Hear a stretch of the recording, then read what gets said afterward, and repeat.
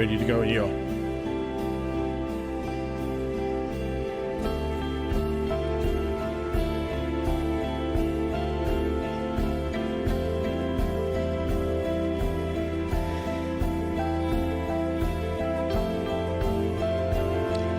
A big welcome to the home of the Extreme Festival, Zwartkops International World of Motoring.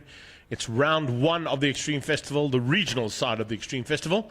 And apologies for the slightly later delayed start than what we expected. But we have had a couple of incidents during qualifying that needed to be addressed in terms of some oil on the circuit and a couple of cars that had to be also recovered out on track. But we're almost ready to go. As you can see, Class A and C of the Paybar Volkswagen Challenge, part and parcel of the day's racing, about to roll out onto the grid. We've got action from them. We've got action from the BMW M Performance Racing Series. We've got Super Hatch, 111, GT Sports and Saloons all combined. We also have the DOE Formula V as our single-seaters for the day. And we've got the Mobile One V8 supercars that will all be participating today in round one of our regional Extreme Festival here at the home of Extreme Festival, Zwartkops International World of Motoring. Before we get cars out on circuit, though, we managed to catch up with Chris Dale, with Chris Tate, and with Dean Ross to check out what their plans are for the first round of Paybar Volkswagen Challenge. Next out on track is the Paybar VW Challenge. We've got three of the competitors sitting here with us right now. Class 8, Chris Dale. Chris, back in VW Challenge again this year. Tell us about it. Fantastic. Why wouldn't you be? It is fantastic. It's one of the best categories actually out there. Indeed, indeed. Well, this year I've gone over and changed the motor to an X. We're running X, although we're running A. It's a bit confusing. Can you explain that to our not so organised viewers? Well, the old engine, the old 16-valve engine, is dying out, and it usually dies upon us regularly. So we've taken the new Polar Cup engine and turbo. And lap time wise? Yeah, we're a little bit quicker. You know, I beat him at least this time. What's it like to come last? We'll see if it progresses, eh? You're taking the bait there, Dean. Tell us Class A. I mean, at the moment, Class A is looking really hot. Eh? No, the car's going well. Coming from Carl Army, we had some good fun down there, and no, looking forward to the new season. It's going to be some new guys to chase now with them having a little bit of extra power, and we're really looking forward to a little bit of more dicing. We do know which the Class A cars, because when they go around the track, the headlights normally are blazing because of people like Christopher Tate, who's in Class C, possibly get lapped out there on occasion. Well, they're not blazing, but they're switched on to tell him we're coming through. Yeah. So that's the advice you're giving him. That's it.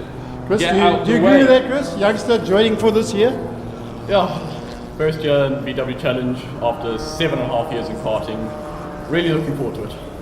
Half a year of karting. Yeah. Okay. Well, 7.5. So. Well, good luck out there with the big boys this time. Yeah. Has anybody except for Chris Dale given you any tips? No. Yeah. Well, that sounds about right. Over there. Sounds about right. Guys, give it a hell out there. Enjoy it. I don't think Chris Tate needs much advice at all there, Dave Peterson, to be honest. He's gone and put it on pole position in his very first outing in Class C, coming out of karting. So showing that what you do in karting certainly pays off when it comes to circuit racing. He wants to go the saloon car route, and this is not a bad way to get started. Of course, the Paybar Volkswagen Challenge is a very, very successful category of racing. And we're going to see some epic battles, I think, out on track, as we always do. But great to see the GoPro man coming and joining this field and outgunning the usual contenders like Michael Zaffirio and Philip Cruiser. Carl Peterson is out there as well. Look out for Andy Gossman and Charles Anderson, Dino Smith, Tyrone Pillay and Dimitri Zaffirio. And then Cody Peterson, Mitch Kutsia, and Vishio Governor will be out there as well. But at the front of the pack, incredible to see that Captain Dick, yes, that's himself, Chris Dale, the man we just chatted to there in the blue belt Posse Drive car.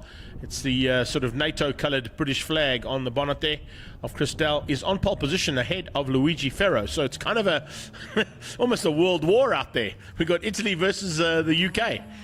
Bevan Masters is in third, not quite where he'd like to be. I'm sure he's going to try and pick up on a couple of the other fights that normally take place at the front end in the CPS warehouse car. And then Mike Barbaglia in the pay bar machine is there in fourth place alongside him. Wayne Masters and Dean Ross make up the third row, and that's 5 and 6 on the track, of course, in the Performance Masters machine and the Norbrake Distributors machine.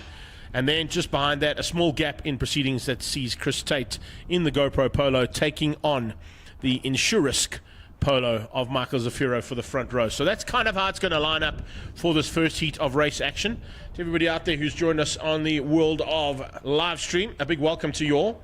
Hope you're going to enjoy all the day's racing with us today. Of course, as I said, we've got action right through the day, kicking off from this first heat of Payball Volkswagen Challenge right down to BMW M Performance Racing Series final heat of the day. That'll be classes A, B and C later on. Looks like they've gone back to the original format of A, B, and C there. And 5-second board means we're about to go racing. So stand by for action now from Class A as they will light up the tyres and head down towards Turn 1. Those Dunlops going to try and get as much traction as possible as they head into Turn 1. And it is Chris Dell who gets the whole shot. So Dell leads out as they head into Turn 1, and we'll keep an eye on his progress as he heads towards Turn 1. But already a move up on the inside there and up into what is now second place by the looks of things coming out of Mark Barbaglia. Barbaglia heads into Turn 2 into second place. Tate looks like he's hung on for the whole shot down into Turn 1 for the first start in a Payball Volkswagen Challenge for him as he goes in there. In fact, no, Dean Ross just squeezing him out into Turn 2. So Dean Ross outgunning the rookie into Turn 2, and a little bit of a change up there between the two of them as they head towards Turn 3. Already up towards 4, Class A, and at the front end of Class A, Chris Dell sets the pace. So Captain Dick leading from the front end there, doing an amazing job as they head towards the AMG Driving Academy building on the left-hand side, and now past the Gazoo Racing Stable on the right-hand side of our shot. Performance Masters car in the background there of Wayne Masters, not quite up to pace just yet. Ensure Risk out front means, well, not up front, in front of the second battle there. So looking for another chance for the second car there of Michael Zafiro to try and make his way through.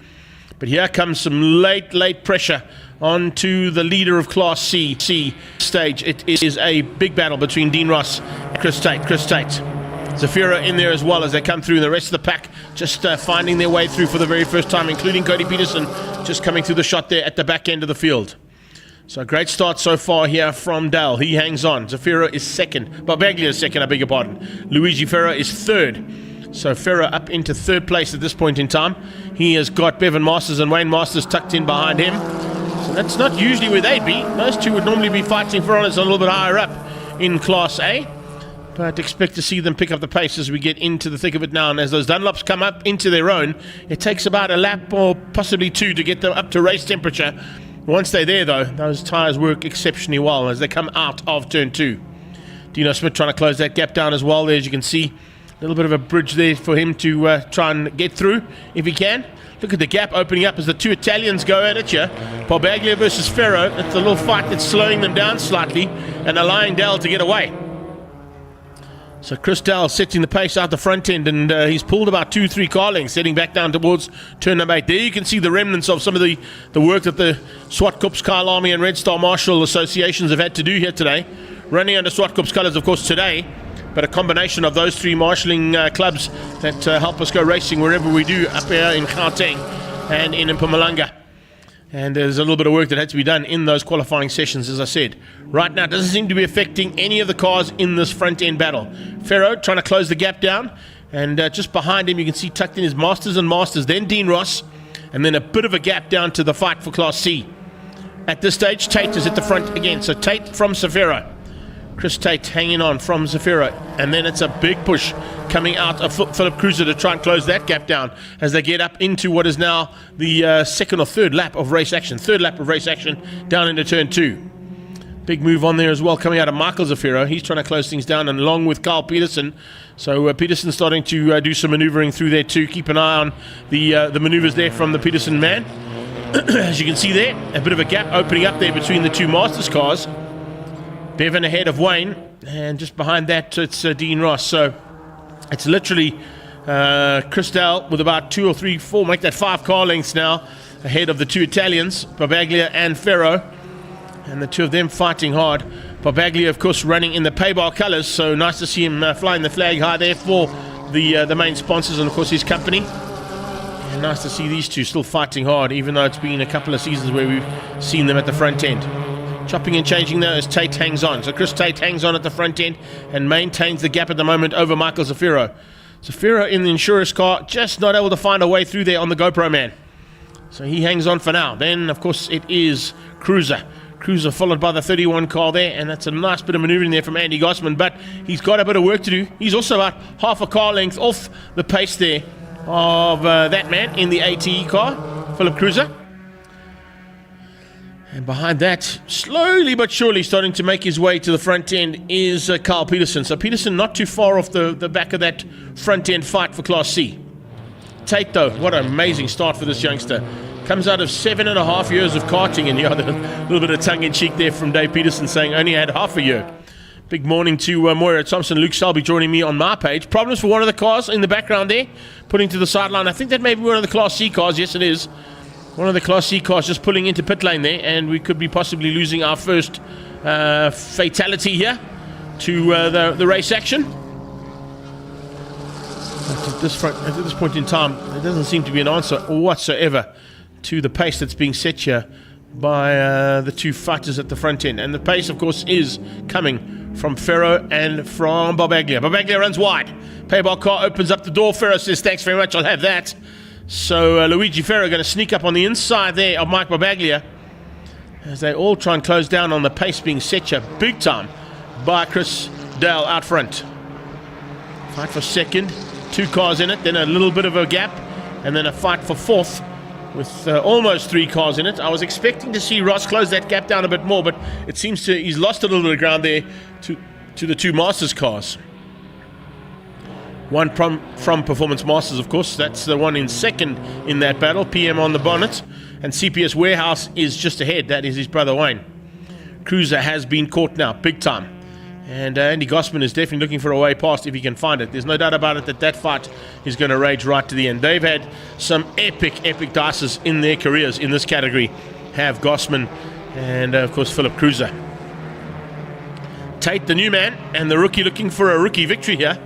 There'll be a big turnaround here for the young Carter if he's able to do that. And it'll also show that what's happening in South African motorsport at the moment is definitely what we needed to happen in the sport, and that's the fact that there are avenues for these young karters to get into the higher echelons of motorsport. So you've got the likes of Chris Tate joining Paybar Volkswagen Challenge and going the saloon car route, but there's also, of course, some brand new youngsters that we're going to be involved with today later on in DOE Formula V. There's a couple of new youngsters who will be joining us in Cape Town in a couple of weeks' time in the Formula 1600s. And, of course, big news over the week from Formula 1600's point of view was the fact that there is a Formula 4 series touted and ready to go for 2025. So some big changes happening on national and regional level, and great to see the youngsters coming through the fields of karting and stepping up into those avenues that have been provided. That is exactly what motorsport needs in this country right now. We are in dire straits on trying to get these younger guns who have got the ability to race motorcars fast into the various formats that they want to have and be racing in. And of course with them brings along a huge amount of support, and that's what we want to be seeing. The progress in motorsport continuing as it has been. Progress at the front end of Chris Dale is now into the tail enders of Class C. So this could possibly change things up here in this little fight for 2, 3, 4 and 5. Because as you can see, Bevan Masters and Wayne Masters have now closed down onto the back end of Luigi Ferro. A little bit of running wide there coming out of Michael Zafiro.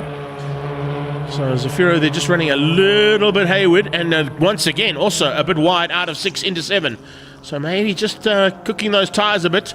That's going to allow a chance for Gossman and Cruiser to close him down, and they do so under braking down into what is turn 8 here at Zwartkops. So the insurer's car coming under a bit of pressure there. Now from the ATE machine, and Gossman just behind him. Tate just soaking the pressure up. Incredible drive out of this young man. First time in an actual Paybar Volkswagen Challenge race. He's led almost from the start, and he is literally now trying to hang on for the next couple of laps. It's a 10-lapper, remember. We have completed 6 of them now, so 4 to go. Barbaglia lost a bit of ground there to Ferro, so Luigi Ferro must have just put a bit of pressure onto Mike Barbaglia, caused a little mistake for him. He's run wide somewhere And by running wide, he's lost the toe there to Luigi Ferro. But what he has also done is created a bit of a trailer effect there for the CPS warehouse car of Bevan Masters and the Performance Masters car of Wayne. So Wayne and Bevan now have got a chance of possibly getting up onto the podium. There is a couple of back markers to negotiate as they come into those back markers. One of them is Tyron Pillay. Catching onto the back end as well, possibly there of Vishva Governor. I think Vishva might have been the car that went into pit lane actually earlier on. So that was the car I think that we lost in the first couple of laps.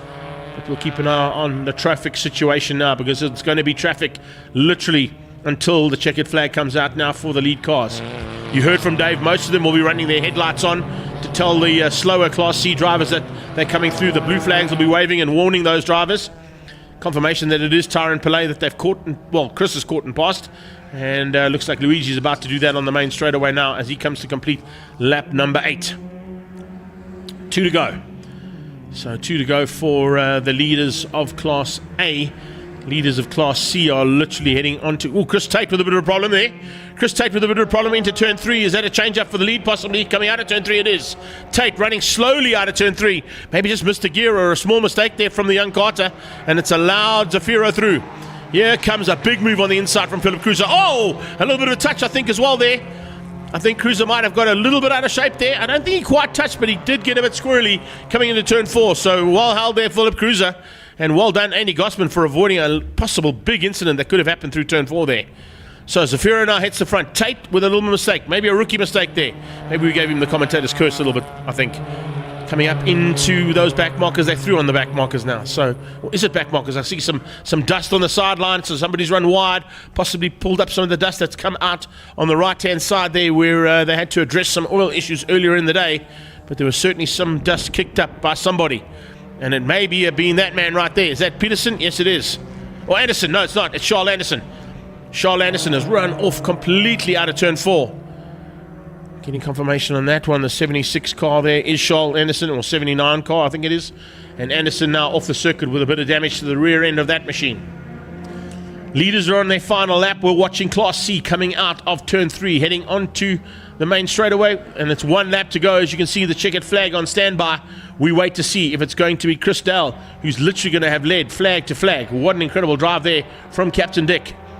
Can Tate catch and pass Michael Zafiro? I don't think so.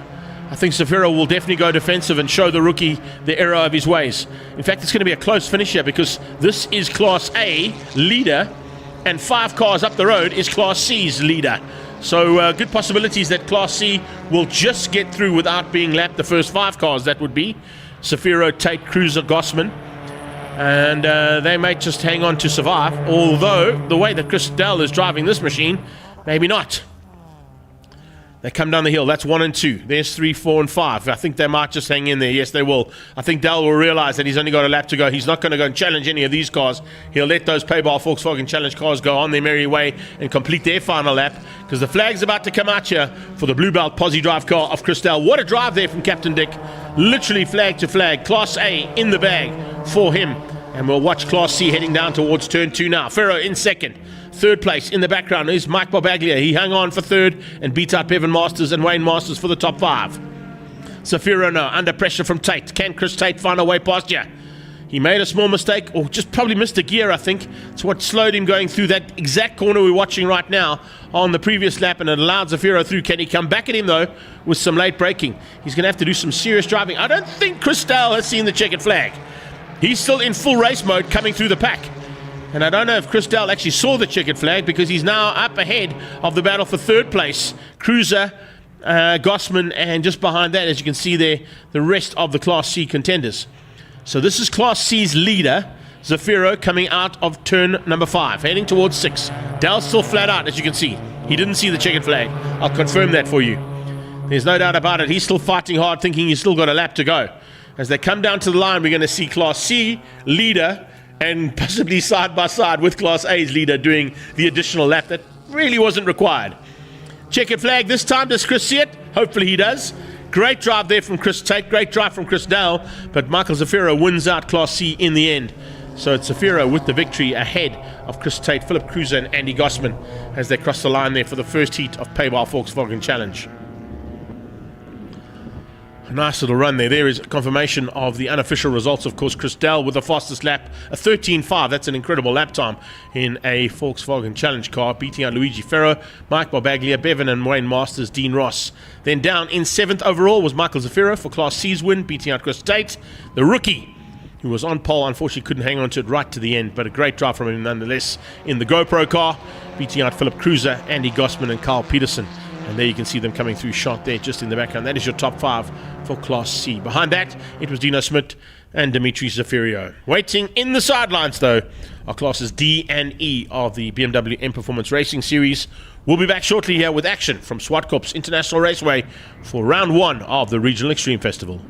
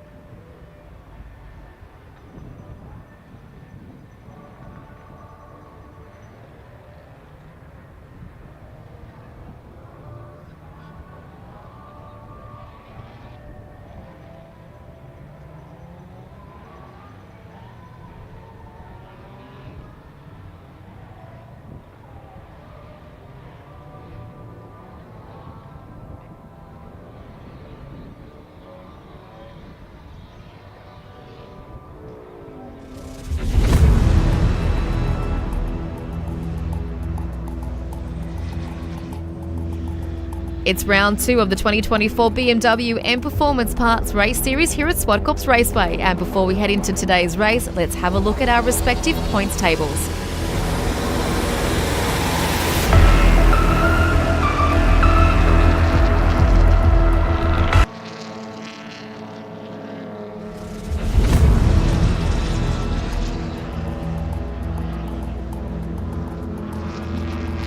It's round 2 of the 2024 BMW M Performance Parts Race Series here at Zwartkops Raceway. And before we head into today's race, let's have a look at our respective points tables.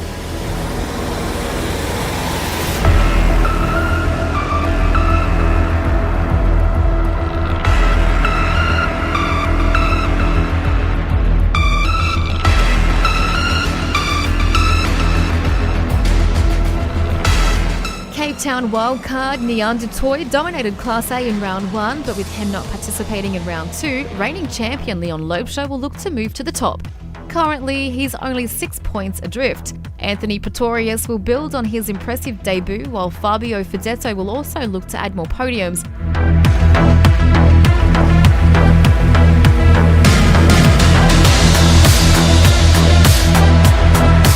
Classes B, D and E only had one scoring race in the season opener, therefore the points taken in the first race doubled after the evening race was nullified with only 4 laps completed. Andreas Meyer leads the reigning class champion Nick McCrease by 6 points. Carlo Garbini and Lorenzo Gualtieri will look to catch up to the leaders, especially the latter, who looked strong in the aborted second race. So too will Renier Smith after a difficult first round.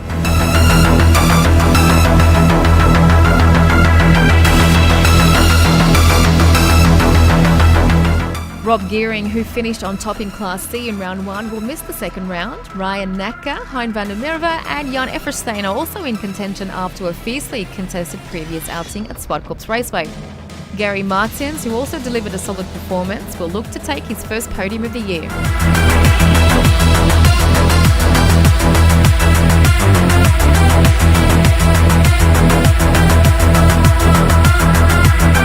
French debutant Ludovic Charon heads Class D from George Economides, who will look to upset the points table in round 2. Nicholas Herbst is also in contention along with Quebus Boma. Like Gualtieri, Neil Reynolds also lost out on a potential win in the aborted race and will look to get closer to the top in round 2.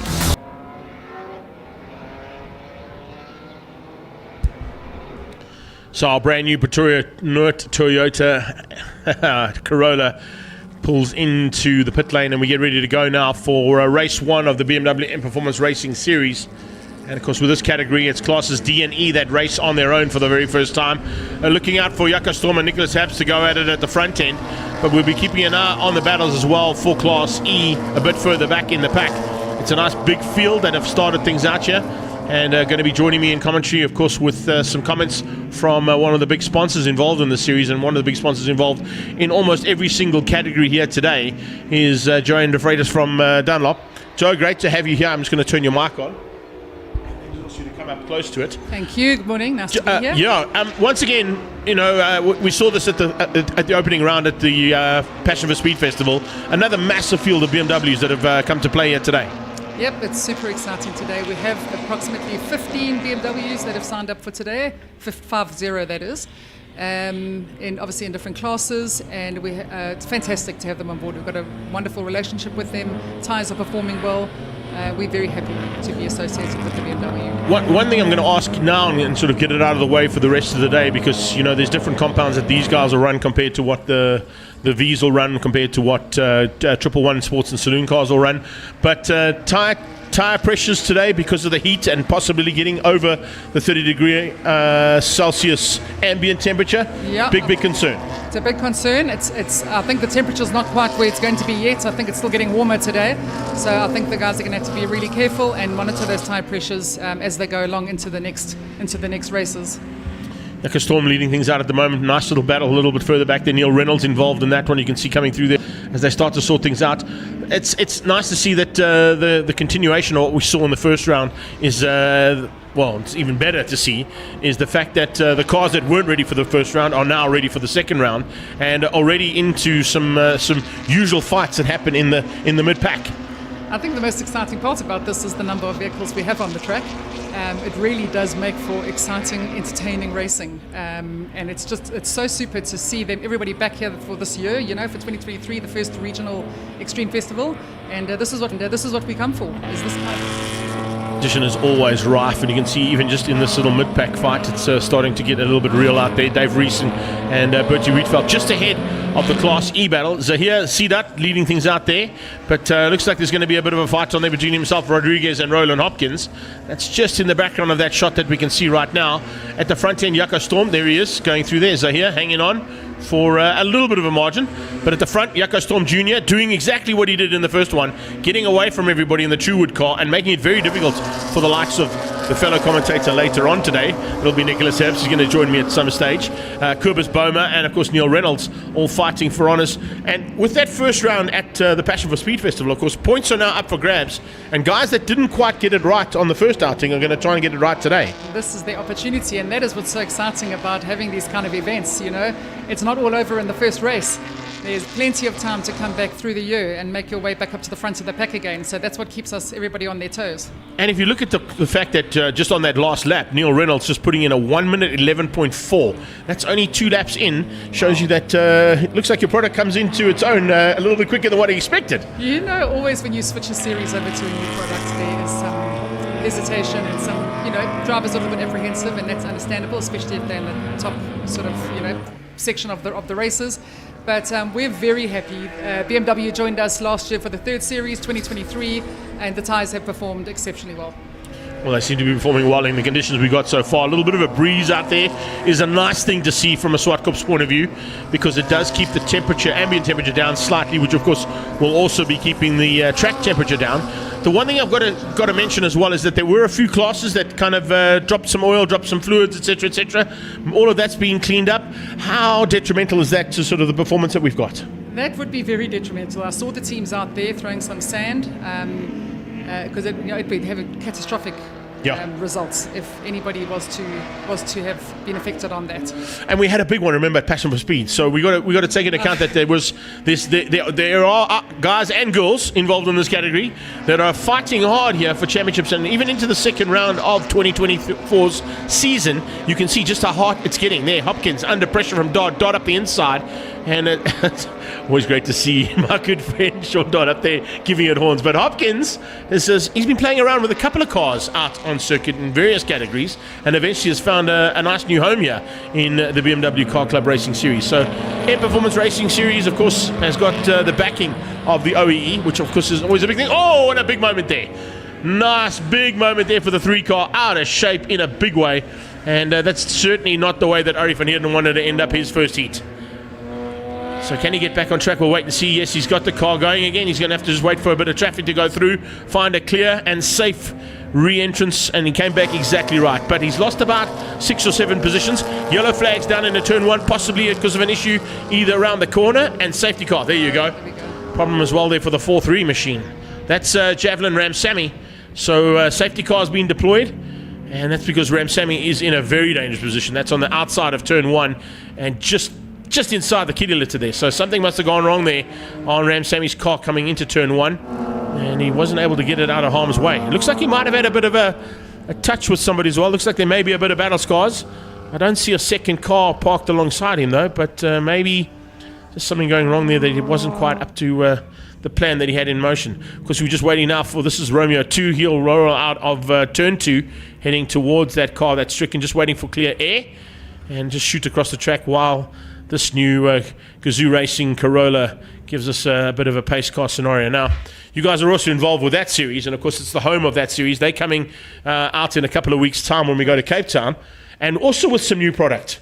Because you guys must have got a big surprise saying, listen, we've got some 86s, but listen, we're not driving those anymore. We're going to chuck a couple of XR Corollas out there. No, that's exactly it. And you know, what we said in our previous commentary when we were here, that our ordering process of tyres is quite a lengthy one, because the tyres come from Japan. So suddenly when we have new series and new cars and new things taking part in the events, we've got to get moving fast to be able to execute, and be able to honour our sponsorships. So yeah, big surprise, but exciting. We're very excited. So we've got a full live stream production going on here as well, but I believe there's a little bit of a Dunlop production going on the sideline as well. I saw Mr. Hollywood Roberts running around here too. Take us through where people can pick up on that kind of action. Yeah, so we've got a videography team here with us today, filming. We've got our grid girls here, which you'll probably see on some of the footage later. And I think as the first regional for 2024, we want to get some footage out there. We're looking at isolating our footage into the different series that we sponsor, just to showcase, exactly what our association is on the regional series day. So look out for 4 separate videos that will be coming out post this event on our social media pages. All on the social media stuff, that's great.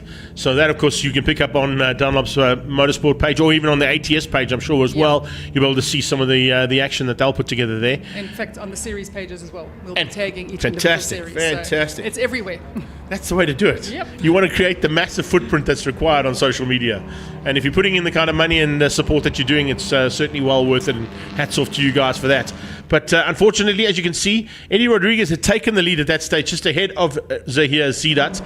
Sean Dodd, we saw get up close and personal. Ari van Heerden was up to 4th and then spun out. So he's managed to make his way back into about 4th or 5th place there, just behind Tian van Rooyen and Matty Wadley. But at the front end, it's all been about Jaco Storm. He kind of had a clear, almost sort of a second advantage over Nicholas Haps, but that has now been demoted. Safety cars in. That was an incredibly quick recovery period there from our marshalling team, as always, here at Zwartkops. And the Truewood car gets on his way and gets into the second half of this first heat. So how's the pull out there? That's an amazing bit of running. Got to keep an eye on whether or not Jaco Storm could possibly break out here. The lap times he's doing, and Neil Reynolds could potentially be in that breakout zone as well. That's the nice thing with this series, Joe. I'm sure you're aware, is that it's all based on time. So Yes. as the driver sort of gets faster and faster in whatever car he prefers or she prefers, they move up into the next category, taking the points that they've accrued and moving into a slightly more 100%. competitive class. Yeah, on that note, we maybe give a shout out to our Bernard De Gaveo. We're very pleased to say he's gone up to B class today. Yeah, exactly. I think he's a bit Bernard, this is concerned for you. about He that. is. So we say, Bernard, this is for you. Good luck. Yeah, good luck in that Class B field. That's not an easy field to play in. Trevor Long, the roof surgeon, slightly new colours on that car too. That was nice to see. He was in an all-red machine earlier on, and of course now gone black, red and silver. It was nice to pick up on some new livery, but of course with new livery comes the bane of contention for a commentator. Because you go, I know that car, but it's not the same colour as it was last year. Yeah, we're looking at the accidents that happened earlier. We missed obviously what the one was, but there's always I often get asked, how do the drivers feel having to start again? Yeah. To get back on the track? Is there a little bit, nerves, anxiety? And I'm pretty sure there's got to be for all the drivers. We never want to see accidents on the track. It's not what we're here for. But I can imagine the feeling of these drivers once they've witnessed an accident, what was right next to them, and then suddenly they've got to go back out on the track. It's got to be a little unnerving for them. 100%. Having driven on a few occasions in my very limited motorsport career, I think the greatest bit of advice was always given to me by, of course, Graham Nathan, who used to help me out on one of the cars that I raced. And he always used to say to me, he says, you know what, the best thing you can do as a racing driver is when you have a successful moment, forget about it as quickly as possible. And when you have a poor moment or a bad moment, do the same thing. Just forget about whatever happens as fast as you can and carry Start on with again. what you need to do. So I think that's exactly what Ari's done in his attempt to try and get back up into the top three. Unfortunately, it doesn't look like Haps and Reynolds have got any answer to the pace of Jaco Storm. And an 11.155 is a very quick lap time around here. I see the Victron Energy car going around there as well. That's always good to see. That's Craigie Herbst. And of course, they have now also gone and done what you guys have done. And they've spread the load in terms of their sponsorship. They're also now part and parcel of the DOE Formula V squad. It's wonderful to see that. I actually met them this morning in the pit lanes and had a chat to them. It's really super, and we really want to encourage people to get down to these festivals. It's such a family-orientated event. And I know when we're encouraged or bring people here for the first time, they're just blown away. Why didn't I know about this? Yeah. So that's really what Dunlop want to do. We want to get people to the events, come and witness this, come and see this, come and enjoy the event. Just don't let it get under your skin because cars are expensive. Or if it does, make sure you can get a car that you can race in a lot of classes. That's not a bad plan. The other thing, while I've got you, Joe, because I'm only going to have you here for the first race, unfortunately, you're going to have lots of PR work to do today. But the nice thing about having the series all running with Dunlop, so I can chat about Dunlop in general, along with what BMW are doing and the rest of the associate sponsors. But I see that there's a lot of push, particularly in the other classes, to try and get the youngsters involved. You've got the likes of Chris Tate in Paybar Volkswagen Challenge, pole position this morning, straight out of karting, got second place in the race, and then you've got two younger karters that are stepping up into Formula V for the first time too. I must just tell you, I've just been to the Formula V pit lanes to go and meet the two youngsters, and I'm literally blown away. These youngsters are 14 years old, and they're climbing into these single-seaters, and I'm just looking at them thinking, how did this happen? Yeah. It's absolutely incredible. So that's when I invite people to come to regionals, there's no age restriction here. Yes. You're literally coming from karting level right through to motoring enthusiasts. It really is fascinating.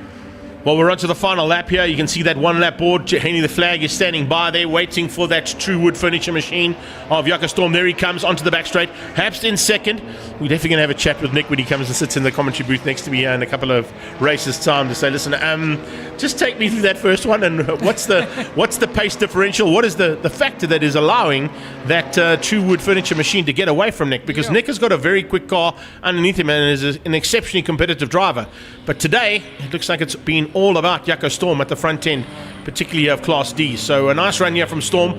He's going to hang on ahead of Haps, and it looks like Reynolds will probably hang on there for the 3 spot in the Valve Hospital car. But he's also under a little bit of pressure there from Kurpis Boma. It's not quite done just yet, but flag is out here certainly for Jaco Storm, and the first win in the bag for the second round of the BMW M Performance Racing Series. That's fantastic.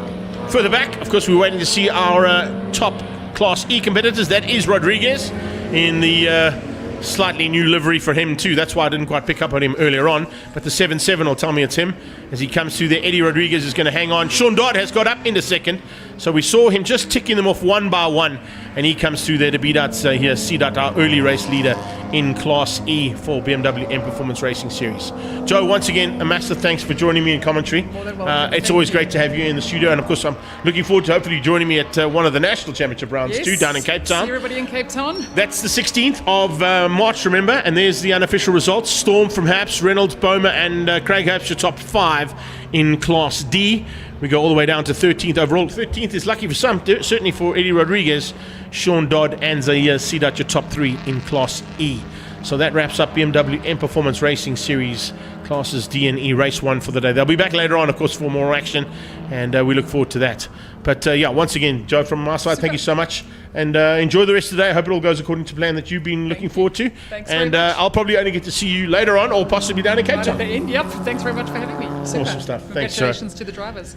There you go. So up next we go into Super Hatch, and of course Super Hatch are on their own for the first heat, but they'll be joining the Triple Ones and the GT Sports and Saloons for the second heat. So until they're back out on track, we'll be back shortly with action here from the regional round 1 of the Extreme Festival.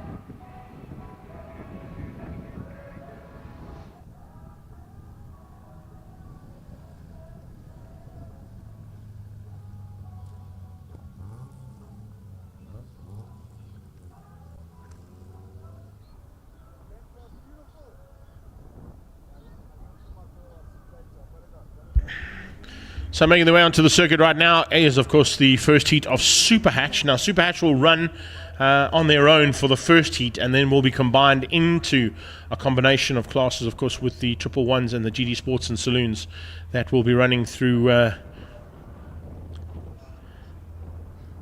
And looks like we might have Vota jumping in as a guest driver as well for this one. We'll wait and see if that's the case as they line up here for their first heat. And of course it is Super Hatch that now go into the race action that we're expecting from them.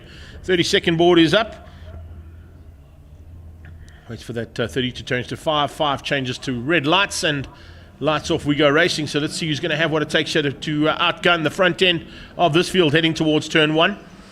And as they come down in towards turn 1, Super Hatch gets underway. I remember that in the Triple One Sports and Saloons, there's been a bit of a change up there in the Roos and Spur family, because Vota Roos has jumped into Mal Spur's old car, and Mal has jumped into Vota's old car. So that's basically how things are going to run for the Triple One Sports and Saloons. And I think Vota might have just been able to jump in there for a bit of a guest drive here to just boost the field slightly up into 8 cars in race action. So that's how things are looking from a Super Hatch point of view as they start things out there. George Iceland up into what is now second place. Mark du Toit is third. Seton Naidu and Trevor Stinger ahead of George Aldrich and Ishmael Beloy. And Alex Mack in 8th place at the moment. Of course, Alex Mack is youngster there, of course, related, I'm sure, to Stuart Mack, if I'm not mistaken, and running in one of the cars that they use for the Endurance Championship side of things when they come here for the Zwartkops Annapolis.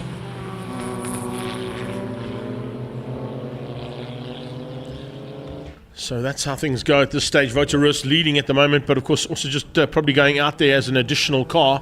It's the 18 car in second. Mark du Toit coming through there for a possibility and looking for a chance to maybe squeeze up into the lead, because I don't know if Vota's going to stay out for the entire race and try and score points in this category as well as in the Triple One Sports and Saloons, because that's the one he's concentrating on.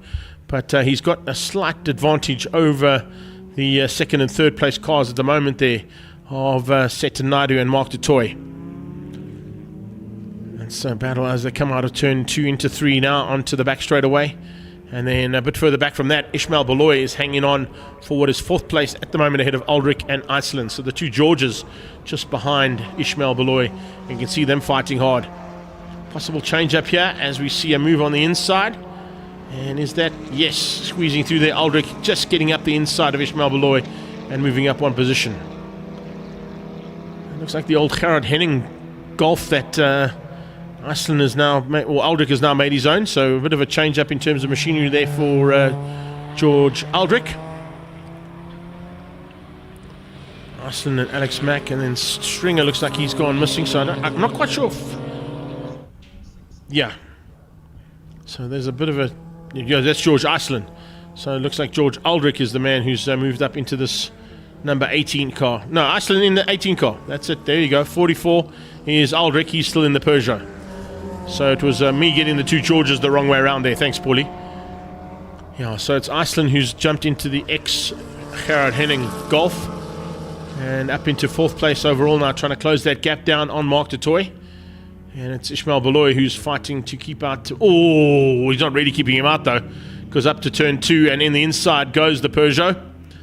Had a chance to drive that car on a few occasions myself, so I know what that little 207 can do around this track, and it's great to see that Aldrich is giving Beloy a bit of a run there in the Honda. At Trans-Africa Racing Honda, of course, also just to mention the fact that Super Hatch this weekend being helped out by Trans-Africa Racing, helping out with the broadcast fees that go into each of the categories. So it's all Trans-Africa Racing backed here for both Super Hatch and the Triple One Sports and Saloons, along with a whole bunch of new sponsors that have got behind the GT Sports and Saloons, but we'll get into those a bit later on and give them a chance to get a little bit of what's happening. So that's what it's all about in terms of Super Hatch. As I said, the first heat here, they run on their own, but in the second heat later on this afternoon, they will be combined with the Triple One Sports and Saloons and the GT Sports and Saloons as well. So we've got people joining us from Boksburg. We've got people joining us all the way from East London. Jody's in the house. Good to have you here, buddy. Hope you're enjoying all the action so far. Looks like Ermelo's joined us as well. So thanks for that, and I'm sure we've got other people all over the world that are watching us on the YouTube stream and on the Extreme Festival stream. There's a couple of streams going out on various social media pages today. A big welcome to all of you. If any of those comments do come up, of course, Paul will pass those on to me, and we can comment on them if there's any of the significant ones. But if you do want to go one-on-one, of course, you can come and join me on the Voice of Choice page as well, because it's going live there too.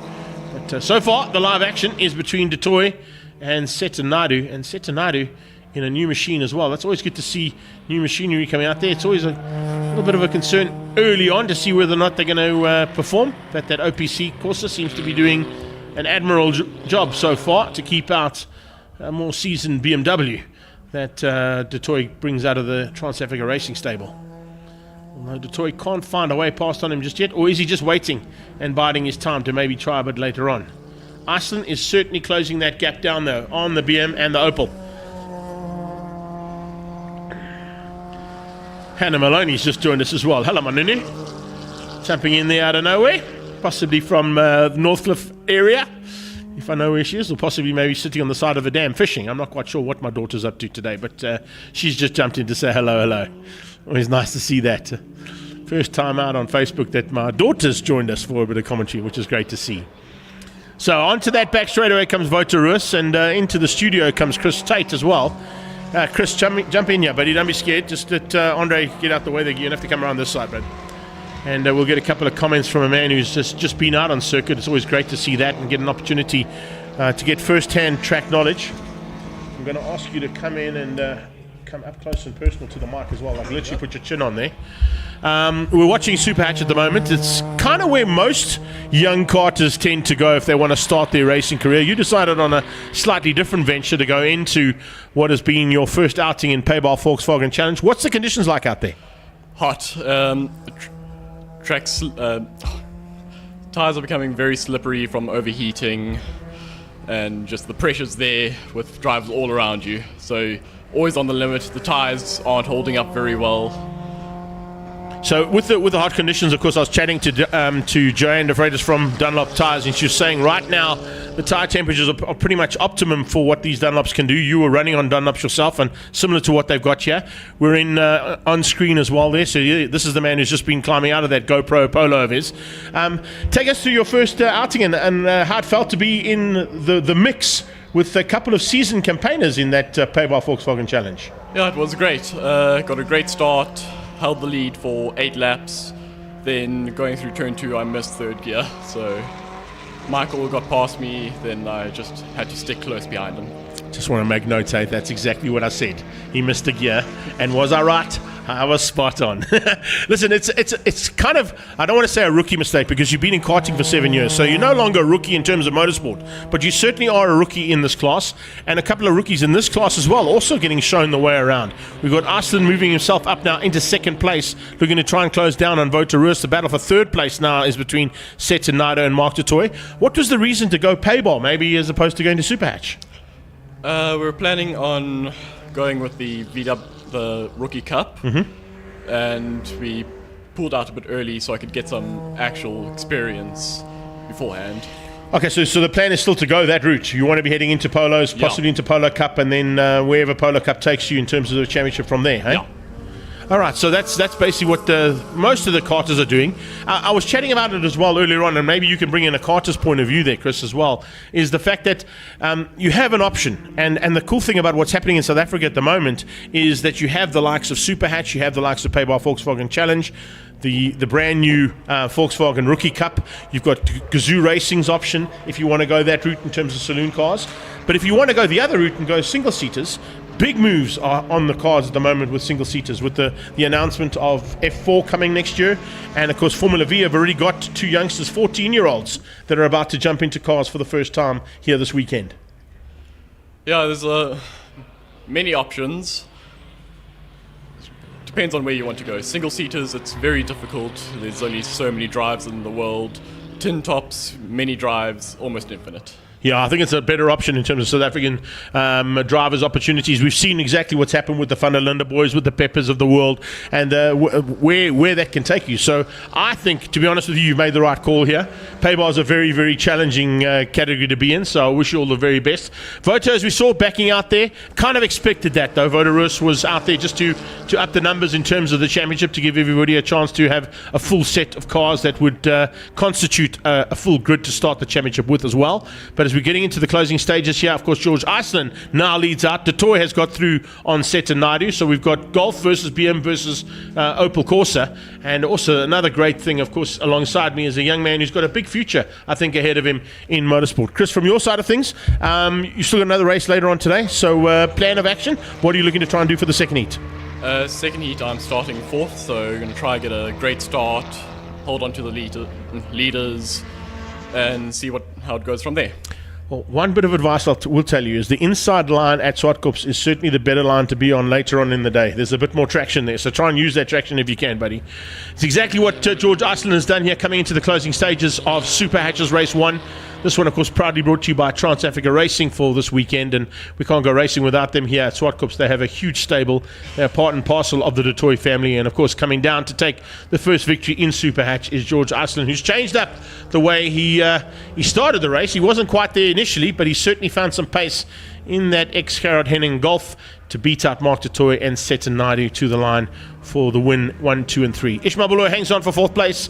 It's Aldrich in 5th place in the Peugeot, and a good run there from Alex Mack as well in a Golf that they're probably developing for a little bit later on in the year there for the Zwartkops Annapolis race, which of course is the big one that happens here. 500 kilometers that we do here. It's really awesome to see, and part and parcel of what this incredible circuit puts together on an annual basis. Chris, from our side, thank you so much for coming to join us, buddy. It's good to see you out in a car, and I'm sure that you are looking forward to a spectacular 2024 season. Yeah, thank you. Hopefully it all goes well, everyone stays safe. Yeah. And we'll see you soon, I'm sure. Thank you. Thank you, buddy. All the best, and catch you later. So Chris Tate joining me there quickly. We've got a little chat to see exactly what conditions were like out on track. There are your unofficial results. Iceland from Detoy, Seta Naidu, Baloy, and George Aldrich beating out Alex Mack. Voteris eventually backed out of it, and of course that's what it's all about. He went up to make up the field of cars. Trevor Stringer, I think, still needs to get out there, so hopefully we're going to see the Stinger out there at some point today. But up next, we are going into DOE Formula E's very first outing for 2024.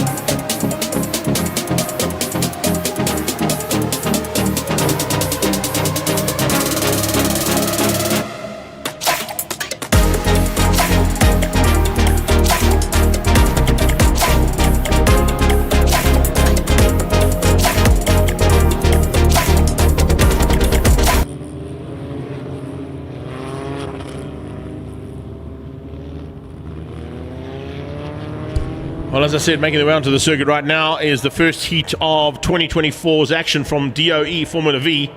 And joining their array of sponsors, we give a big welcome to the Victron Energy team, who have joined us as part and parcel of the amount of sponsors behind the series. Reason being, of course, we chatted to Theo for Mark earlier on in the day, is the fact that they are doing such an incredible job to give back to their sponsors exactly the kind of mileage that they're looking for. I see Tiny's joined us as well from Tiny's Pit Box. Hey, what's up, big guy? Nice to have you all the way from Cape Town and joining us as our first single-seater race makes its way onto the track for action here from Formula V. And of course, the Formula V Championship opens up here at Zwartkops for the very first outing, and we're looking forward to seeing who can possibly go and take on the likes of the newly crowned champion from last year, Jaco Schricks. Are we going to see a bit of a fight on between him and the usual contenders at the front end? I think that's exactly what we can expect, and exactly what I'm kind of expecting to see as well. We will be catching up with a few of the drivers later on as we get into the race day, and gives us a chance, of course, to see what their plans were. And that little production that they put together there was quite nice to sort of have up front as well, talking about all the drivers, showing who all the drivers are before they climb into their race helmets. Not a lot of people get to see that, and that's always a nice thing to have up front as well. In terms of qualifying, though, Peter Hills is in second. It was Lennel Janssen who starts at the front end, ahead of Jaco Schricks and MD Bester. And then, of course, we've got the likes of Carl Watt and Brandon Hills, who are alongside each other for the third row. Lights are about to go on. We've got about 5 seconds to go before we go racing. And let's see who's going to have what it takes here to take the first blood for 2024 in Formula V. As they head down towards turn 1, we'll keep an eye out on the progress of a couple of the drivers coming through there, particularly some of the newer ones who, of course, are stepping up into this category for the very first time. The likes of Chloe Stewart, we're going to catch up with her later on in an interview we did pre-race. And great to have the young lady driver in a Formula V for the very first time. Her brother will be joining us, or I think it's her brother, if I'm not mistaken, will be joining us later on in the year as he gets... it's not her brother. So it's another youngster, sorry, apologies for that, will be joining into Formula V as soon as he is old enough to. That's the only thing that's holding him back at the moment. But it's not actually holding him back, because he's down in pit lane, and I believe he's doing a whole bunch of spannering for a whole bunch of teams, helping out wherever he can and getting the full look and feel of what Formula V is all about. New colours on Lennel Janssen, so that's the reason why I had to sort of go to some paperwork there to see who the green car was out front, and he's decided to change up those colours ever so slightly for 2024, ahead of Peter Hills in second as they come to complete the first lap. And of course, these guys running 10 laps of race action here and 12 laps in their second heat. Lennel Janssen sets the early pace with a 1:12 dead. Peter Hills in second, MD Best is up to third, and Jaco Schricks, the champion, down in fourth place at the moment, trying to find a way through there. Brandon Hills is on his tail with Carl Watt just behind that. And then it's Theo Vermark and Trevor Hills, Roy Douglas and Clinton Kane making up the top 10 as they cross the line there to complete that first lap in anger. Onto the back straight away they go. And this is where we're going to keep an eye out on how things progress in this category, because it really is a very hotly contested class, Formula V. We've seen in the past some epic battles, particularly at Zwartkops, where they get up close and personal to the tune of about 4 or 5 cars, eventually ending up in the fight for what would be the first race win of the season. So certainly looking forward to seeing how that is going to pan out, and whether or not they are able to do anything about the competitors that are ahead of them, and see how they go. Of course, it's still Bull Security that are the sponsors of Lennel Janssen. We've got Mangaza Racing on his tail there in the form of Peter Hills. MD Bester runs in the Mangaza Racing squad, as well as Brandon Hills. Jaco Schricks, of course, the champion. He's running out of DOE and Start My Car, and those are one of the 2 associate sponsors, and of course the naming rights sponsor to this category. And his teammate there in the number 9 car is down in 7th at the moment. Carl Watt running out of Mangaza Racing as well, so we've literally got a Mangaza Racing stable battle at the front end, with a couple of other usual contenders in the mix there, just trying to spoil their day. Sporting today so far, the best is a 10.474 from Lennel Janssen on that last pass, so Lennel Janssen is the man to beat here at Zwartkops at the moment, setting the pace almost a tenth quicker than anybody else on track. There's a big move from Shrix just in the background. Diving through on MD Bester. Did he make it stick? No, he didn't. Tucks in behind Bester. Bester has another go though into turn 6. As he goes into double right-hander, we may see a chance there of a change-up. Let's see if we pick him up on the way down the hill. No, it stays the same. He just had a little look up the inside and then tucked in behind MD Bester. Maybe waiting a bit later on in the race to make that move actually stick and have a go properly for the position of third.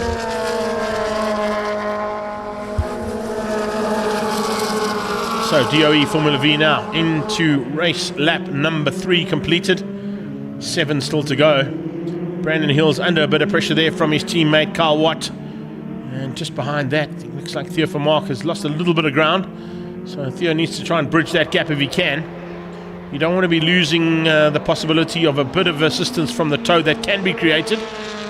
Yes, incredibly, even though they don't have wings, there is still a slipstream effect that can come into play. And the best time we see it is usually at the top of the hill here, and see whether or not anybody can pull out using the little bit of slipstream that's provided for the short straight to the top of the hill to AMG Driving Academy.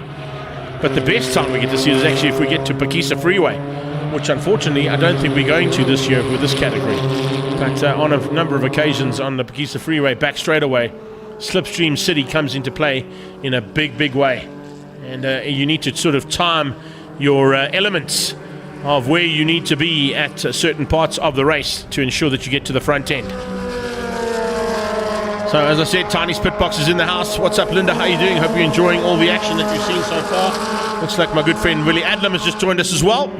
So it's great to see that everybody is joining us here on the live stream feed. Please don't forget to like and share it and pass it on to all your friends and fans and family around the world. We want to create a massive footprint this year for the Extreme Festival, and you can see even from the start of things here, a slight change up in the whole production that Two Wheels team and Up to 60 Seconds has done on their attempt to just up the game again in the live stream production of Extreme Festival.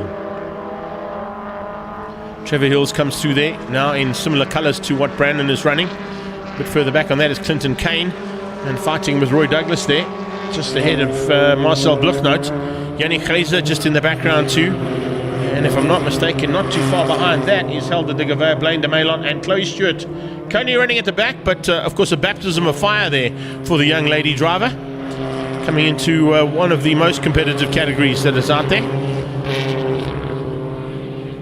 I love the colour scheme there on that 112 car of Marcel Bluchnoot.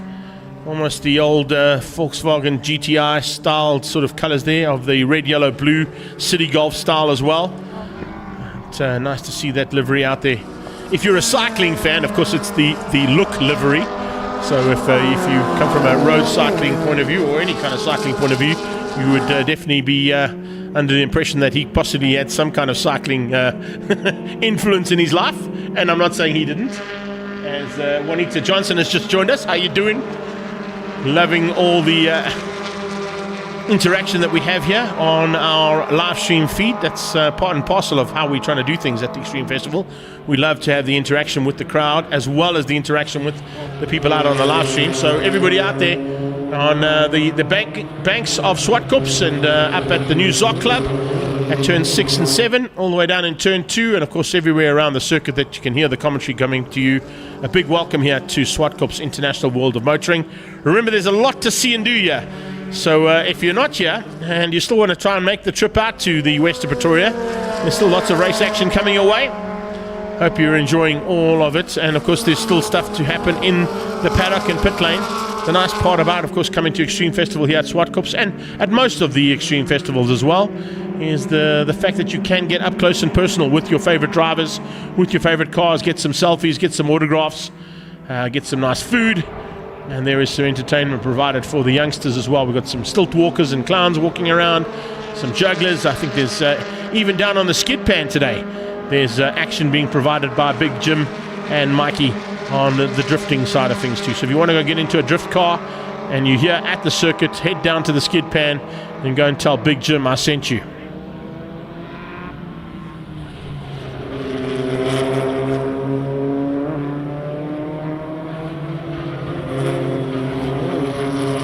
Theo for Mark trying to close the gap down there. Not quite getting it right just yet, though. That gap is probably about 1.5 seconds. He's got to try and close down onto the back end of Carl Watt. Watt and Brandon Hills are locked together and tucked in just behind MD Bester. So Mangaza Racing basically sitting there in what is now 4, 5 and 6 place on the circuit. Tucked in behind the champion. Number 1 plate there on Jaco Schrick, starting things out at the moment down in 3rd place for race 1. Arguably not where he'd like to be. He'd sort of like to be a little bit higher up there, possibly in the fight that these two are in. Hills biding his time, waiting to pounce there on Lennel Janssen. Lennel Janssen soaking the pressure up. It's 0.2 of a second between Lennel Janssen and Peter Hills heading towards turn 5. As 4, 5 and 6 go up the hill now towards the same position. There was a big move. Hills had a look, but the door was firmly shut there by the Bull Securities car of Lennel Janssen. So Janssen hangs on for now. New livery, as I said. Almost Aston Martin style colours there on that machine. And a nice little change up from the usual red rocket that we were used to seeing him in. Maybe he's got some insight in terms of Formula One that of course starts later on this afternoon. And if you are here at the track, don't forget that the Formula One race will be broadcast down at the Pit Stop Cafe. It's a change up in terms of how F1 starts this season, with the month of Ramadan happening, and of course 2 Muslim countries being the first 2 rounds of the F1 Championship. So racing starts at 5 o'clock here in the Pit Stop Cafe, and hopefully we'll be done racing on circuit by that stage as well, and give a chance to everybody to go and see the first F1 race of the season as we get into prize giving later on here this evening. Right now the prize giving is not done yet because there's still some fights to be sorted out on circuit, and a little bit of a gap that's opened up now between Schricks and Bester and Hills and Watt. And I think that's because Brandon Hills is going defensive to keep Carl Watt out. So it slowed him up slightly, and he's lost the advantage he had when he was right behind MD Bester. A little bit of mistakes happening out there from Brand's point of view, and I think he's feeling the little bit of extended pressure coming from Carl Watt. And if I'm not mistaken, Carl Watt celebrated a birthday sometime this week, so he's certainly looking to try and give himself a birthday present of a high position in race 1 here of 2024's Formula V Championship. Janssen on the final lap now, going to just try and keep Peter Hills out. Is Hills got something special that he hasn't shown just yet? As they come out of turn 2 though, it looks like Lennel Janssen's got the advantage. That's at least 2 or 3 car lengths up onto the back straightaway ahead of Peter Hills. So I don't know if that half a second is going to be able to be bridged here on this final one, unless Peter Hills has got something really spectacular heading up towards turn 5 or possibly down towards turn 8. Those are the only 2 opportunities he's going to have now to have a go here. He may just use the late braking up here to turn 5 to get onto the tailpiece and right up the gearbox there of the car in front of him. But with the way that Lennel Janssen has controlled things from the front, literally from the start, I don't think there's an answer here from Peter Hills. And Lennel Janssen looks like he's going to take this one to the line. New colours, and always a good thing to take those new colours to a victory on your first time of asking. So Lennel Janssen wins out in the Bull Securities car, beating out that Mangaza Racing machine of Peter Hills. And then tucked in behind that for 3rd place, your reigning champion in the DOE Parts and Start My Car Formula V. That's Jaco Schricks ahead of MD Bester, Brandon Hills and Carl Watt. Nice run there from Theo Vermaak in the 2nd of the DOE and Start My Car team. And in 9th place, Marcel Bluchnoot. Looks like 10th place is going to be Roy Douglas. No, in fact, other way around. Douglas comes through and finishes up just behind Trevor Hills for 9th, Bluchnoot in 10th place. Kenny Case is still coming to the line. He'll finish up in 11. Clinton Kane behind him, then Blaine de Malon, Helder Gavea. And congratulations, first time out there for our young lady driver. Chloe Stewart finishes up down in 15th place overall. So that's the DOE Formula V's in partnership with CIM Lubrifuel, and of course joining them as well is Victron Energy, along with all their associate sponsors. It's great to have a big array of associate sponsors behind one of South Africa's most competitive categories, the Formula V Association. We have a small break in proceedings right now. It's supposed to be a bit of a lunch break as well, and from there we head straight into, well, when the dust settles, that is. Looks like somebody might have just put a wheel onto the dirt coming out of turn 8 there. Here at Zwartkops International World of Motoring, Extreme Festival Round 1. After the lunch break, it's Mobile 1 V8 Supercars.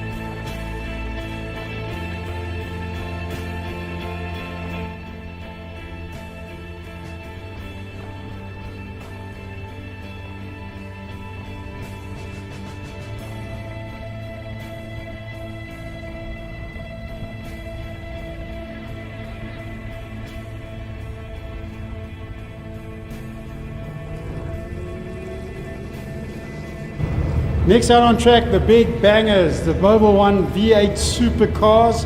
A couple of the competitors joining us for our press conference today. Sam Dahl, you only did 2 rounds last year, but welcome back to the series. Thanks. And how's it going this weekend? Well, it's not too bad. You know, you come from Scandinavia, minus 20 degrees, so you need first to get used to the weather. We had some issues, but we have a great team with Arcotech sponsoring us, and we have good guys working with the car now, so I think for the last practice session we will be good. And it's nice and warm, of course. It's Very nice and warm, yeah. With this one, it's really, really nice, like Finnish sauna. Being in a sauna, yeah. Last year champion Julian Familiaris. Julian, last year's championship was quite interesting. I think this year is going to be even more interesting. It's going to come down to the wire. Yeah, look, last year Mackie really put the pressure on us right to the end. It was an intense year the whole year round. So we're looking forward to just starting this year off, taking things as it comes, not putting too much pressure on ourselves, trying to enjoy it. And yeah, we see where it goes. You know, there's a lot of fierce competitors on the grid still. There's 5 cars in GT1, 3 in GT2, and it's still anybody's race and anybody's championship. So we're looking forward to how things unfold. Cool, good luck with that one. Thank you. Steve Herbst, last year's GT2 champion. As you said, Jackie Stewart once had a famous quote, didn't he? Yes, he once said the aim is to win the race at the slowest possible speed. And last year we decided to start up GT2 again with the rules such to make it a lot lower cost so that we could entice some people back onto the track. There's a lot of cars out there all ready to race, but for whatever reasons people are a bit reluctant, and one of the things was costs, especially for tyres. So we said, okay, we've got a stockpile of good used Goodyear tyres, and they can have them for free and come and race. So that was the start of it. And there wasn't much opposition. I was the guinea pig to get going, and by dint of finishing every race, even the last race, I had to borrow a car to race and finish. Had enough points to win the championship. I was by no means the quickest, but we got there in the end. Congrats on that. I presume you're at Zwartkops this weekend, you're not just going to finish, you're going to try and win the whole damn thing. Yes, well, I'm bedding in a new motor, so hopefully once it's all bedded in, we can start to put a bit of pressure on there. Well, good luck, guys. Make a lot of noise out there. The crowd absolutely love it. They certainly do, Dave, and joining me in commentary is going to be Larry Wolford, a man who I think would love to be behind the wheel of a car today, particularly when you've got a field as strong as what you've got here in the GT2 class that only started last year, Uncle, and looks like it's going according to plan from what Steve just said. Great to have some new guys. We've got Sean Holtzhausen racing the Falcon, and Oka Kompan is in his white Mustang. So it's going to be a very interesting race. And the champion, Stevie Herbst, has got his work cut out for him. He certainly has. I think at the front end as well, we've got double yellows as always down towards turn 1 and 2. So the race only actually top part takes from about turn 3. But joining us in the house, you just mentioned my dad. He's just popped onto the live stream. So big welcome, Pops. He's in the house watching all the V8 action down there. The Rolling Thunder is out for the first time in 2024. And nice to see Thomas Reeb. Oh, a little touch. Oh, okay, so Steve, you were talking about winning the race in the slowest pace ever. You're going to have to get that pace up slightly because that Mustang just gave you a bit of a run there. Heading towards turn 4, it is, of course, what we kind of expected. There you go, Marshall's running on to get some battle scars there. I think that came off the front end of Stevie Herbst's Prior Instrumentation Corvette. But Larry, at the front end, that's an old car, the Chevy. We know that one from Cafe 9 Automotive. Brand new Mustang behind there with Warren Lombard. Yeah, we've got Thomas out front. Look, a lot of work has been done on that car. Marius has made some chassis modifications, and you can see it's paying dividends. Then we've got Warren Lombard in the brand new Mustang, beautiful car, and he's right on the pace, and I think we've got a very exciting race coming in a couple of laps. Yeah, I think it's going to just get into everybody settling down, getting into the flow and how things go here for the first time out. Coming through there, of course, is Sam Dahl. We just mentioned the fact he's come from sort of Europe where it's minus 20 at the moment to nearly 40 degrees Celsius here at Zwartkops. I think Sam was on his snowmobile last week, so well, we've got action. Down into turn 1, looks like somebody's gone off into the wall. Just waiting for the dust to settle there to pick up. I think it possibly might be Holtzhausen. I was picking up, it looked like it might be the blue Mustang there, or the Falcon, I should say. So that is the 959 panel beaters car, possibly in the wall. No, it's not. No, it's Stevie. It's Steve. Steve Herbst into turn 1 and unfortunately into the wall. There is Holtzhausen. So I gave him the commentator's curse there, unfortunately. Spinning out in the Fuchs car there and looping it out of turn 4. So we've got 2 cars stricken. Possibilities of safety car. Not quite what we wanted on the start of the first race of the season. Okay, it looks like we're going to go under safety car, so they'll be able to get Sean straightened up. Hopefully there's no major damage to Stevie's car, but it looks like he's gone in. Oh no, that's total. That looks like he's actually spun around, because look at the back end as well, Uncle Ed. There's a lot of dirt and debris on the back end of that car. So I wonder if he ended up sort of starting in the back and then spun around and hit the wall. Well spotted there, Greg. Eagle eye. Yeah, it looks like he may have lost the back, then gone through a full 360 and gone in nose first. This car here, of course, is stricken out of turn 4 on the exit of turn 4, so hoping that the 7.7 of Sean Holtzhausen can get fired up again. He's got 959 panel beaters and, of course, Fuchs helping him out for the weekend. Romeo 1 making his way down towards assisting that car to be probably brought into the little slip road. That'll be out of harm's way there. Our marshalling team, as always, doing a spectacular job to get these kind of events sorted as quickly as possible, because we don't want to be losing time on the day. But it does put them under, of course, the safety car. And that safety car now, Constantine, is the field up again. Difference being here is that on the restart, Uncle Lad, there's no longer double yellows. So you can basically give it stick from the word go. Correct, Greg, and it's the guys who are wide awake that must take advantage of this. So the 4 guys at the front are seasoned drivers, and Sam's got Oka all over him, so that could be a possibility presenting itself. Unfortunately, losing 2 cars at this stage is not the best for the field, but I was kind of hoping that Sean could get restarted. Let's see. I think he might be able to. If he does, of course, he can take up his position at the back of the pack, but it will mean he's a couple of laps down, because they have lapped him now twice since he's been stricken there. And, of course, a couple of our MSA photographers and trainee photographers out there as well, under the auspices of Dave Ledbetter, and getting a chance to see exactly how photography works from the outside. We can't go racing without those people as well, because they, of course, provide all the stills action that's needed for social media or any other form of media that goes out there. Correct, and those are the pictures that you get after the race that are so awesome to present to sponsors, etc. Red flag out there as well, so it looks like they have to bring it back to the start. So, okay, well, there goes my theory out the window of no more double yellows. That'll definitely be double yellows on the restart now. Maybe Shawnee can get the car going. Let's hope so. That's the idea. Well, there's Terry Wolford, of course, out there as well, doing a superb job. Finished in 4th in qualifying. When I spoke to him earlier in the day down in Pedane, he wasn't too concerned about it. He said he had some race pace available to him. Yeah, and also he's playing a long game in terms of tyres, and let's hope that unfolds through the season. You mentioned that as well when I was chatting to you guys. 16 brand new tyres available to these drivers for the entire season. That's it. So how you use your tyres is at your discretion, and as I said, tyre plan, tyre strategy comes into play. And I think it's possibly a thing that has to come into play, particularly with the fact that the second round goes to Kyalami, which is, of course, a circuit that doesn't use a lot of rubber, but is a very long circuit. So you certainly want to sort of have some bank tyres for that circuit, I would say. Yeah, look, you're talking about corners that are particularly fast, and there's nothing nicer than having a V8 in full crowd down the mine shaft, and you can actually just keep it pinned. New tyres are amazing there. So you can see they're getting recovery as quickly as possible. Our 2 medical team are there as well, Doc and Hunnelly, as always, making sure that the driver's okay. But we saw Steve get out the car pretty rapidly. I don't think there was any issues there with him. These cars are synonymous in terms of the safety shells that are underneath those bodies. A lot of work gone into the development of the safety of these cars over the last 20 or 30 years. So there's certainly no worries in terms of the strength of that car if you have a head-on like that.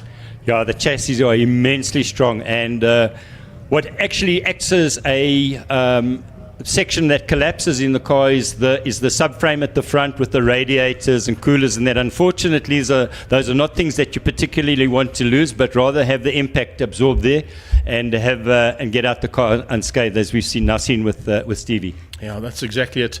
Also nice to see not as big a crowd as we saw at Passion for Speed Festival, but certainly the usual crowd are here.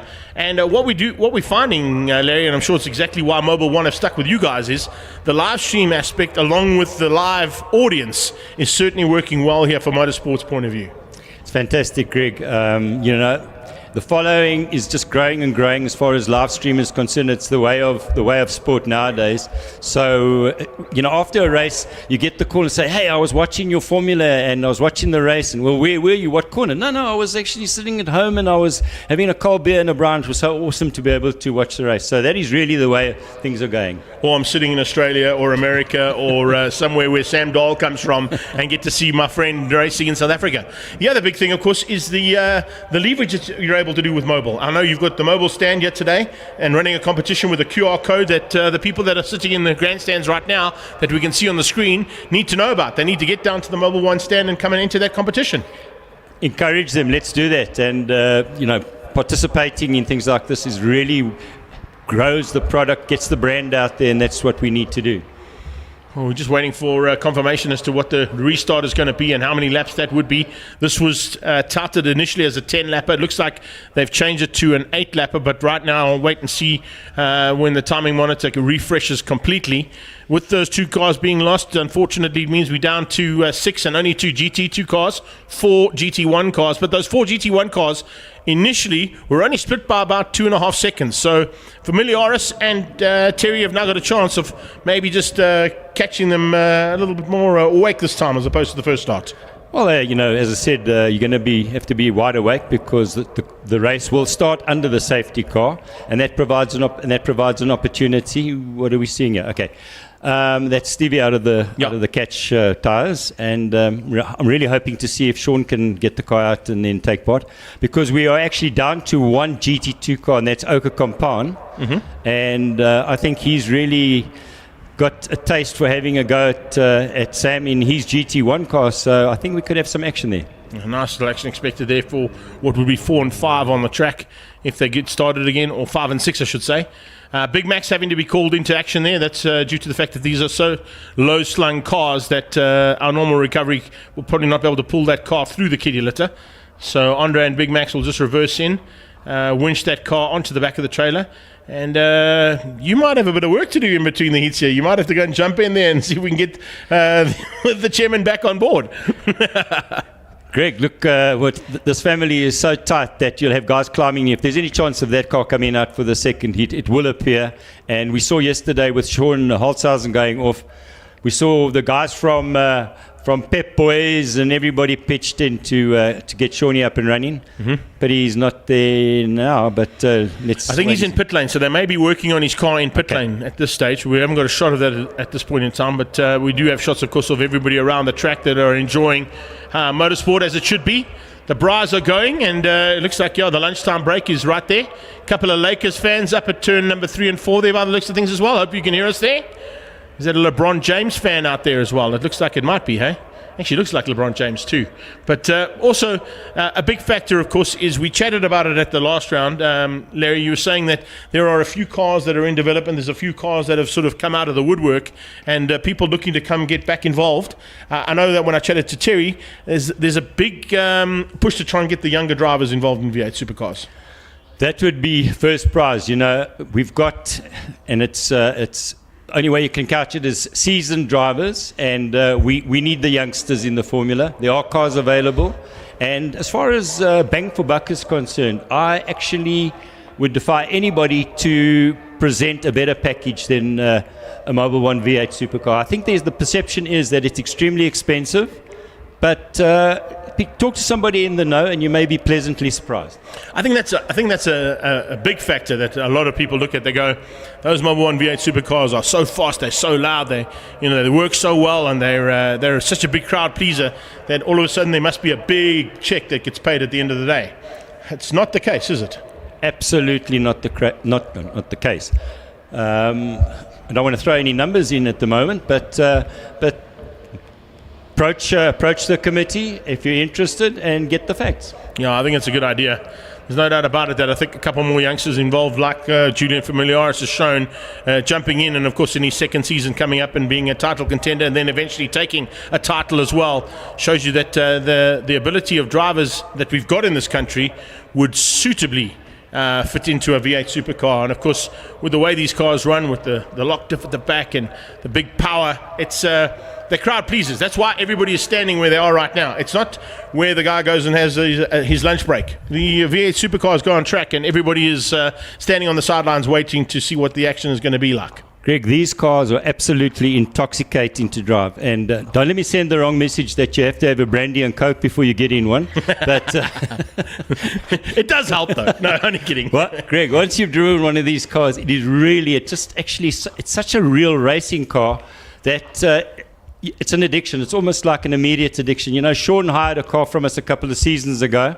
And when he heard that there was a car being made available for this race, he was immediately, the call went out and said, I want to drive the car, And I'm prepared to bet that with Kyalami coming up, you know, Kyalami is one of those circuits that everybody wants to tick as far as having driven.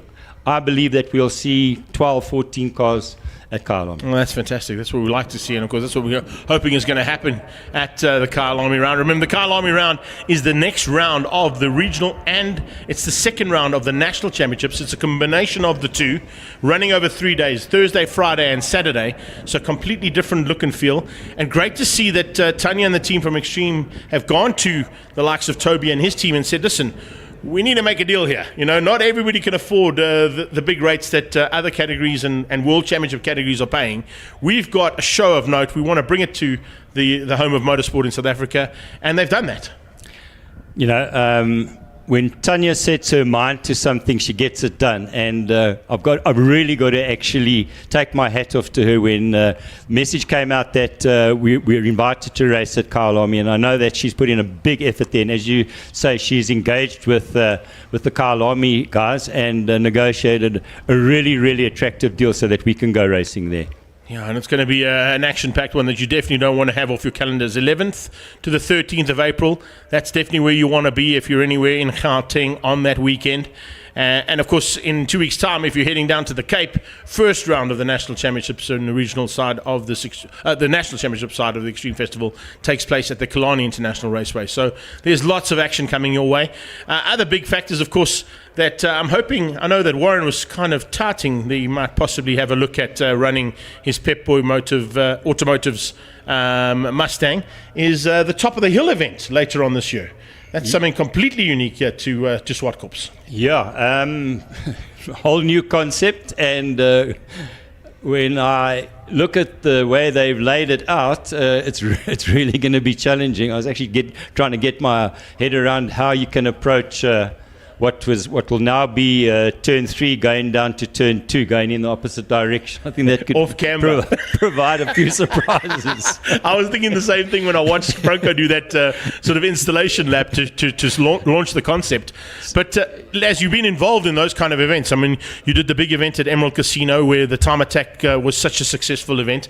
It's on a similar vein. So it will bring in an array of cars that you possibly won't see anywhere else other than at that event. Yeah, look, there are certain cars that are really built for that kind of event, and those are the cars that will appear, and they're unique. You know, they're strange in their looks and extremely fast, and that's what they purpose-built cars. But then, of course, if you chuck Warren in a V8, there's a good possibility you can give him a run for his money. That's for sure. I actually, you know, the photographers you were talking about being in the right position and shooting those shots, that event would be a real attraction for them. I think there could be some unique stuff. Well, in terms of the photographers, I've got to tell you, the one story I have about a photograph I took at the one time that they ran Killarney the wrong way. How is that looking? Is that looking doable? Doesn't look too bad, eh? That's some cable ties, a couple of rolls of duct tape. And, have you got that colour duct tape, though? Possibly not, eh? Nobody's got that colour duct tape. Nobody. Only PPG have got that, yeah. So they roll off to restart this first heat of Mobil 1 V8 Supercars. But yeah, no, I think just going back to that thought, the photographers on that event and photographers on this event are going to get some spectacular photos as always. And we do appreciate the support from our media that are on the sideline, particularly even our live stream cameramen who are in certain positions to give us all of this. Turn 2 looks pretty good.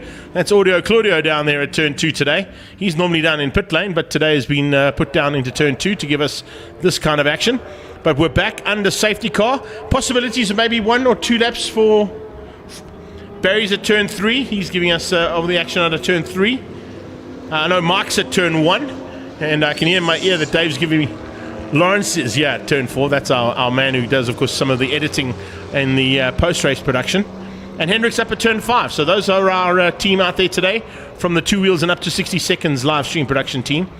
And this is the kind of action we can provide you guys. So I hope you've enjoyed all of it so far. I know that everybody that's jumped in on the live stream that we've been watching and been commenting from have enjoyed so far. But Les, possibilities of probably 2 laps to get a bit of heat back into the rubber? It looks like the safety car, yes, it's staying out. No. Ed, No. good to go. So Yeah, one lap. we're going racing. Okay, so let's go racing. Let's see what our timing monitor is going to give us in terms of the restart. Are we going to go for a full restart here? Just going to wait for it to refresh and then we'll give it to you as they go Thomas is the man to set the pace. We're going red to...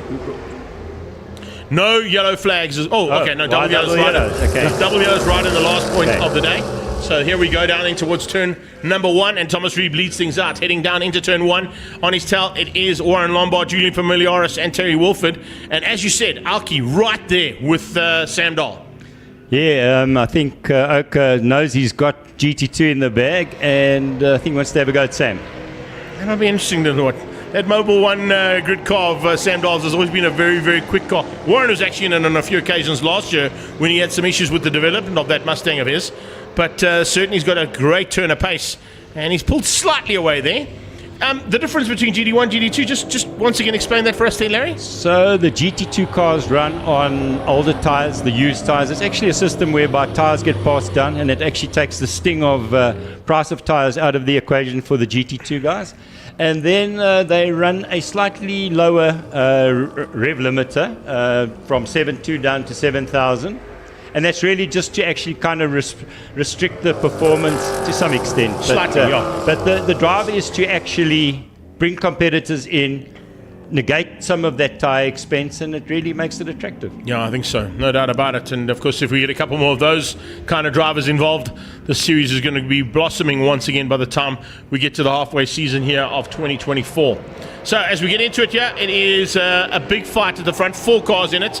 3 of them at this stage look like they're going to be running. In fact, no, it's an even mix there. 2 Fords, 2 Chevys. So the Ford and Chevy fans will be happy with that. Chevy fans particularly, because it is Thomas Reeb in that Lumina that leads things out at the moment. Cafe 9 Automotive and Mobile 1 car just ahead of the Pep Boys Automotive and Gavin Wilkins Racing Machine. Terry going wide. Oh, and something off the back end of Terry's car there. Dragging a brake duct. So he's going to have to... expect maybe the long pedal towards the end of the race because he's not getting any cooling onto that caliper. Yeah, there's definitely going to be some issues on that back left-hand side caliper in a few laps' time. So Wilford up into 4th with that duck and flailing, by the way. So it'll probably eventually run off with the friction against the tar and slip off, hopefully. No, Terry's going to come with a story that's actually a parachute to slow the car down. It's so fast. Possibilities of that, Danielle. I wouldn't take that away from your son. So Wolford slowing slightly now because of that brake duct. As you can say, the drag coefficient was the problem there. That's where he's finding it difficult. Yeah, I think DRS system in play there. Up to the top of the hill, you can see Lombard's brakes on late. Doesn't look like there were any brakes at all there, or maybe the Chevy's not running brakes to try and catch the boys out in 2nd and 3rd. There's a bit of pressure, though, coming from Familiaris. He's turned the wick up slightly there. Familiaris' last lap was a 3.2. We had a 3.286 out of Warren Lombard. So he's about half a second quicker than Lombard, closing things down there, the Corvette on the Mustang. So Wazza's having to use all the road up at turn 5, in fact, to keep Julian at bay, and he's running onto the rumble strip. So obviously the mirrors are full of that Familiaris car. Yeah, Familiaris, I think, looking for a way through urgently because he can see possibilities of victory here. It doesn't look like the pace out front is as rapid as what he was hoping from Thomas Reeb. Reeb has gone down to a 103.202 as his best time, but we have 219s and a 103 159 out of Warren Lombard now, this last lap. So Lombard has answered the call. Yeah, we've got the Ford sandwich between those two chefs, so Wazza's got to fly the flag for the Ford boys, and that's not brake testing. I think it's just the way the brake switch is actually activating itself. Yeah, there we go. Yeah, right there now, and Familiaris tucked underneath that big wing of the Mustang ahead of him. So the Corvette looking to pounce here. Oh, good to see that. There we go. Holtzhausen back on track. There you go, yeah. I don't know whether he'll qualify as a finisher, but let's hope so. Let's hope he can do... Oh, Warren really is pushing. Warren under pressure. That's why he's pushing as hard. That Corvette is all over the back end of him, looking for a way past. It was dropped down to a 5-lapper that completed the... Was this going defensive? Sorry, Greg. No. Jump in, Uncle. Anytime. Yeah. So he goes defensive to keep him out, but how much longer can he soak that pressure Well, out? what happens is it actually just makes it easier for Julian to get off too. So I think Wazza's going to have a bit of pressure coming up to 4 and 5. Let's see. So this is possibly the last lap here, according to the timing monitor. A bit of smoke coming off the left front of Wazza's car, and it's nothing more than the body touch in the tyre touch in the bodywork. Yeah, Shawnee's looking good. Okay, so yours is 4 laps of 4. I've got 4 laps completed, so I'm not quite sure. So maybe they went to an 8-lapper as opposed to the 10-lapper. So this is the halfway stage about to be completed. And Lombard's still got another 3 laps to go here to try and keep out that Corvette's massive attack. The Dimitar Racing Squad boys have prepped that car really well. It was literally 1 or 2 cars that could run with him last year. One, of course, is the outgoing champion who is no longer with us, Mackie Adlam. But you did have the likes of Franco. You had Terry in there on a few occasions as well, and Thomas Reeb that were fighting hard. But eventually that number 1 plate ended up right there on that Corvette. Yeah, you've got to give it to the Familiaris family and their team. They really did a tremendous job last year, and they were worthy champions. And look, it's not going to go their own way this year. You can see immediately that Thomas is doing a hell of a good job. He's got a superb engineer in his team, and they've made some chassis changes, which there we go. See, Julian's having a dive up the inside. This could get interesting. Ooh. Yeah, nice. He's got it positioned where he wants it. Perfectly done. Yeah, good Squeezed racing. him out into 5 and then made it stick into 6. So that'll do it. The old white line rule, of course, doesn't come into play anymore in the V8 supercars, hey? Greg? Or should I mention that? I'll take the 5th. Pleading the 5th there. Okay, that's all good. Nicely done. Yeah, there was at one point, of course, a white line rule, but of course sometimes that white line rule comes into play, but it's always a debatable one. Don't write Wazza off. He's pressing you. No, I don't think he's going to give it up without a fight. He realizes he's got some ponies behind him there. 2 laps to go. So confirmation of that, 6 down and 2 laps to go. So it did end up being an 8-lap restart. The timing monitor only just refreshing a couple of minutes ago on my side, so apologies for that. It looked like we were about to finish, but we've got 2 more to go.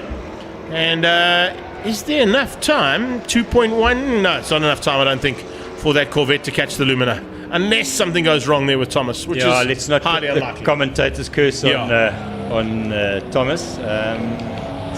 Seems to have it in the bag, but it's only when you see the flag that the game is over. Is it that if and F1 Murray Walker one that you wanted to go with there? So many ifs in Formula 1. You said ifs. I hope you didn't say No, ifs. the other one. That's in the current Formula 1, yeah. I think in the old days it was all the ifs, not the ifs. Ifs and buts. So here we go, towards turn 2 again, and it's the Mobile 1 Cafe 9 automotive machine.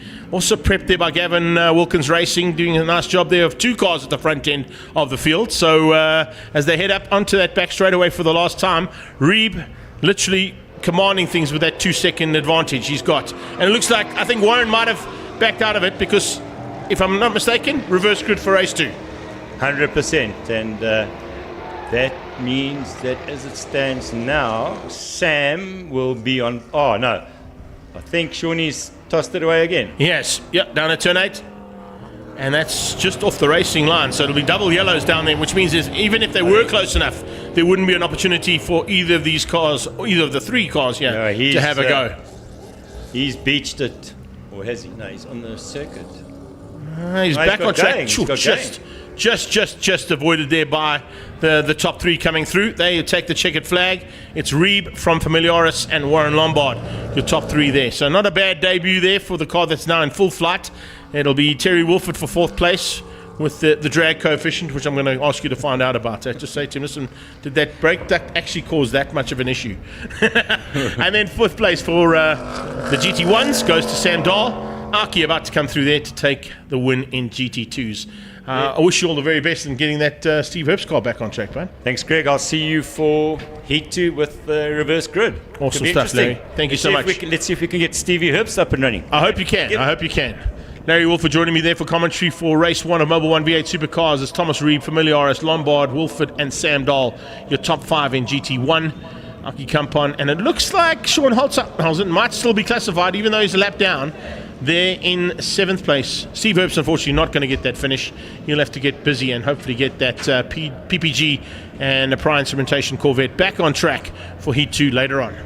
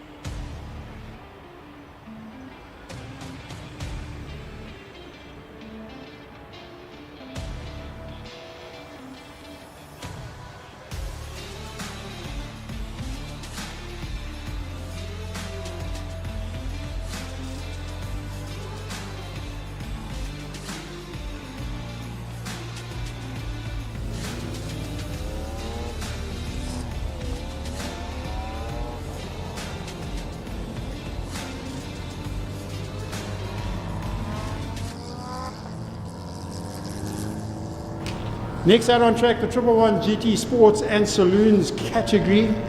Got a bit of an X factor going on here at the moment because we've got 3 drivers driving in Class X. Votarus, why don't you just explain that to us? Because you're driving a Class B car. Yeah, so what happens with 111 Sports and Saloons is if there is a new driver car combination, for your first race you get allocated to Class X, and depending on the lap times that you produce, you will then be allocated to an appropriate class after the first race meeting. Okay, I'm with you. Now, the car you're driving this year is totally different to last year. Well, what happened is we have an incredible upgrade. I used to drive a Golf 7 last year, and we upgraded the car over December. We changed the nut behind the steering wheel. So Mel will be driving that car because I lost my drive because obviously she's a better driver than I am. Well, she tells us that all the time. Obviously, and I will be driving her car, which was the Class C Polo last year, and hopefully I can produce similar lap times to get close to Class C as well. Well, I wish you luck with that one. Tyron Pillay, moving over to you, also Class X, new to the series. Yes, first time doing the 111 GT Sports and Saloons. I've done the Papa VW Challenge last year, entering this year as well with them. But I'm really excited to get involved with the GT 111 and Saloons and hoping I can get into a good category. And hopefully put up some faster lap times than Milani Spur. Hopefully. Mel, from your side, big change for you. This car is a lot more powerful than what you had last year. Just tell us about that. Had ever. It's completely different, a lot more power, quite a bit heavier, not just the driver, the actual whole combination. Yeah, braking's different, accelerating's different. See, the racing line stays the same, but now I actually have to stick to it. It's less forgiving, although Vote will tell you it's more forgiving. You have to be exceptionally smooth, which in the Polo you can literally just throw it around and hope for the best, and in the Golf it's not possible. And lap time wise, I know you're comparing, and you've got set up reference from last year. Yeah, look, I'm not as fussy as Voter, so like I just take what I'm given and I'm hoping that I'm going to do the times. She's not referring to her partner. I'm there or thereabouts. We're obviously very happy. We don't have a title sponsor with 111 GT and Saloons this year, but we've got ACD Valcom, International Race Supplies, First Race, National Motorsport, Mzansi, and Gear Down, Gearbox Exchange, who are assisting throughout the year, different rounds for different things. So, and contributing towards the competitors, and I'm sure we're going to have a really good field and good racing throughout the year. I love that summary. Well done, Mel. Guys, go out there, give it hell. Look forward to 111s out on track. Do not go faster than the breakout time. 100% right there, Dave. Breakout time, of course, being a 1 minute 11 around Zwartkops. That's the reason for the 111 or 111. That was the original format. You could not break out of a 111 allocation, but of course they have introduced the GT class, which are slightly quicker. And with that GT class, it is George Economies with the 108 breakout time that he's allocated ahead of Davy Olivier.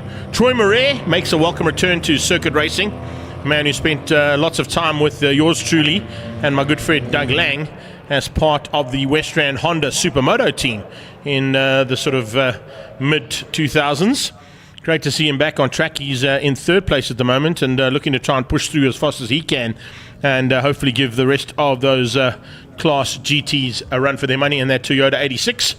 He's got Bram Miller and Louis Cluty in the stock standard Beetle. I always have a go at that stock standard Beetle in the GT class, running in fifth place.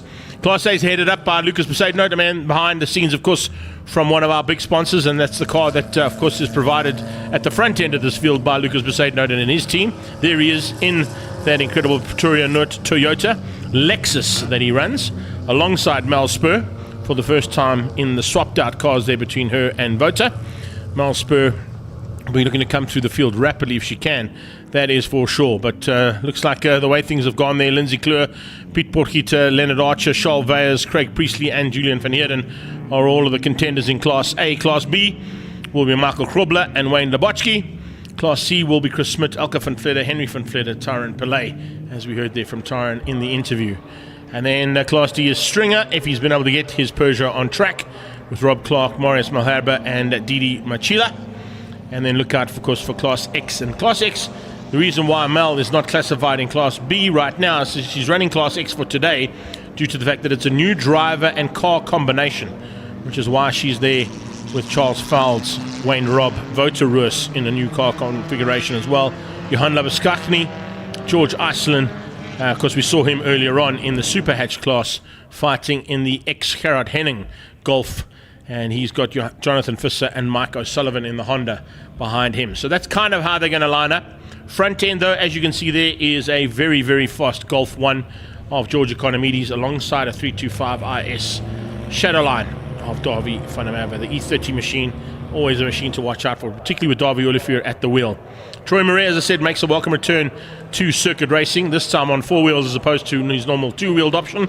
But great to have him and Doug Lang back in the paddock and looking to try and give a run there to Economides and Olivier if he can in that Toyota 86. It's been a 5-year project to get that car on track, and looks like he's already up for the challenge. As the lights go out, it is Economides that drops the hammer and tries to get down in towards turn 1 first. Looks like he's done that. Behind that, they restart the Class A competitors, and it looks like Mel might just have the advantage. Does so. She sneaks up on the inside of Lucas Besaidenote and takes the lead of Class A. Leading Class X as well will be Mel, but some pressure already coming from the back end, as you can see. The rest of the field diving through there. Ooh, little touch coming through there from the 150 car. And Leonard Archer. Oh, and a big touch. Leonard Archer ends up with Lindsay Kleur spinning out, and the two of them eventually in the kiddie litter. One got out easily. Lindsay Kleur is still stuck in that kiddie litter. So it hasn't gone according to plan there for Lindsay's point of view on the start. Mel certainly living life at this stage in that car care clinic Golf of hers. Heading towards turn 5, up to the top of the hill. Is that the Subaru out front ahead of the 86? It is. So a bit of a change up there between Brom Miller and Troy Murray. Murray dropping down to the back end of the GT category. Also saw some maneuvers there from Louis Cluty in the Beetle. Looks like he might have moved up slightly as well. Yes, he has. He's just ahead of the Subaru. There is the Beetle in question. That ARC or ARC Beetle of Louis Cluty running in 3rd place as they cross the line for the first time, completing the first lap in anger for the GT Sports and Saloons. Mel mentioned it, but we'll mention it once again. Big welcome here to National Motorsports Mzansi.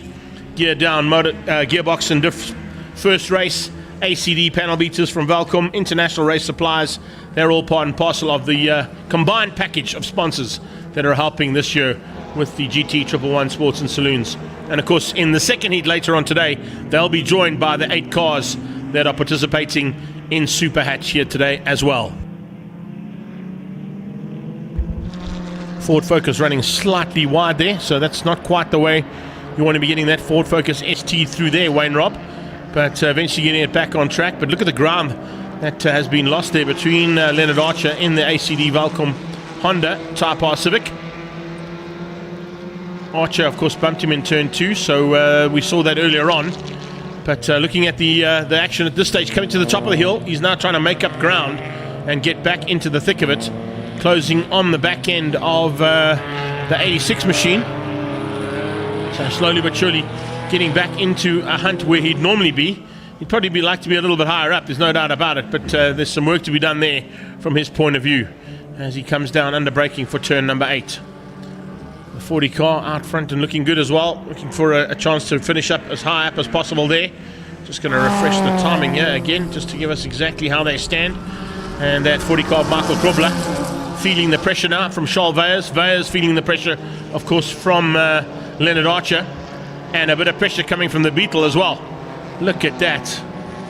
Where in the world will you see a Beetle, I say stock standard, but that's tongue-in-cheek, taking on an E30 BMW for second place in a saloon car race? Well, I can tell you it's here at Extreme Festival. The Bat Lady under a bit of pressure. That's Voter closing in. Problems there on the sideline. Is that one of the Subarus? I think it might be the second Subaru there, yes, of Johan Labuskakny, who's pulled to the sideline there. So Labuschagne with some issues as he comes onto the back straight away. Is it Labuschagne? I just want to double check on that that number. It might not be. I think that actually might be the Mitsubishi. It's the 25 car, and that's a new car. No, it is Johan Labuskakny, so spot on. That Subaru Impreza not impressing at the moment. Wait and see what he's able to do later on in this race. Big pressure here on the 5.7 machine. So some battles raging through this field.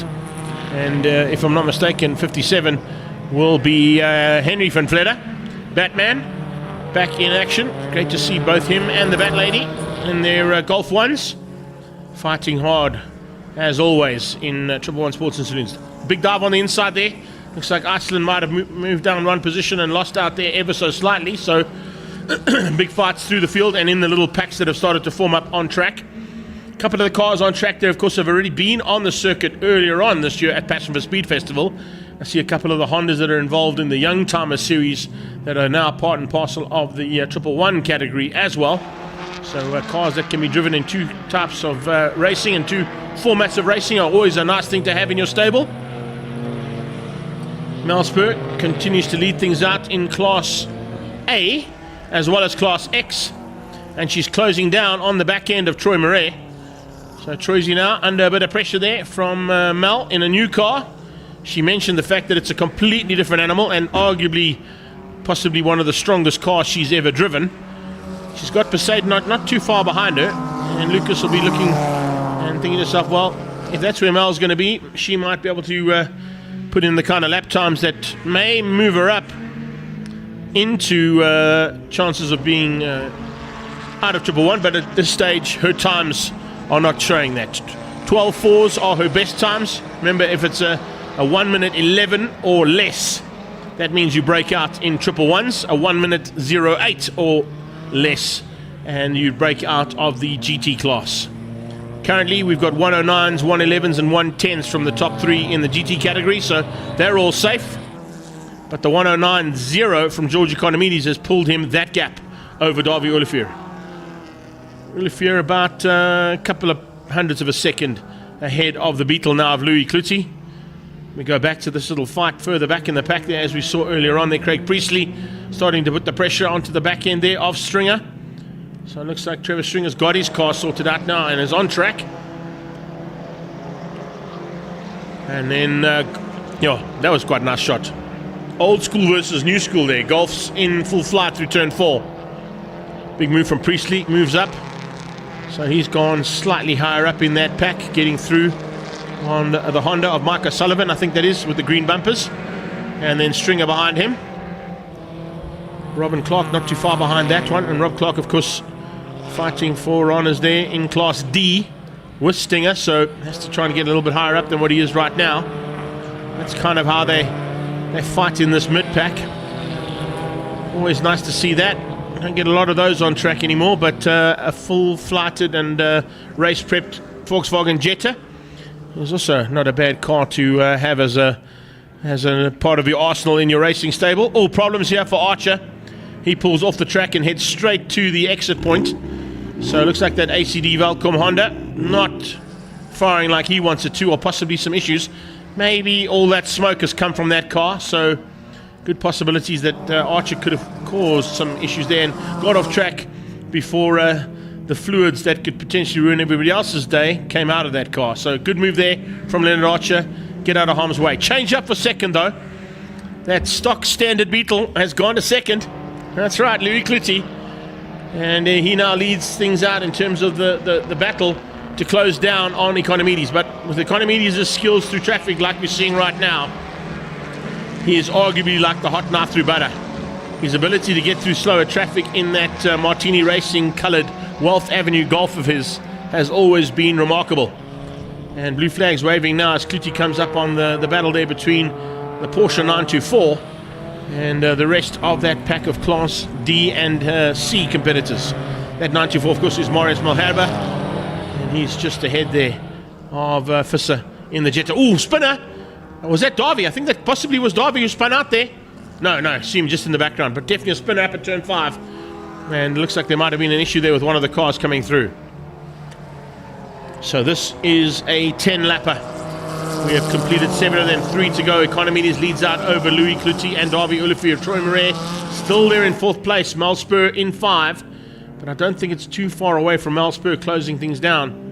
A little bit of Castrol smoke coming out of that car by the looks of it as well. And that's not a good Castrol smoke you want to be seeing out of a Honda Ballard. That is for sure. It looks like that might be detrimental to that machine. We'll keep an eye on that and see whether or not it has any effect on Mike O'Sullivan and his ability to stay ahead of Stringer behind him, and then a couple of cars back on that one, Rob Clark in a similar Honda Ballard. Inside line from the BM, shouldn't be too much of an issue there for Darby to use the additional power up the hill to get away, but still some smoke out of O'Sullivan's car is a concern. Coming up now on Priestley. Priestley will realize that little Volkswagen Beetle has got some serious pace around here, and running in the GT class shouldn't be too much of an issue for him to just give a little bit extra squirt pass to get ahead of Craig Priestley. And he does so down into turn 8. Another lap completed there. 8 done, 2 to go. And it's Economides now with a good, probably 4 or 5 second lead. 4.6 second lead over Louis Cloutier. Coming up on some back markers that might help Cloutier out slightly if he can't find a way through there on the jumbo Golf of the Batman. This is Mel Spur continuing on her way to a possible Class A and X win. She's running in Class X, so she'll be classified in X for today, but this is where she would normally run. After her classification, she'll probably be put into Class A instantaneously for the next round of GT Sports and Saloons and the Triple Ones combined. That'll put her ahead of Lucas Besaidenote. Besaidenote, though, in second. If he's read the rules correctly, he'll know he doesn't really have to fight with Mal. Class A is in the bag. Portkita behind him is in second. And it's a long way down the road to possibly pick up on Charles Veyers or Craig Priestley for what would be third place in Class A of Triple One Sports and Saloons. Vota about to be caught and passed and lapped. He's probably not used to that. But of course the change up between Vota and Mel and swapping cars between the two of them, always a nice little challenge. I like the way he put it. He upgraded from the Golf to the Polo. That's a nice way of putting it there, Voti. But he's, of course, enjoying life. And he's also down in Class X, but would possibly be Class B by the time we get into the next round of this championship. Here comes the Bat Lady on the back end of that Martini Racing Porsche. That one being piloted... it's the second Porsche. That's Chris Smith. Chris Smith in that one, of course. Heading to the top of the hill. Priestley coming up to lap the Bat Lady as well. Economides, that is. Sorry, not Priestley. Just looking at the rear wing there. Caught me out slightly. So Economides is through and is about to come and get that checkered flag.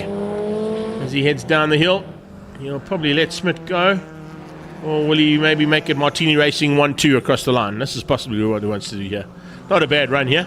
Cameramen, get your cameras ready. There is a photograph of note. 924 Porsche in Martini Racing colours.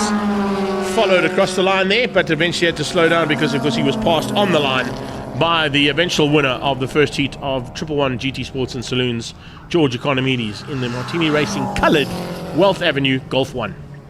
Beats out Louis Cloutier in the Beetle. The Arc Beetle comes through for second. Mal's going to come through for the win in Class X. She will also be pushed hard to the line there by Lucas Besaidenote, who found some pace there through the traffic to close her down. Besaidenote will get Class A's victory. So a good run there for him in fifth place ahead of Portkita. Troy Murray will finish up, by the looks of it, in fourth place for Class X. And then it's Visser ahead of Rob Clark. Portkita coming through possibly for second place in Class A. Let's have a quick check there. If I just change the settings on the timing monitor here, we can get the classes for you. There we go. Class A, Portkita in second, Charles Veyers in third, Craig Priestley in fourth. Class B went to Michael Krobler and Wayne Labochki. They are down there, of course, in 9th and 10th overall. Chris Smith ahead of Elke van Vleder and Henry van Vleder for Class C. Stinger beats out Rob Clark and Marius Malherbe for Class D.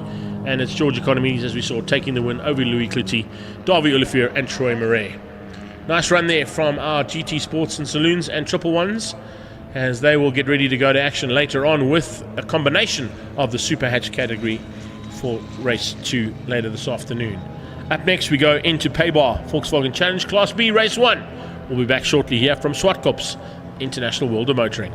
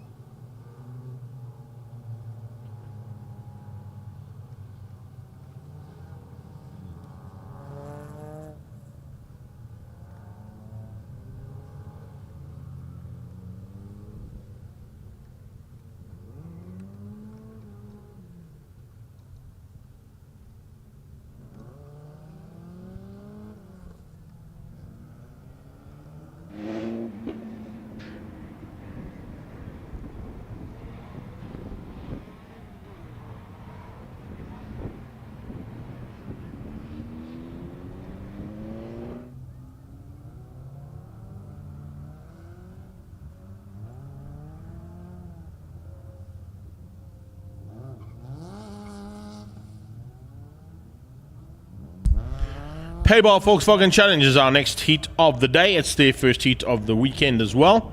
10 laps of action coming away, and incredibly, Mellow Velo and Cycles United's Ian Walker, the Stalker, is on pole position ahead of Shrin Rajpal, Dub Call Polo, alongside the man out front there, Ian Walker. Second row, Anthony Lessing and Tyler Robinson. First time out in Payball Volkswagen Challenge. Young lady driver, of course, coming out of the Universal Racing stable last year in Polo Cup, and now getting to get into the AF Fans car this weekend. We'll be looking forward, of course, to a couple of weeks' time to go to Cape Town to participate, hopefully, in the National Championships as well. It'll be certainly a big one to watch out for. Watch out for Mo Karodia, Fast 5 Motorsport machine, and looks like he's gone and found a little bit of extra bonnet and boot space in that car of his. He's gone with the saloon car version as opposed to the hatch. So Mo Karodia trying something slightly different there for Fast 5 Motorsport, alongside his arch rival and, of course, long-time teammate at one point, and that is Ethan Kutsia as they head towards turn 1 for the first time in anger. So it's a nice big field of 16 cars in Class B that make their way to turn 1, and it is the 7-7 of Ian Walker that hangs on to the lead of the race, having started from pole position. The rest of Class B try to sort things out in the background there. Keep an eye out on, is that Aldrich coming through the back? Yes, it is. Francis Aldrich stepping up into Payball Volkswagen Challenge, out of Super Hatch and into the baptism of fire that is Class B for this category. There's a very, very serious contention in terms of this championship, as we always see. And if you look at the qualifying times, of course, we were literally split, other than the very last car on track of Milan Emsley, who had a little bit of problems in the qualifying, by 3 seconds for the entire field. Looks like a little bit of extra boot space helps out there. Karodia up into third place. Dropping down a little bit there is the 71 car, and a bit of issues there for Tanane Kube. Tanane Kube with some problems, unfortunately, going down into turn 5 and out of turn 5, ran a little bit wide. There is that Fast 5 Motorsport Polo sedan, as opposed to the Polo hatch. It's the Polo Classic is what they would probably name it in terms of the official title there from Volkswagen. But not a bad effort there from Karodia's point of view to change up the slightly different look and feel of what has been Volkswagen Challenge. Initially, remember, it was any Volkswagen you wanted could participate in Volkswagen Challenge. So as long as you fitted into the criteria of the engine and the times, you could run anything you wanted to. Most of them, of course, all changed to the very popular and very successful Polo hatch version. But it looks like Mo's decided on something completely different there for the OMP and Fast 5 Motorsport team.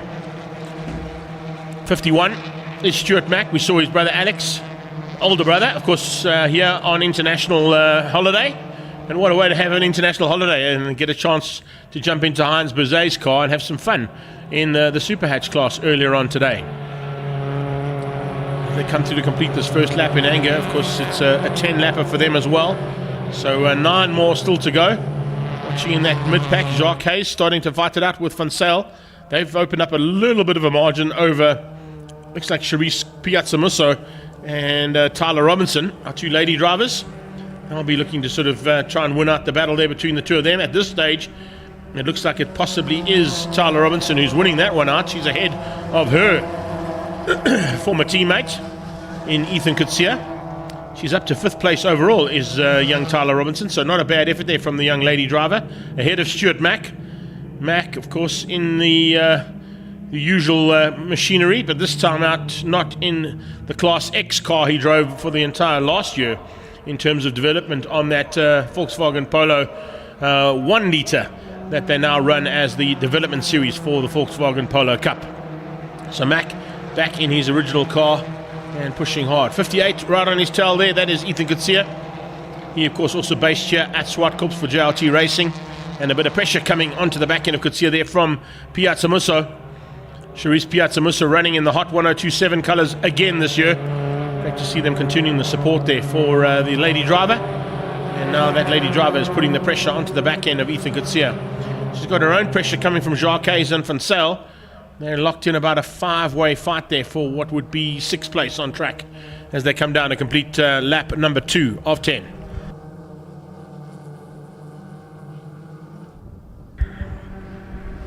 So Walker leads things out. He continues to control things to about 0.6 of a second ahead of Srin Rajpal in that dub core machine. Mo Karodia putting the pressure onto the back end there of Rajpal. Karodia looking to dive on the inside there in the Polo Classic and looking now like he might have a chance to do that. He's on the inside line for turn 3. He's got that inside line. So they're going to have to hold station either wing mirror to wing mirror or someone's going to have to give way. They go wing mirror to wing mirror down that back straightaway. Karodia's got the inside line for 4. Will he make it stick? No, he won't, because around the outside, Rajpal hangs on. So Rajpal and Karodia go through turn 2, 2, 3, and now to 4, side by side. Possibly now, even into turn 5. Going to be wing mirror to wing mirror between those two cars for second. Fast 5 Motorsport and OMP machine eventually moves up to second place now. So the Polo Classic moves its way up into second place now, with the hatch version dropping the third into the clutches of the hard charging Anthony Lessing.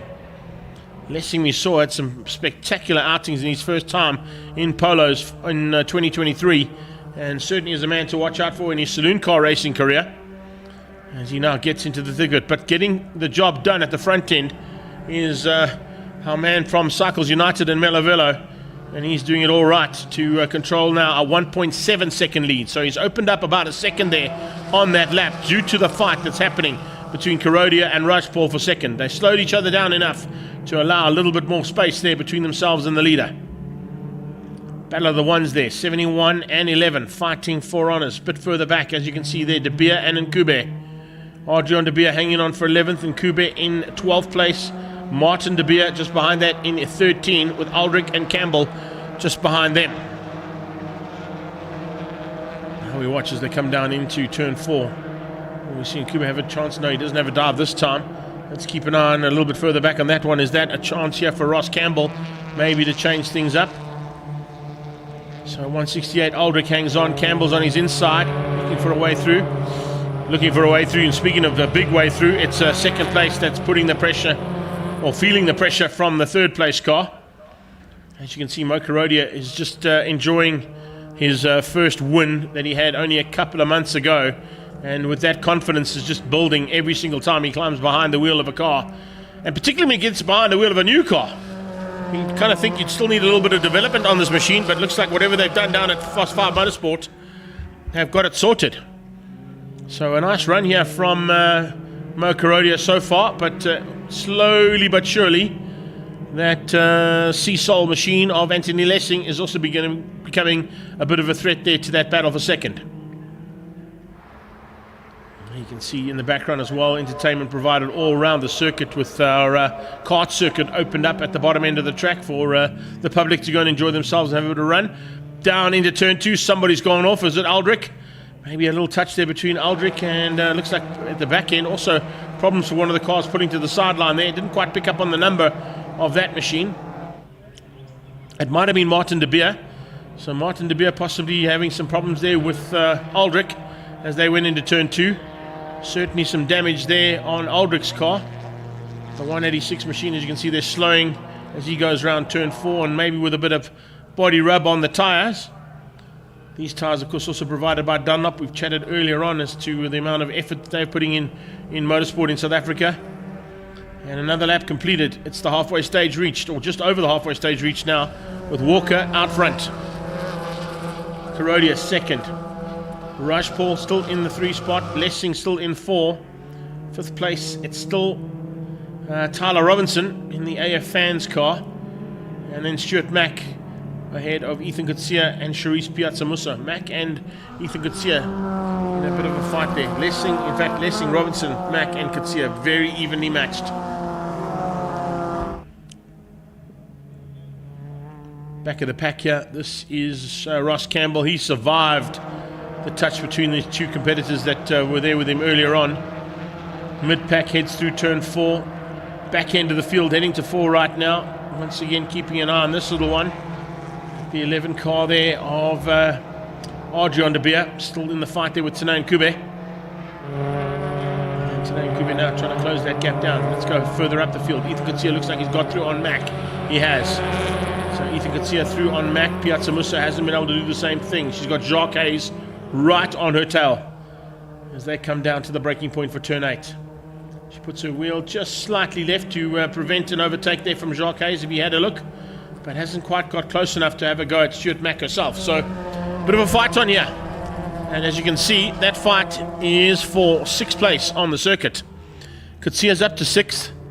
2nd and 3rd still at it.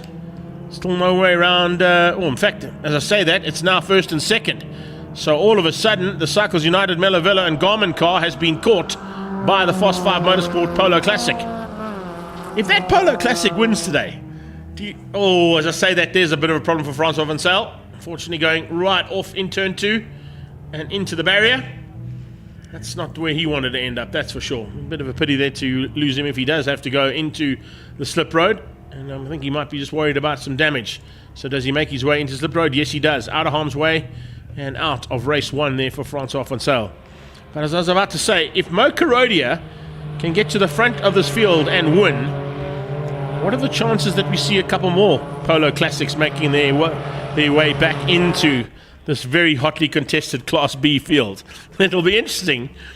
There's no doubt about it. Aerodynamic package might be what you're looking at there. It's a slightly longer car, but it is a more sort of slimline car compared to the hatch version.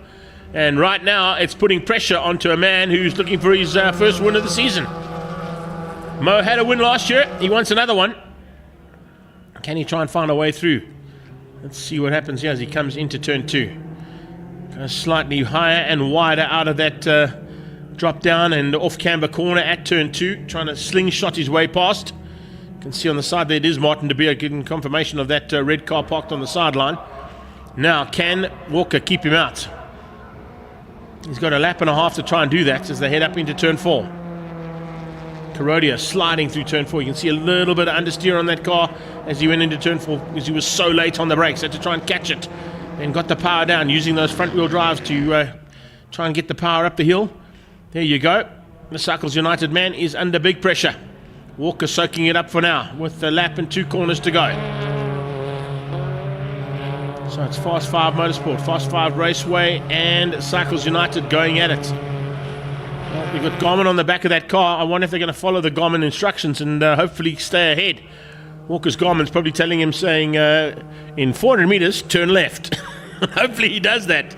And watch out for a fast car coming from behind. That's not what you want to be checking out. So Ian Walker leads onto the last lap. He's got a hard charge and a massive, massive amount of pressure coming from Mo Karodia there for 2nd place. Try and make it first. They've pulled slightly away there from Srin Rajpaul, who's all on his own sim. And Rajpaul is certainly a man to watch out for in race 2. Anthony Lessing will also be looking to turn the wick up slightly for race 2 possibly and find something special to run with the top 2. Just wasn't quite there. He was there or thereabouts. If you look at the best lap times out of the first 4 cars, very evenly matched. 16.3 out of Walker, 16.1 out of Karodia, 16.2 out of Rajpaul, and a 16.5 out of Anthony Lessing. So lap times almost identical between those first 5 cars on track. Tyler Robinson, even, in fact, on a 16.8. Oh, Karodia's got a nose on the inside. Can he get through? He has a big look, but has to tuck in behind the Cycles United and Garmin car. Walker the Stalker looking for the first victory of the season. He goes defensive instantaneously down the hill. He's not going to open up any doors whatsoever there for Mo Karodia as he comes down to take the victory. It's the Cycles United and Garmin man who wins out race 1 of Paybar Volkswagen Challenge. Beating out Mo Karodia. What a drive there in the Polo Classic, got to say. Hats off to the Fast 5 team for that car. And then Srin Rajpaul for Dubcore comes through for 3rd place. This fight going to be sorted out now. Yes, a change up there. Tanayan Kube getting through ahead now and just squeezing out Adrian de Beer to the line. So a couple of changes there in the closing stages. But what a fantastic start to Paybar Volkswagen Challenge Class B 2024. That's the kind of way we like to see things being done. There are your unofficial results, of course, for this first heat. Walker from Karodia and Rajpaul. Lessing from Tyler Robinson, the first of the ladies there. Ethan Kutsia in 6th ahead of Stuart Mack. Then Charisse Piazzamuso down in 8th. Jacques Hayes and Tanayan Kube making up the top 10 in Class B for Paybar Volkswagen Challenge. Up next, we go into Classes A, B and C of the BMW M Performance Racing Series. There you can see them lined up and ready to go. We'll be back shortly with action here from round 1 of the Regional of Extreme Festival.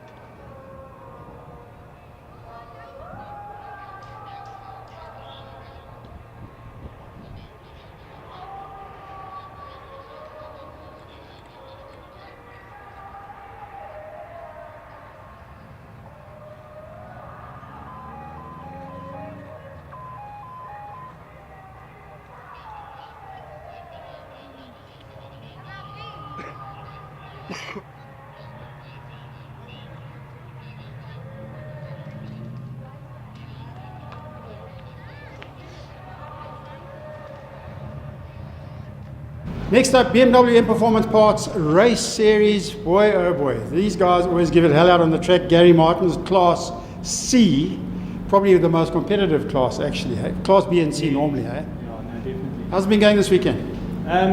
We've done a few upgrades on the car, so we're struggling with a few issues, but it looks like we've come right.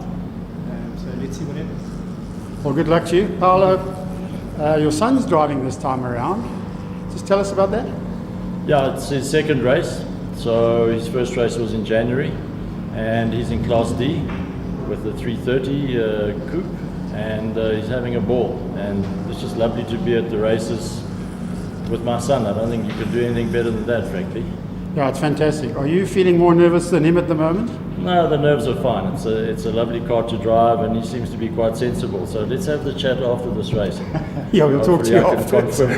But the series itself, it's going so well, hey? It's an amazing series. The entries are amazing, the cars are fast, everything. Yeah, so, I2, NGK, Liquimoli, AutoZone, and Easy Equities are the sponsors that we've brought to the table. And I don't think there's a better series for them to be involved in, frankly. First of all, the BMW brand goes without saying. But most of all, the club, I think, does an amazing job. It's a well-run series. The categories go from Class E to Class A, as we know, but I mean, you get all types of BM within that range of categories. The racing is good. It's well managed. Big fields. We can't ask for more. Yeah, I agree with you on that one. Right across the field, we've got Renier Smith driving in Class B. Expect to be quite close to the Class A cars as well, don't you? Well, I hope so. The last outing we were here was a bit of a mess. So hopefully we can get everything pointing in the right direction and keep it on the black stuff. And yeah, have a good one. Done some development, and hopefully we can pull it off. Well, wish you luck for the race. Give it hell out there. Guys, enjoy yourselves and put on a great show. Thank you. Yes, indeed. Looking forward to big action here, I think, between classes A, B, and C. Only a couple of Class A competitors out there this time out. A couple of guys still with some development on their cars and bits and pieces still not 100% right. But Nick Apps, you were out earlier on today. You know what the track conditions are like. Slightly hotter conditions at the moment, so it's going to definitely push the tyres to their limits. Tyre pressure is going to have to be adjusted to take in the account that the ambient temperature and track temperature have gone up. Heat and race cars, what a story. We've already got a 10-lap race, and you look at that and think, what's 10 laps? What kind of abuse can a car honestly withstand during 10 laps? It can't be too bad. But my goodness, the abuse these cars go through for 10 laps is absolute agony. The tires, the poor engine, suspension, and the poor little human inside trying to direct this car. It's a massive challenge. I think the other big factor, of course, to bring into account is that, with the ambient temperature being so high over the last couple of weeks here in Joburg and Gauteng and here west of Pretoria, it's kind of carried that heat all the way through. So you're not really having any respite from it. So those 10 laps of action, if you're running in a closed cockpit, which most of these guys do, not a lot of them have got the power window options or the air cons, although some of them do run the air cons, I know that for sure. A couple of guys to mention, cheat code, like De Gavea mentioned, is a name that is in Class B running air conditioning in his BMW, I heard. But he's bumped up. And the cool thing is, we saw it earlier on today in your race, all the guys that have now bumped up in terms of their times that they're allowed and allocated for each class move directly into the next class. Yeah, so, change of rule, there's absolutely no, forgiveness for moving outside of that little range. And we're just seeing improvement on improvement on improvement. It's fantastic to see the guys see the new challenge, rise to the occasion, and bring in more and more pace out of these race cars. We're fostering a fantastic little racing series over here, and that's what we're seeing the likes of Mr. Leighton joining us, and then going into the M2 DTM Cup and training with this BMW race series. Yeah, Leighton Free is definitely a man to watch out for in his future career as a saloon car driver, possibly going to go the same route as the Van der Lindes. I know a couple of other drivers have also gone that route for this season, and we look forward to seeing what they do on the international fields. But right now, it's A, B, and C about to go at it. Now, in the first round, we had a bit of a change-up in terms of how things were going to run in the classes. They've gone and swapped it all around again. Now, let's see how this goes again. I mean, cars making changes, everybody, you know, adjusting to the new specs. Let's see who's bringing this to the round 2 in our Extreme Racing Series. Sure, German up into second already. So he's not holding back, already ahead of Nick Macris, and Renier Smith, I think, also tried to follow him through there. So there's a good possibility that Nick might have lost out 2 positions. Have a look and see. No, not quite. Yes, indeed, he has. He's lost out 2. So as they head into turn 4, Renier Smith putting the pressure on. I see Sav Gutierrez jumping into Salvi's car this weekend. That's right, in that red rocket. Saw a little nice move from Alan Hilligan, taking the inside line there, moving up a space. Nice to see that into turn 2, and also, and then of course cementing it through 3 and 4 makes it stick. But right now, there's a big move on here from the German. I don't know if the German's got the pace that Leon's got out front. So Leon can kind of just control things, but a big factor we need to mention up front is that there are only 2 Class A competitors. So how does that affect his ability to score points? Does he score maximums, or is there like a handicapping of those points depending on how many cars are in each category? Yeah, unfortunately we do have a minimum number of 3 in the category in order to score full points, so there will be a reduction in the number of points in that category. I stand to be corrected, but that's my understanding right now. So unfortunately that Class A is going to be a reduced point scoring event today, but Class B is certainly fully populated there, and we're going to see some big battles going on. Sure, and very populated. I mean, we've got 21 cars on track here between the 3 classes. 2 of them come out of Class A, so 19 for Class B and C. And at this point in time, a big move on the cards here, and starting to pull away ever so slightly there is the German. Pulling a nice little gap over there, and that's early into the race. I wonder if that's going to be, you know, kept together, or we're going to see Renier and the rest of the Class B guys, specifically Neck, trying to hunt that position back down. I think Neck will can't keep him honest if he can. Renier is there, Fabio Fedetto as well. Fedetto just got a bit of manoeuvring to do there to keep out the maneuvers from Renier Smith. Behind that we saw Sav, and of course then we see a nice little fight here too.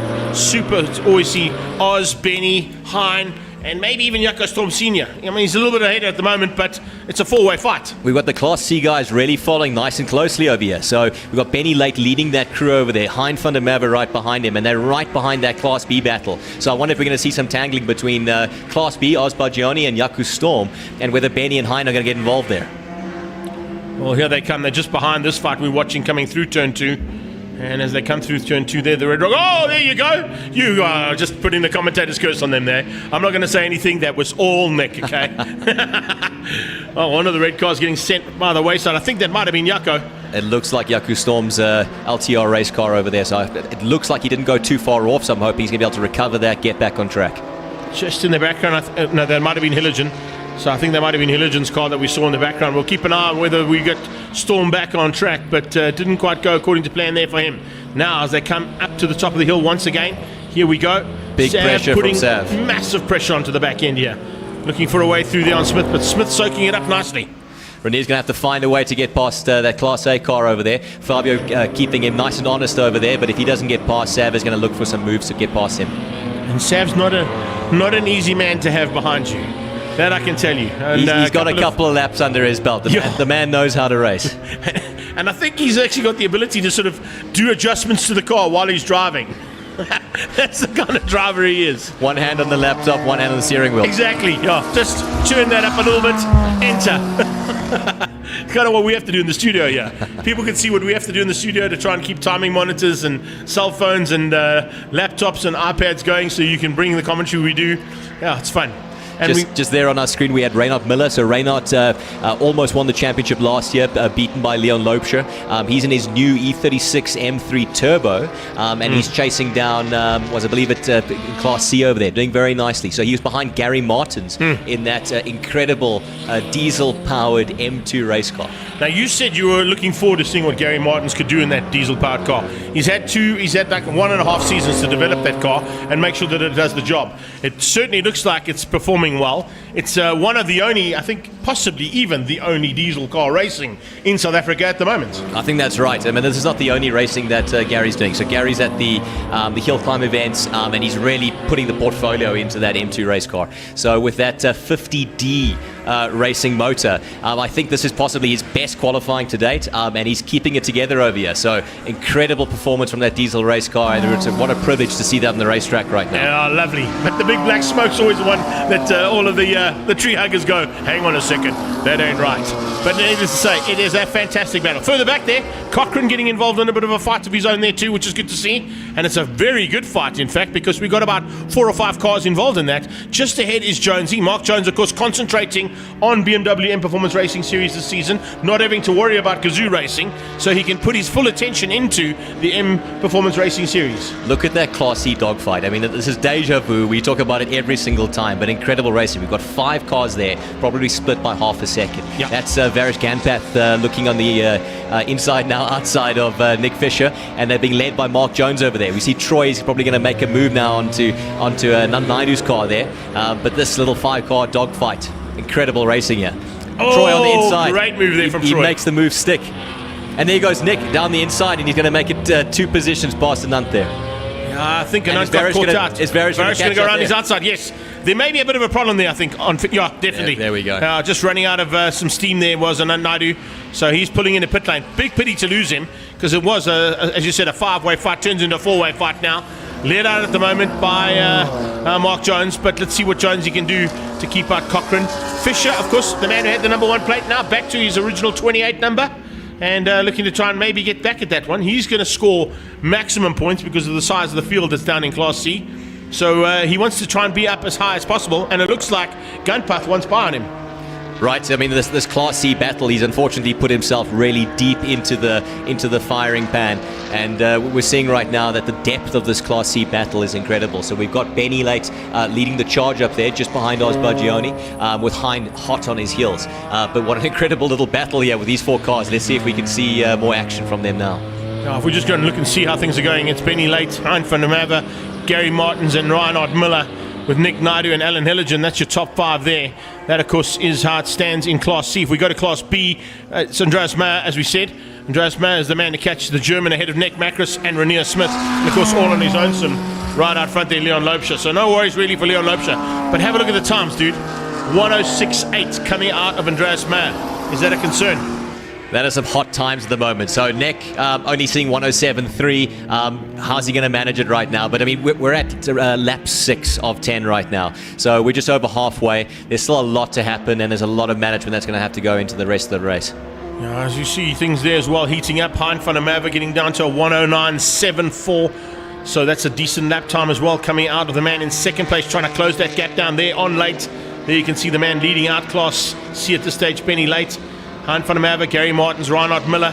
That's a little bit of, there's a bit of a gap there between them, about 1.5 to 2 seconds between each of them. So it's kind of spread out a little bit at the front end of Class C, but it's not done just yet, because take a look at number 2, Reinhard Miller, in that MTech car, starting to slowly but surely get onto the back end there of Gary Martins. Just waiting for one mistake, and any of those guys will pounce. So it may look like they've got a car length or 2 worth of breathing space, but unfortunately that means nothing in a racing situation.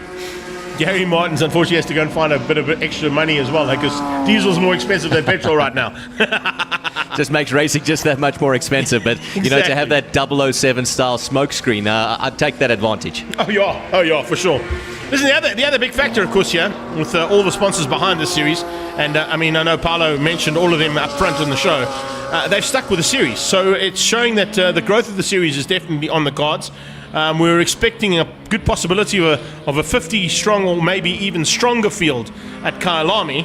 And that's going to be a huge weekend for Extreme Festival, because we combine for the very first time regionals and nationals together. No, we're going to see a real strong outcome at Kyalami without a doubt.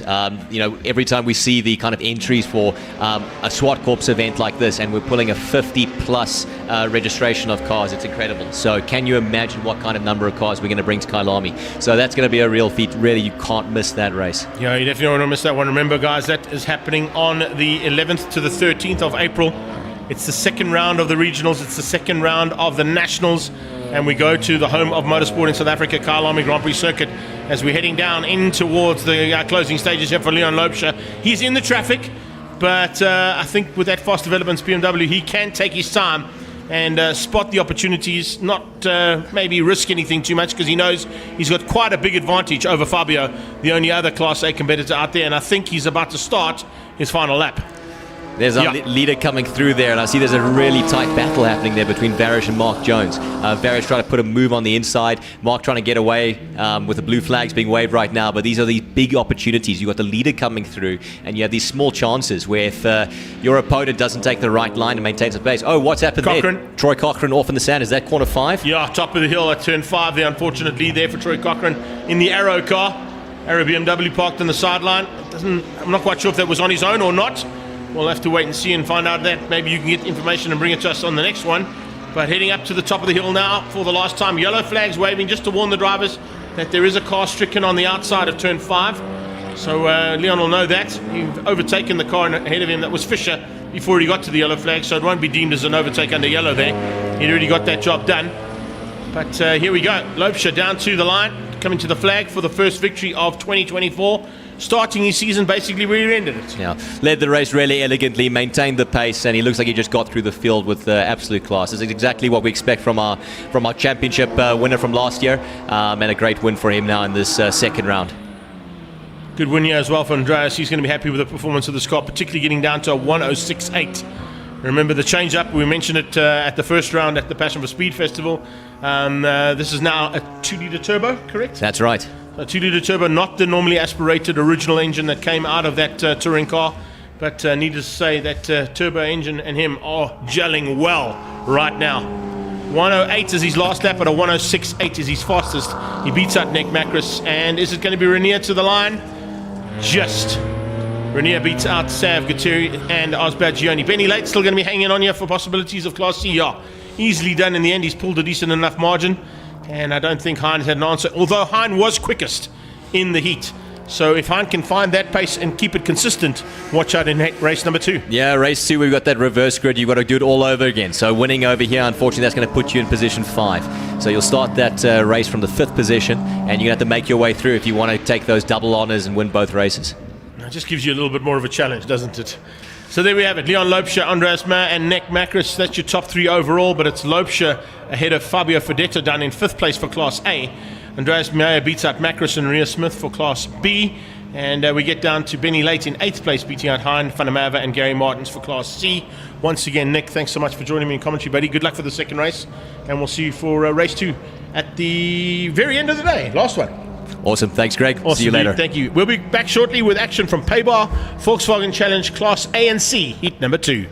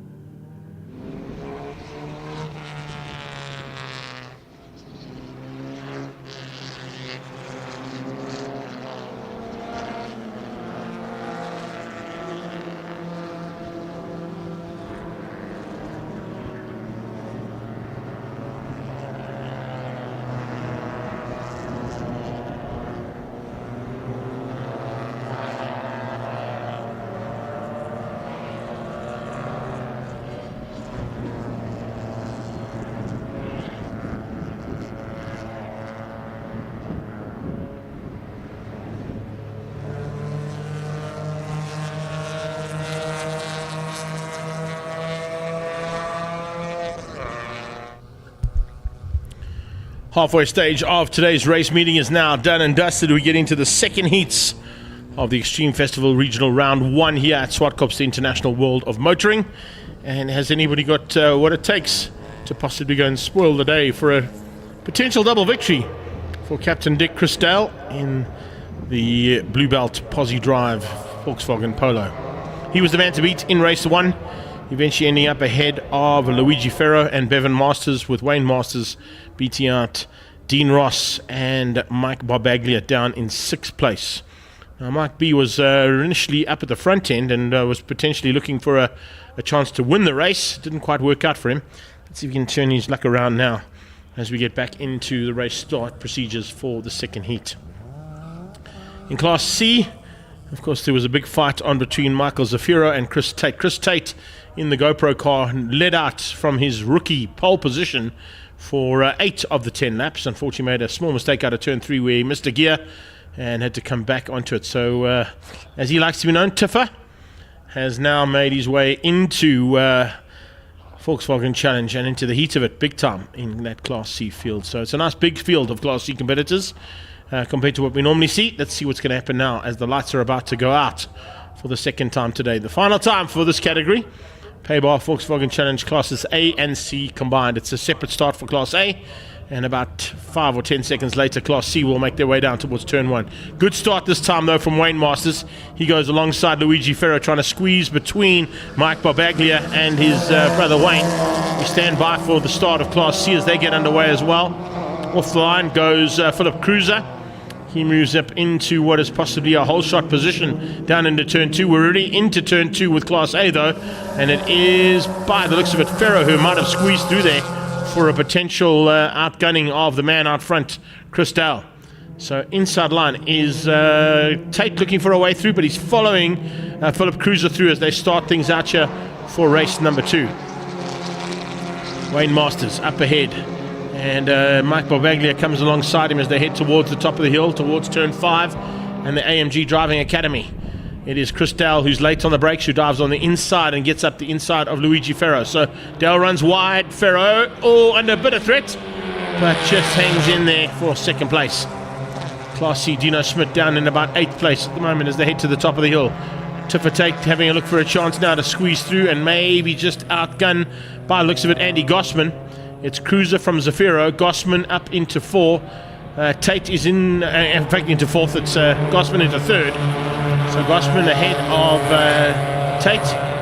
Tate at this stage hanging on and looking for a chance now to possibly just change his luck around. Remember, he had to start from 4th place on the grid for race number 2, not from the pole he was on earlier in the day. So a little bit of a change up there for the strategy there. But of course, this is how you have to do it in racing. You've got to have to win. You have to be able to have the ability to win from every position on the grid, if possible.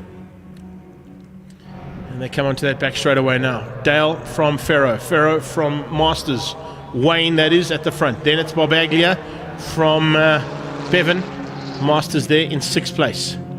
Mitch Kutsia dives on the inside of Carl Peterson, side by side between the two of them. Can Kutsia maybe just squeeze through there? We'll wait and see as he hangs onto that inside line. You'll have the inside line for turn 4 as they head to the top there towards a slight incline. It doesn't look like one. It looks pretty flat there, but there is a little bit of an incline, and of course we'll get to see that incline in full effect later on this year at the top of the hill event here at Zwartkops. That's definitely something you want to have in your diaries and make sure that you don't miss out on. A time attack and a King of the Hill style race here at Zwartkops, running the opposite direction at the circuit. Cruiser using every bit of the track and a little bit more. Tate doing the same, even a little bit more than what we saw out of Cruiser. Still in that 4 spot.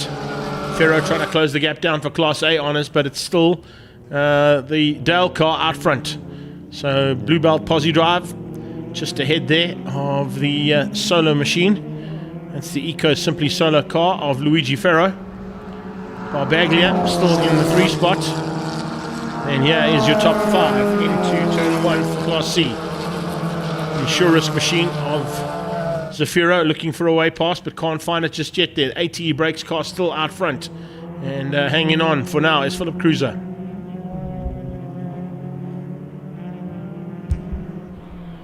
Cruiser's under big pressure though. So is Dale. Dale feeling the pressure coming from Ferro as he Looks to try and pounce and find a way past. Can't quite get there just yet. Little touch on the back bumper though is going to just warn the Posi Drive man that he's coming, and he means business.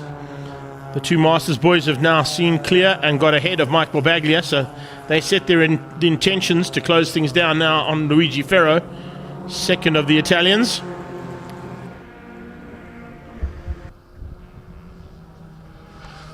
Heading towards one. Ferro closes the gap down yet again there on Christel. Will he possibly have a look into turn 2? He comes close, but not close enough to put a wheel up the inside there and make an overtaking maneuver. That's your first 5. The Payball machine going through there in 5th place. Further back, starting to close in on the tail end of... no, it's not. I beg your pardon. It's Zafiro at the front. So Michael Zafiro has hit the front of Class C.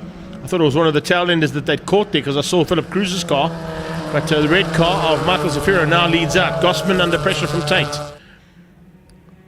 Tiffer Tate looking for a way through there. Can he find a way? No, he can't. He has a big squiz and not quite close enough though. Let's see if he can do it all right now as they go into turn 3. He's got the drive. If he can just get into the slipstream of Gossman, he might be able to pull something up towards turn 5. Class A leaders already through 5 and 6 and into 7. Heading down the hill again. Let's see if they get it right this time. Here we go. That's the exact slipstream you need. Gossman will be well aware of Christopher Tate on his tail. Let's see if he's able to do anything about it as they go to the top of the hill now. Will he come out late and have a go? No, he's not close enough. Not close enough there. Gossman is very, very good on the brakes and very late on the brakes as well to close down on the brake man ahead of him. AT Brakes car being closed down there by Gossman and by Tate. Tate has a big look on the inside though.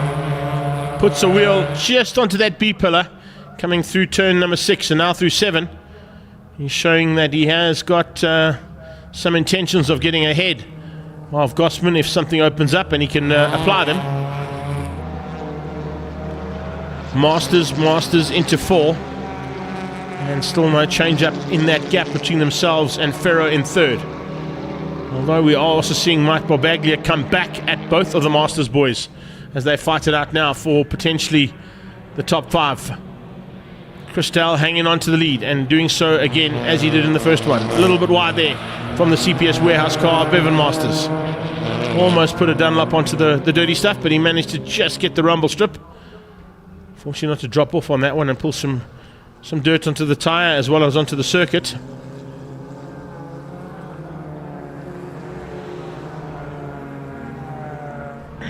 Halfway stage done, 5 done, 5 to go. Ferro on the move. Eco Simply Solar Polo trying to close down now on that Blue Belt Posi Drive car of Christel. If he was running on solar power today, that's certainly a car that would be in great contention because of the heat that we've got here at the circuit. 34 degrees Celsius outside the ambient temperature, so track temperatures up into the high 39s or even into the 40 degrees Celsius mark on the black stuff here at Zwartkops, meaning that they've got to play around with the tyre pressures of these cars and of course of the Dunlops that they run on to get them optimum performance out of the tyres as well as out of the cars themselves.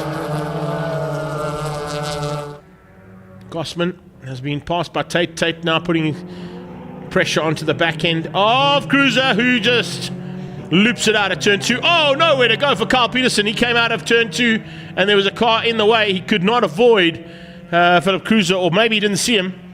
There were two cars very evenly matched and very close as they came out of turn 2. Cruiser moves off the circuit. He gets going again, but there's quite a bit of debris down at turn 2 and the leaders are heading there right now. So yellow flags will be waving, warning Christel that there is potentially some debris or some kind of an issue down in turn 2. No overtaking allowed. And now they try and avoid bits and pieces of cars stuck in the middle of the track. Headlights, bumpers, and bits and pieces of those two cars. Peterson's particularly, probably with a little bit more damage than what was on Philip Cruz's car. He's got a bit of damage to the side door possibly, but a lot of front end damage there to Carl Peterson's machine. Didn't seem to affect them too much as they go through there. Let's have a look at that one more time in an action replay. There you can see the pressure is on Philip Cruiser. He goes into turn 2 a little bit hot. Tate very lucky to dive on the inside, and the same thing can be said there from Gossman's point of view. And then all of a sudden, there you go. Kyle Peterson was tucked in right on the tailpiece there of Mitch Coetzee, and he couldn't see Philip Cruiser. So as soon as Coetzee pulled out of the way, Peterson thought, okay, well, here's a chance, and then all of a sudden, the ATE brake car was right in the way. T-Bone City down at turn 2, probably slightly rare there, but unfortunately, as you can see, lots of debris on the circuit, or has it just been pushed off the circuit? Maybe there's enough time there for our marshals to clear it. Race continues though. No need for safety car according to the COC right now. That debris should be easily removed if they can get across there and out of harm's way. Zafira hanging on for the possible double victory here in Class C.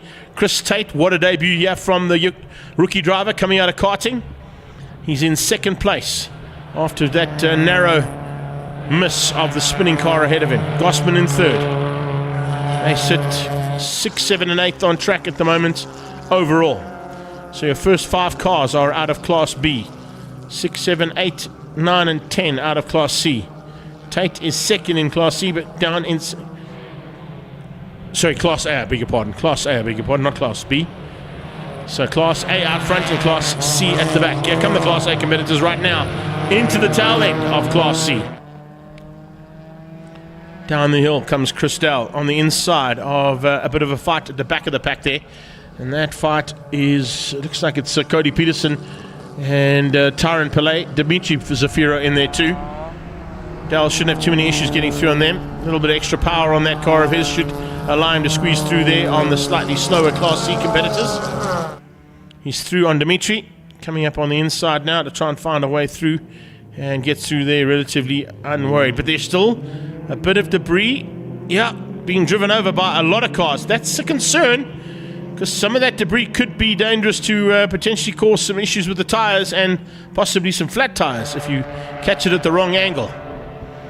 No one seems to have done that just yet, but I don't want to give the commentators curse there.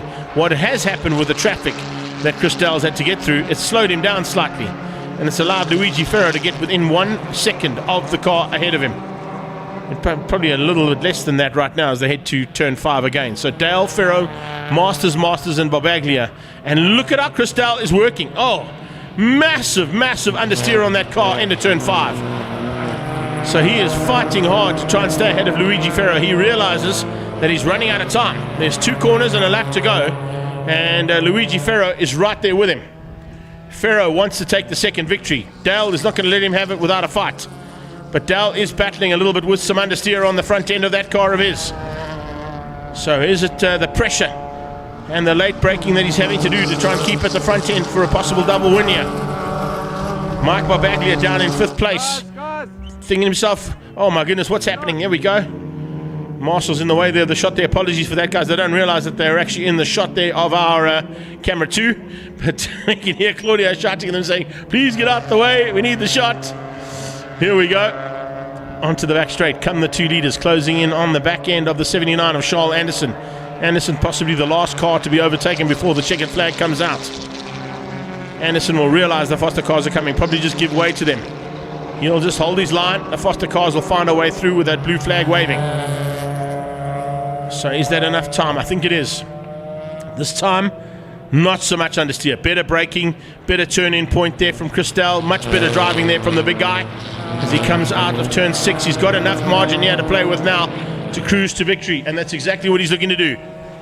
Coming down to turn 8, the final corner here at Zwartkops. It's a double win for Chris Dale and the Posse Drive team as they come across the line. Great effort there from Captain Dick. He wins out over Luigi Ferro. Wayne Masters beats out Bevan. And across the line in 5th place comes Big Mike B from Paybar in his Paybar Volkswagen Polo. So Paybar Volkswagen Challenge, Class A, top 5. Dale, Ferro, Masters and Barbaglia. We still wait to see whether Safira is going to hang on. Looks like he is. He's got enough of a margin there in the Insurus car to take the win over Chris Tate. Tiffer Tate, as they like to call him. He's at the moment in 7th place ahead of Andy Gossman in 8th. But he's second in Class C, and it'll be a second place, a double second place for him actually in his first outing. That's not a bad way to start your racing career, particularly when you're in the midst of cars and competitors that have been seasoned campaigners in this particular class. So take nothing away from what has been shown as a top class outing for a young karter. down to the line. Flag is on standby. Zafiro, double win. So it's double wins, top and middle class of this, or top and bottom class of Paybar Volkswagen Challenge, classes A and C, with double victors coming out of Chris Dale and Michael Zafiro, respectively. From Paybar Volkswagen Challenge, after we've got a bit of track clearance there, Carl Peterson is eventually going to climb out of his car. He's not going to be too happy about the fact that he had a bit of T-bone down in turn 2. But take nothing away from the action that was provided there from all of these drivers. Once again, top class action. Unofficially, there are your results. Dell, Ferro, Masters, and Barbaglia, your top 5 in Class A. Top 5 in Class C, Zafiro, Tate, Gossman, Kutsia, and Charles Anderson. Up next, we go to BMW Performance Race Series Classes D and E. And they're waiting to go. We'll be back with you shortly.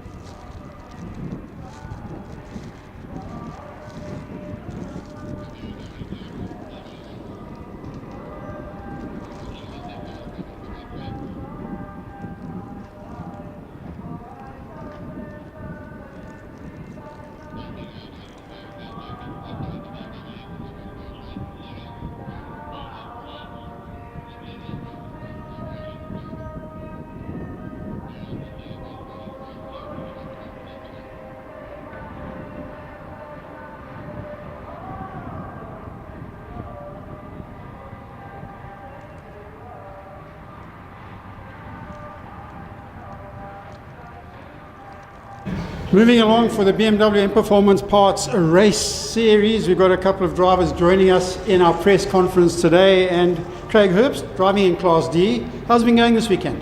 Well, so far so good. I've done a little bit of optimization on the car, trying to get a bit more grip through some setup. So let's see how it comes along. I'm still a little bit off the pace from the last race, but I think we'll get there. Well, good luck to you, Neil. Reynolds, is the track a bit green for the first race of the year? Are you finding that? Well, this is actually our second event of the year, so we have of course, you're at the January. Passion, yeah. And the track feels fine to me, so we're hoping for a good weekend, hoping for lower temperatures. Temperatures have been crazy, and we know our car's got the pace to finish or to win, but the problem is last event out we had one red flag interrupted race and the other was weather interrupted, so we haven't actually had a decent show of these cars this year. Can I give you some advice? Get in front before the red flag comes out. That's normally what we do. But good luck with that one. And Sean Dodd, Class E, how's it going for you? Yeah, look, the first race, a bit of bad luck. There were bad preparation on the car. The car was good, but I only managed to get the last race in. First race I didn't get to do because of issues with the car. So got in, started from the back and got quite close, got to the front, which was quite nice.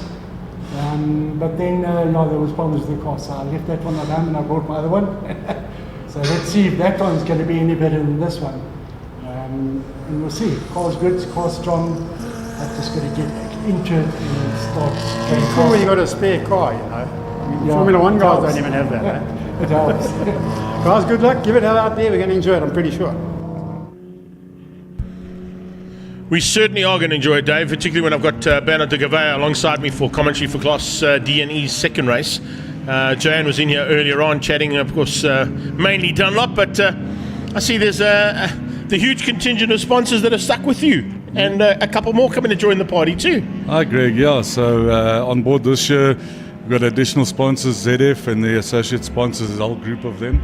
They're all on the back window of the car. If you ever get to see one of the cars or near one of the cars, all of them on the back window. That's how you do it, bud. To keep the sponsors happy, you got to mention them, and that's what we're trying to do here, of course. There you go, ZF in the house. Can't ask for better than that. Yeah. Dude, I was chatting to Nick earlier on, and of course to Joe. 50 strong field here today. How many cars are we expecting for Kyle Army? Well, I'm capped at 60. So, I probably could have had more if they just split my races, but unfortunately we can't split the races, so capped at 60. Yeah. That is going to be a field of note. And it's all cars on track at the same time. That's what 60 I cars. 60. Cannot wait. We did it last year, February, at the International Kyle Army 9-hour. We had 59 cars.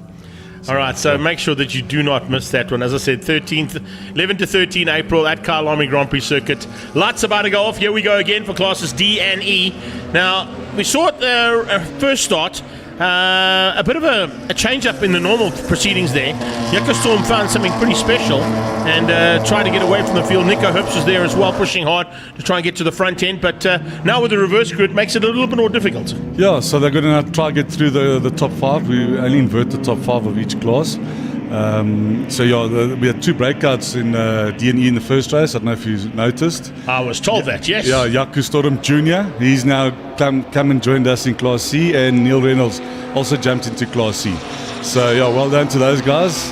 I'm going to have some fun there at the back. Going to have a couple of guys to contend with in the next one, that's for sure. Yeah. So Dewald Smith currently the man to watch out for. Watch out for Claudio Jardim as well. Craigie Herbst up there in the Victron car has had a pretty decent start to the season. He was right in the mix from the word go, but then just dropped back slightly. And of course then we had a big fight in Class E as well. It's always good to see when you've got such a big field of cars, and I think there's like 13 and 13 if I'm not mistaken in these two, or thereabouts. We had to change up a bit because originally it was supposed to be Class A and C and then classes B, D and E, but I landed up having B, D and E having like 37. Too big a field. Yeah, it was just too big, and 15 in A and C, so we just changed it up just to get the proportions right for this race. I like the way that you can do that, though. That's the cool thing, and I think that's what I think the majority of your drivers appreciate, is that you have the ability to chop and change when needed. It doesn't detract from the racing at all, does it? No, and look, what's nice with these two classes, this is like our entry-level classes. So, you know, start out in Class E and you build your way up into Class D. So it's a perfect feeder into our upper end classes, your A, B's and C's. So it's like someone was telling me, we cater for everyone, you know, the big fast guys and the guys in Class E. We got Karen Nienaber in a little 318, you know, it's a little 318, but she's having fun at the back. Cobus Boma battling a little bit here, so not quite in the kind of pace we normally see from him. Kind of mixing it up here with the Class C and D and E competitors, and the mix up there is pretty real. The Herbst boys are up close and personal as well. Oh, it's a herb sandwich there. Yeah, big time there. Heading down towards, of course, turn 8, the final corner here on the circuit. And out front, Dierwald Smith trying to just hang on for a slight advantage. Problem on the sideline there. Unfortunately, again, he had a stuck accelerator in race 1, and he parked it in a bad, almost the same place. So hopefully he don't have the safety car again. Unfortunately, he's gone onto the inside of the track this time as opposed to the outside, but that could still be deemed as a dangerous position depending on how long they keep those yellow flags out to warn the drivers when they go through there. The issue you've got, though, is if nothing goes wrong, it's fine. If something goes wrong out of turn 1, that car is smack bang in the middle of where the action would happen. Yeah, hopefully you can just move it somewhere out the way. Let's see what happens. So at this point in time, it's a bit of a fight on. As you can see, it's kind of mid-pack battles that are raging more than anything at the front. The front end's kind of sort of just getting and settling down, but it's what we've seen all season long as well, and all season long last year, where you get, particularly in Class D and E, the drivers of equal ability, cars of equal ability, and there can be up to 10, 12 of them fighting. Yeah, no, definitely. As you can see, all throughout even in the same class, there's packs of fights going on. Ari moving through as well pretty rapidly there, so I'm just watching his progress. Broke out, Ari van Heerden. He broke out into Class D, but unfortunately in race 1 he overtook under safety car, so he got penalised even further. And then looped out as well, so he had a bit of a tough time of it in race number 1. But needless to say, take nothing away, he's still in the mix. Not quite up to pace yet of the front end of Class D, but I think that'll slowly but surely change. He's a man who sort of finds his way to the front pretty rapidly. Look, Class D is quite a competitive class, and I think originally we had about 18 entries in Class D alone. We had a huge influx of D and E cars, hence I had to change the split for this race. Shane Krobler, of course, also under a bit of pressure there in that mid-pack battle. Watching for Stefano Cavalieri. We saw and chatted to his dad in the pre-race interview. Nice to have Paolo supporting the classes and giving a little bit of additional support from the sideline too. We saw him earlier on at the Passion for Speed, jumping into the 745. And we might have him come pay a visit again at Kyalami. Someone's gone. Oh, that's the Randfontein. One of the Randfontein boys have gone off there. Oh, looks like it could have gone off there. We'll try and get Roland Hopkins. Hopkins, I think it might be. Also having a bit of a nightmare start. So Hopkins also had a bit of a tough one in the first heat too. And that youngster in the 125, he's new to the series. He came from HRSA, so new to the series. I think he's quite young, probably 18, 19 years old. Leading Class C at the moment, just to let you know though, for his first time out and his second time out. He's fighting with Dodd. I think Dodd actually got ahead. No, that's Eddie Rodriguez that he's fighting with. It's his first race. So Dodd's here, and then Rodriguez and him side by side for second. It's Rodriguez's first race as well in BMW. He came from VW Challenge. I think he raced there a few years ago. So he hadn't raced for a couple of years and is back in the racing seat. So 2 rookies fighting for second in Class E. Nothing wrong with that. That's kind of what you expect to see. Change up at the front. To third. Claudio's taking the lead. Boma into second. Dierwald down into third place, and the Herbst boys right behind him. Then we got Cavalieri, and a bit of a drop down there. We see Dave Rees, Trevor Long, and Ari. And then it is Sean Dodd, as I said, leading things out in terms of Class E. But Rodriguez, has he pulled away slightly? Yes, he has. Pulled slightly there on Tian van Rooyen. So Dodd at this point, closing now onto the back end of the 62 of Bertie Rietveld. That's the tail end of Class D. Yeah, so now you see the 2 mixes now again, the D's and the E's mixing it up. And they're similar cars. I think Dodd's a 328, the Rietveld's one is a 330 motor, if I recall correctly, in their car. Nice thing there is, of course, it's going to be probably a little bit more experience on Dodd's point of view compared to Bertie Rietveld's. Yeah, he's been had racing for many years. Bertie's good with knives. Dodd has been racing for many years. That's a nice thing to know. No, Stay away from him. He's coming too. Bertie makes the investment knives, so it's quite an interesting field that he's in, yeah. I don't want to say it, but he's brought a knife to a gunfight here, bud. You opened up that door for me. That was too easy. Who's in the taxi today? So Matthew Wadley, he's in the taxi for the next 2 rounds. He's doing, what do we call it? Uber driver duties. Yes, exactly. Yes. There you go. Claudio's doing well. That's also he joined the series last year, and now he's heading out in Class D. I'm quite impressed. That's what you want to be seeing, hey? Cavalieri Jr. He's also doing quite well. His mother was here earlier on today. First time that she's seen her son racing, so she hadn't been to the racetrack in many years. So it was good to see her back to the racetrack, supporting her son. Fantastic. Yeah, there's a lot of moms that kind of stay away from the racetracks when sons are on track. I know my mom never used to come to the track at all. Another good story, of course, was the late Lynn McCleary, Grant McCleary's mom. She used to go and sit in the toilet while he raced. She wouldn't come out until he'd finished racing. There's a move. Hey, good move. But I think he's overshot. Yeah, he's overshot. Yeah, so Stefano gets his place back. So the Victron Energy car. And Shane's going to also. Yeah, Grobler's going to sneak through as well. Yeah. That was a costly move there from Craigie, unfortunately, going a little bit too hard into turn 2. Trying to come back here is Nick Herbst. Looking for a rated dive on the inside of Boma. Yeah, those two guys always have a ding-dong fight. Every single race, the two of them always together.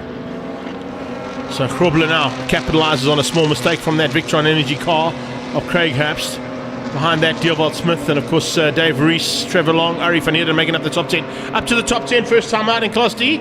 That'll work. Yeah, not too bad. I think, he's enjoying now going to Class D. He's now up the pace. So I think, just a bit more development in the car and will be competitive. That's exactly what he wants to do. Now as they come out of turn 6 down towards 7. Grobler trying to close on the back end of Cavalieri. And Cavalieri could be in a bit of trouble here. Yeah, Grobler having a big look down into turn 8. We're running out of laps here. We're into the second half of this 10-lapper. It's 6 down and 4 to go. And that's always my favourite thing. Seeing the blue flag come out when you're actually fighting hard for position. Saying, listen, I'm not a back marker. Yeah, and Shane knows this car very well because he actually originally built this silver car of Cavalieri's. So he knows that car quite well. So there we go. Return of the favour. Craig coming up the inside of Grobler. Can he make it stick though? No, not quite. Trying to get that position back after the small mistake he made earlier on. Yes, also one of the new guys, Willie Koch. It's his second race with us. So he's doing well. He's actually Nicky Dix's son-in-law, who you know from Porsche. Yeah, from Porsches. Yes. Extreme supercar driver Nicky Dix. That's nice to see. So you all got to... every single category that's been up here, particularly when we're chatting about motorsport expenses and of course how things have changed up in the world of motorsport, your bang for buck has always been good in this. If you can find yourself a nice BMW, build it into the race car. The tyres are subsidised. There's a whole bunch of other subsidies you provide.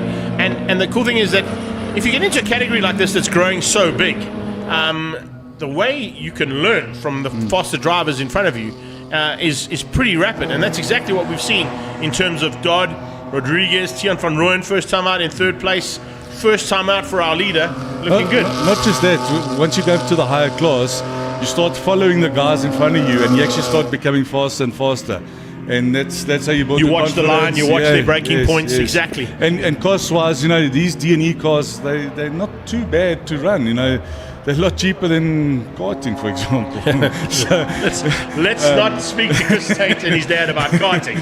He'll tell you about that. But a 328, you find one, or a 330, and you build it into a race car, it's not that intense as what people might actually think. Some people have also put in some funny engines into these cars, but they're not allowed to come play with you, are they? No.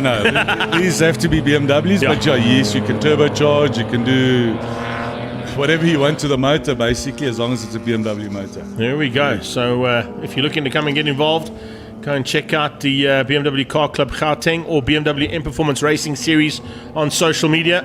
All the contacts are there if you want to get yourselves involved in a very, very competitive and highly successful category that we're seeing in full flight right now, down in towards the bottom end of turn 1. As we get the Corodias bringing in the standard option late afternoon snack. Thank you. All right, the green ice car. Well, it's not really having any luck there, unfortunately, to get through with a lap to go. Yes. Are we going to see a chance there possibly for Nick to try and squeeze through? I don't know. Boma seems to have him covered. I saw a shot there earlier. Looks like Zahiri's trying to tackle the new guy Tian van Rooyen into. Yes, he is. Did he manage to get past? Or I think he's just behind him, but he's definitely putting the pressure on. But look at these two E90s. What did I say? They love racing against each other. They do so well. Yeah, nice to see that. Oh, Tian's made a mistake. Commentator's curse. Bernard de Gavea. Sorry, Tian. Yeah. Archtown, you, bro, not me. This time it was all you. So it looks like a little bit of pressure there from Sidat. Of course, he's got a little bit more experience than Tian had. But Tian will learn from that. There's no doubt about it. Well, I actually think Tian's got more experience from racing in other categories, but it's obviously his first time. Yeah, first time in this class. And there's a Claudio. Well done, first place. Jardim. Yeah, another Pora There in we the house. go. The Poras are taking over here. We thought the Chinese were, but let me tell you. Oh, where are you going? Boma. Kurbis Boma pulls to the sideline, across the line. He still gets third, ahead of Shane Krobler, but exiting very rapidly after he crossed the line, possibly with some kind of an issue that I think just made it to the line. And it's good to see Dave Rees also finishing it. He led our championships last year, and then all of a sudden that car just gave him uphill all the time, and even the previous race didn't finish. And it's good to see him finish. Well done, Dave. Nicely done from Dave Rees. Now Trevor Long, Ari van Heerden into the top 8. First time out in Class D. Ahead of Dewald Smith and Batty Rietveld. And Tian, he managed to recover. Tian's recovering. I think he's going to be near the back somewhere. Let's have a look and see. Crossing the line there now. Sixth place for Tian. So Sean Dodd wins out. Eddie Rodriguez in second. Sidat in third. And there you can see them in 9 and 10 and 11th place overall. But unofficial results there of Class D. Jardim, Haps, Boma, Krobler ahead of Craig Haps, Dave Rees, Trevor Long and Ari van Heerden. It wraps up classes D and E of the BMW M Performance Racing Series. Before we go, I'd just like to send out a shout out if you don't mind. Please, you do. I'd just like to send out a shout out from us all at BMW M Performance Sports Race Series to Gertie Eckstein, who was injured at the last event. She was quite badly injured, and I'd just like to send a shout out to Gertie, and I hope you recover soon. And would love to see you at the track again, Gertie. Yeah, Strong's there, Kurtz, from everybody I think at the Extreme Festival, and of course from all the Marshals Association and everybody behind the scenes. Big accident in turn 4. But I did see on her social media post about 4 or 5 days ago, there is recovery happening. It's going to be a long and probably tedious process because, and take nothing away from what I say here, her age might be, of course, one of the big factors, but we would love to have Gertie back as one of the marshals here at the track. She's such an awesome lady, so hopefully she's back soon. Thank you. Well, thanks very much for joining me for commentary there, buddy. Up next, we go to DOE Formula V's, powered by CIM Lubrifuel, and with one of your sponsors involved there as well, Victron Energy, jumping in with that category this weekend as well. We'll be back shortly with action here from Zwartkops.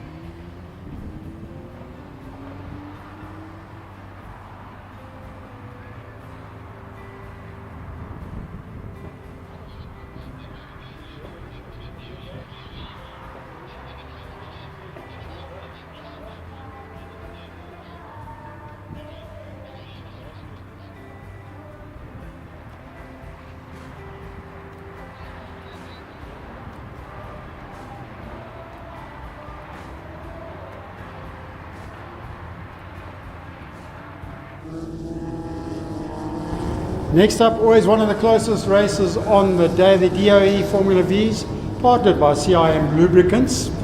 Theo Vermaak, always the man behind the scenes most of the time, and obviously going out on the track in front of the scenes. Correct. Tell us how it's going and how's the series going. Well, for once, thank you for getting the name correctly, because it is such a long name. We have tried so many times. We've got different logos here and there, but we're getting it right. This year is going very well. It's our first race for the year, and we have got new sponsors on board. So I'm very happy to announce that Victron Energy is joining us, along with our long-standing partners, DOE Quality Parts, First Race, Start My Car, ATS and Dunlop, and CIM of course. So we welcome Victron Energy to our brand. Well, it's great to have all those sponsors, and just from your personal point of view, how's the weekend going? Weekend is going fairly okay. The track is not lacquer, it's like slippery everywhere. So we have understeer and oversteer in every corner, so it's very exciting. But other than that, the times are good. Try and keep it in four-wheel motion at the moment. Yeah, Brandon Hills, always Formula Vs for you, you're one of the stalwarts of the class. How's it been going for you? Trying to become a stalwart of the class, like my father, I guess. But one day, maybe is one day. Otherwise, day's been good. Day's been fun. It's great to be back as usual. We love being here. We love getting racing. I guess that's why we're engines again. So And Zwartkops doesn't have the long straight, so slipstreaming is a bit different here. Absolutely. If you don't get the correct drive up, turn 2 for instance, then it's going to be a long back straight and uphill. So it's quite tricky. It being a short track, it's still one of the best. It's one of the best out there. I wish you luck, Chloe Stewart. New to the series, you were driving Formula M's before this. How are you finding the swap over from Formula M to Formula V? I'm finding it really interesting. The handling is so much better than the Formula M's, and the speed is totally different, but it's really, really fun. And are the guys teaching you anything out there? Are you trying to hang on to anybody? We're trying to, but we're still new, still learning, so it's quite cool. Well, good luck, guys. I wish you have a great race. There's going to be a superb race, Dave, as always when it comes to Formula V. And you heard from the young lady, baptism of fire in that first heat. Now looking to try and maybe just squeeze a little bit higher up in the overall standings into race number 2 here for DOE Formula V, partnered and powered by CIM Lubrifuel and all their associate sponsors. So coming to the line, taking up their positions now for race number 2. Formula V's, of course, a bit of a fight at the front end that we saw between the Mangaza racing team, Lendl Janssen in the Bull Securities car, new livery on that car, very Aston Martin green and yellow colours that he's gone with this season, as opposed to the red rocket that he's been powering and piloting for the last couple of seasons. So Bull Securities versus Mangaza is what we're looking for at the front end. Take nothing away from the DOE team, the DOE and Start My Car team there of Theo Vermaak, who we just chatted to in the pre-race interview, and of course the reigning champion Jaco Schricks, who starts from the second row now. Can he get up into that top end front with Peter Hills and Lendl Janssen on this occasion? 30 changes to 5 in the space of about 2 seconds. That goes down to 1 and then lights on. We got a jump starter though. Mid-pack, jump start big time coming from that mid-pack there. I'm not quite sure who it was who came off the line there rapidly, but we'll try and work it out for you as they head down towards turn number 1. And as I said, looking for an opportunity now for Jaco Schricks to be at least in the hunt at the front end with Lendl Janssen and Peter Hills. They kind of got away from the rest of the pack, and it was up to the rest of the pack to sort themselves out. There was Schricksy leading it out almost all race long to finish up in 3rd place ahead of Bester, Hills, Kyle Watt, Theo Vermaak. That's where the battle was. MD Bester under a bit of pressure already there from Brandon Hills as they're going to turn 4, his teammate. There's 2 liveries, of course there's actually 3 liveries on that Mangaza racing team. Peter Hills in the blue. We've got the light blue, that is MD Bester and Kyle Watt, and then you've got the bright yellow cars of Brandon Hills and Trevor Hills further back in that pack. Vermaak on the tailpiece of Watt as they come into turn 6. Flick it through 7 onto the left-hand side for the very first time in anger, and then down the hill they come for the completion of lap 1 of 12 this time. Remember, 2 extra laps of racing here for the second heat of Formula V.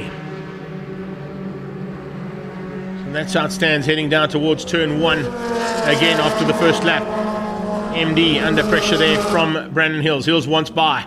How far up this time is Strix? Strix is a lot closer to Peter Hills than what he was in the first heat, so he's not going to give Peter Hills a chance to get away. He wants to try and stay with Hills, and that, by doing that, we'll be able to run with Lennel Janssen for the lead.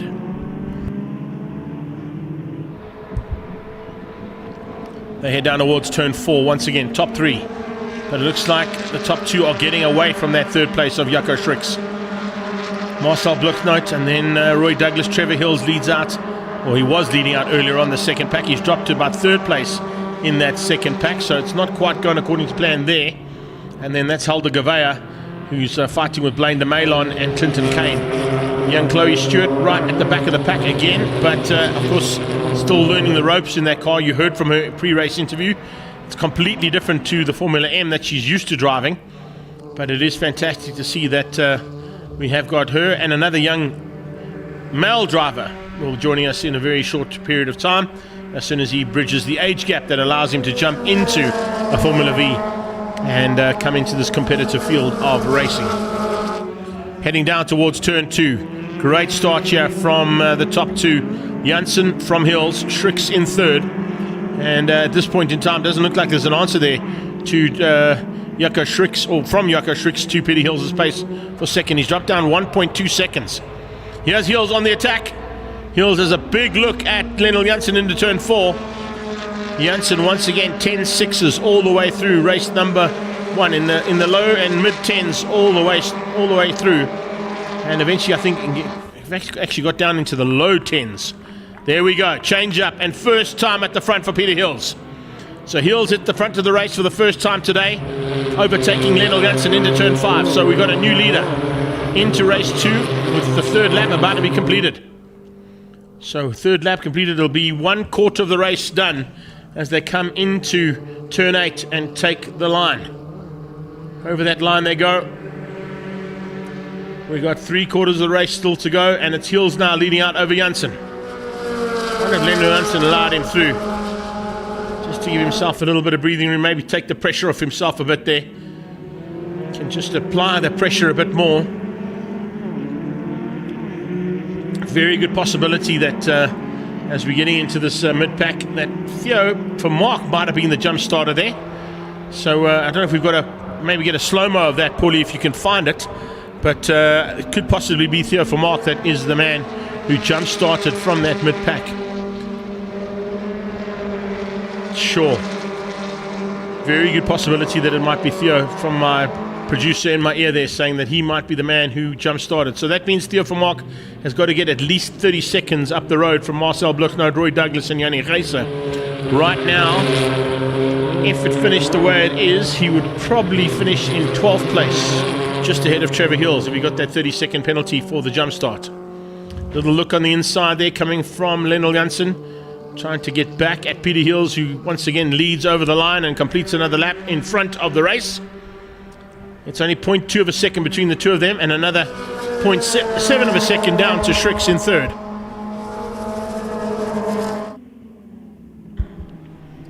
Strixie's now closed that gap down to 0.2 as well. So a three-way fight there between Lennel Janssen, Peter Hills and Jaco Strix. All multiple champions in this category, having won on 1 or 2 occasions, possibly even more than that when it comes to Peter Hills. He's won it on a few occasions. 5 if I'm not mistaken. Change up though for the lead as Lennel Janssen decides, no, I'm not going to sit behind Peter. Strixie's too close, I need to get on with this. So he goes up into the lead and holds it to the top of the hill, cementing that pass and getting himself back into the number 1 spot. Peter Hills runs a little wide. Maybe not Theo. No worries. Could be Yannick Reiser as well. It was one of the red cars that definitely moved off the line. We're not quite sure. Paul's busy having a look at some of that action off the line, and maybe we can get a slow-mo of it, Paulie, if you've got one. We won't have to surmise. We'll just, of course, have a little bit of a guess as to who it was. Maybe pick up as to how far back he was on the grid. Here we go, down into turn 1. Hills has another look. Onto the back end of Lennel Janssen. How's this three-way fight for the Mangaza Racing team? Bester, Hills and Watt, just as evenly matched as the top three. First three are split by 0.7. Second three are split by 0.8. That's pretty awesome stuff. Theo Vermaak in 7th place. Might not be Theo that jumped the start there. But of course, we're just surmising as to one of the red cars that pulled off the line. It could have been Yanni Geisa, actually. MD goes defensive into turn 4. Yeah, Yanni Geisa, confirmation there of the jump starter. So, yeah, let's have a look and see as they pull off the line there. There you go, lights on. Yanni Geisa for sure, 100%. Jump start, stops in the middle of the track, and then tries to restart himself in that mid-pack. So that'll definitely be a 30-second penalty heading towards Yanni Geisa, who's currently down in 10th place. He is only 4/10 ahead of Clinton Kane.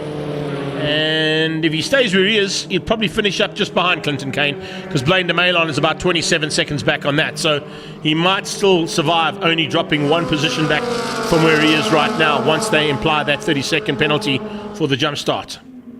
Janssen down into 2. He maintains that lead just slightly, by half a second now, but it is 0.3 more than what it was the last time they went to turn 2. So Janssen now trying to open up a little bit of breathing room between himself and Peter Hills for that second spot. Hills is having nothing of it, coming straight back at him as they head into turn number 4 and trying to carry the corner speed to give him the drive up the hill. But yeah, Lionel Janssen knows he's going to try something. That's why he goes defensive. Janssen hangs on for now, but Peter Hills is applying oodles of pressure. Will that pressure pay off as they come out of 6 and 7? Coming back down to 8. And Hills is going to look on the inside. Are he going to have a chance? No, he can't. Blichnout continues his fight with Roy Douglas. The red, yellow, blue City Golf livery on that Formula V looks very good, as I said, in race number 1. Roy Douglas, an arch rival of his, is right there. They're coming around the outside of the second of the bright yellow car, so that'll probably be Trevor Hills that they've just passed. And if I look at the timing monitor, yeah, Hills has gone missing there from the timing monitor. He's dropped out of the top 10, where he was actually involved in a top 10 battle. So it looks like Trevor Hills has had some problems out on track, unfortunately. We are into lap 8 of 12, so about to start the final quarter of this race. And it's a fight of note here between our Mangaza Racing boys. There was a bit of a fight on between the top 3, but it's kind of evened out and spread out a bit too much, I think, for anybody other than maybe Peter Hills to have something to say about this in the closing stages. Douglas up ahead of Blichnout as they go past the very injured 44 car there of Trevor Hills. He'll be trying to get it round and, of course, get it back into pit lane, I'm sure, if he can. Here we go, across the line. 4 to go. And big push now from Hills to try and find a way back ahead of Lendl Janssen. Is he going to wait a little bit longer, or is he going to try go now? There is the man possibly in trouble for the jump start, Yanni Geisa. Geisa fighting, and he's just ahead of Clinton Kane. So as I said, if he stays where he is right now, Geisa, I've got to wait for them to cross the line, of course, to get the exact gap that Geisa has got over Kane and the rest of the pack. But as it refreshes, Yanni Geisa 28 seconds behind Marcel Blichnout. And looks like it's going to be quite a long way down to Blaine de Malon. He'll lose the position to Clinton Kane. Clinton Kane will bump up back into the top 10, but it's enough to keep him ahead of Blaine de Malon, who's 44 seconds back. Don't worry about that, though, because right now the fight's on for the win. And all of a sudden, Jaco Schricks has turned the wick up here for the last 3 laps. He is going to look to try and spoil the day here for both of his arch rivals ahead of him. And Lionel Janssen is quite aware of that, and I think he's probably going to try and up the pace here on this third last lap. 9 down, 3 to go. Janssen going defensive. He knows he's under massive pressure. I think Peter Hills realizes the pressure's coming as well there from Team DOE and the quality parts car of Jaco Schricks, the champion. That number 1 plate's been on every single one of those cars at one point in their career. they head down towards turn 2. This is the battle between Roy Douglas and Bluchnout. Roy Douglas just ahead of Marcel Bluchnout. Bluchnout looks inside though, into turn 2, might get through. We came back to the lead battle as they went up towards turn 4. As they head up towards turn 4, they just stay line astern for now. I wonder if Marcel Bluchnout was able to get through on that maneuver. He might have just squeezed past and got back ahead of Roy Douglas. This is going to be lap 10 completed. There'll be 2 more to go. It looks like Hills is staying out. So Trevor Hills is staying out and circulating, trying to get as many points as possible. He might be in the way slightly. No, he tucks onto the inside line, stays off the racing line completely and lets the steam train through there. White flag in the background is just warning the faster drivers that there is a slower car on track. And now they head into the closing stages of this one.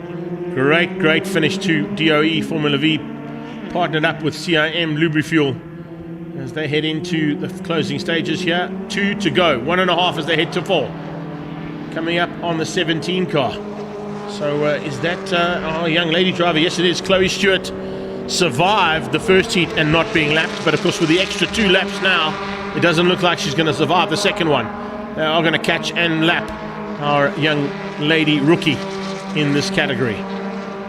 Interesting to see how she handles the pressure of this steam train of leading Formula V's headed her way. Lendl Janssen is at the head of it at the moment. Both Peter Hills and Jaco Schricks are looking to strike, and they're going to strike big time in this next lap.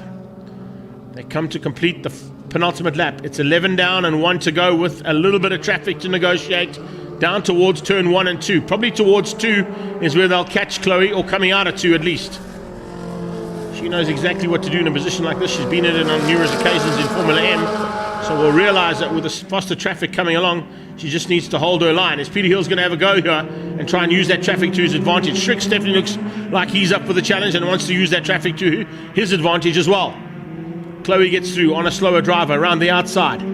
She's still got a hard-charging pack of lead Vs on her tail. She moves. Oh, Janssen runs wide.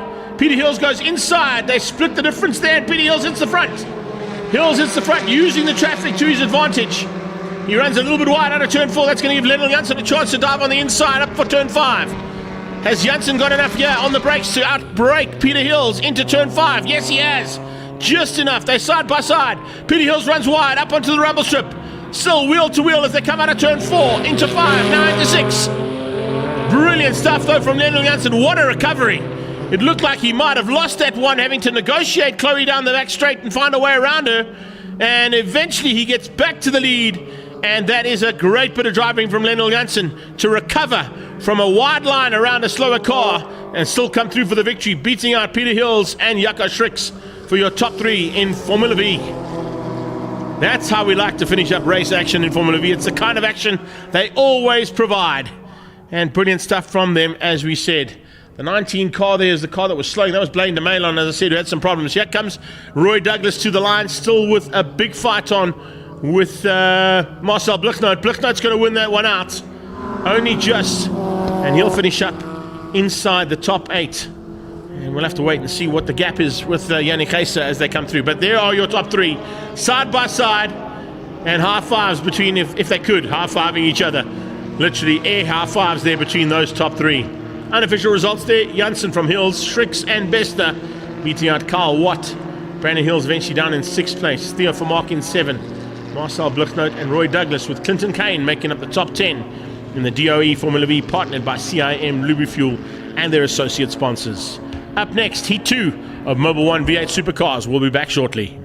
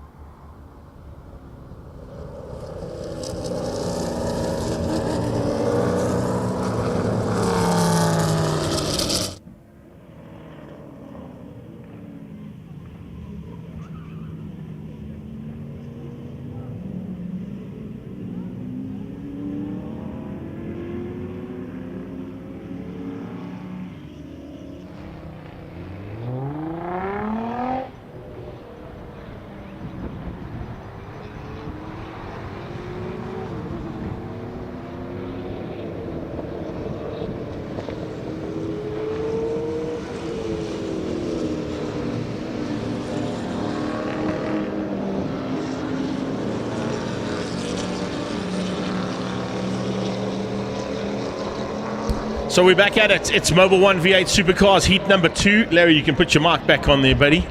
It is going to be an inverted grid, which sees Terry Wilford on pole position alongside Warren Lombard. And behind them, it's going to be a fight of note for two fast cars coming through there.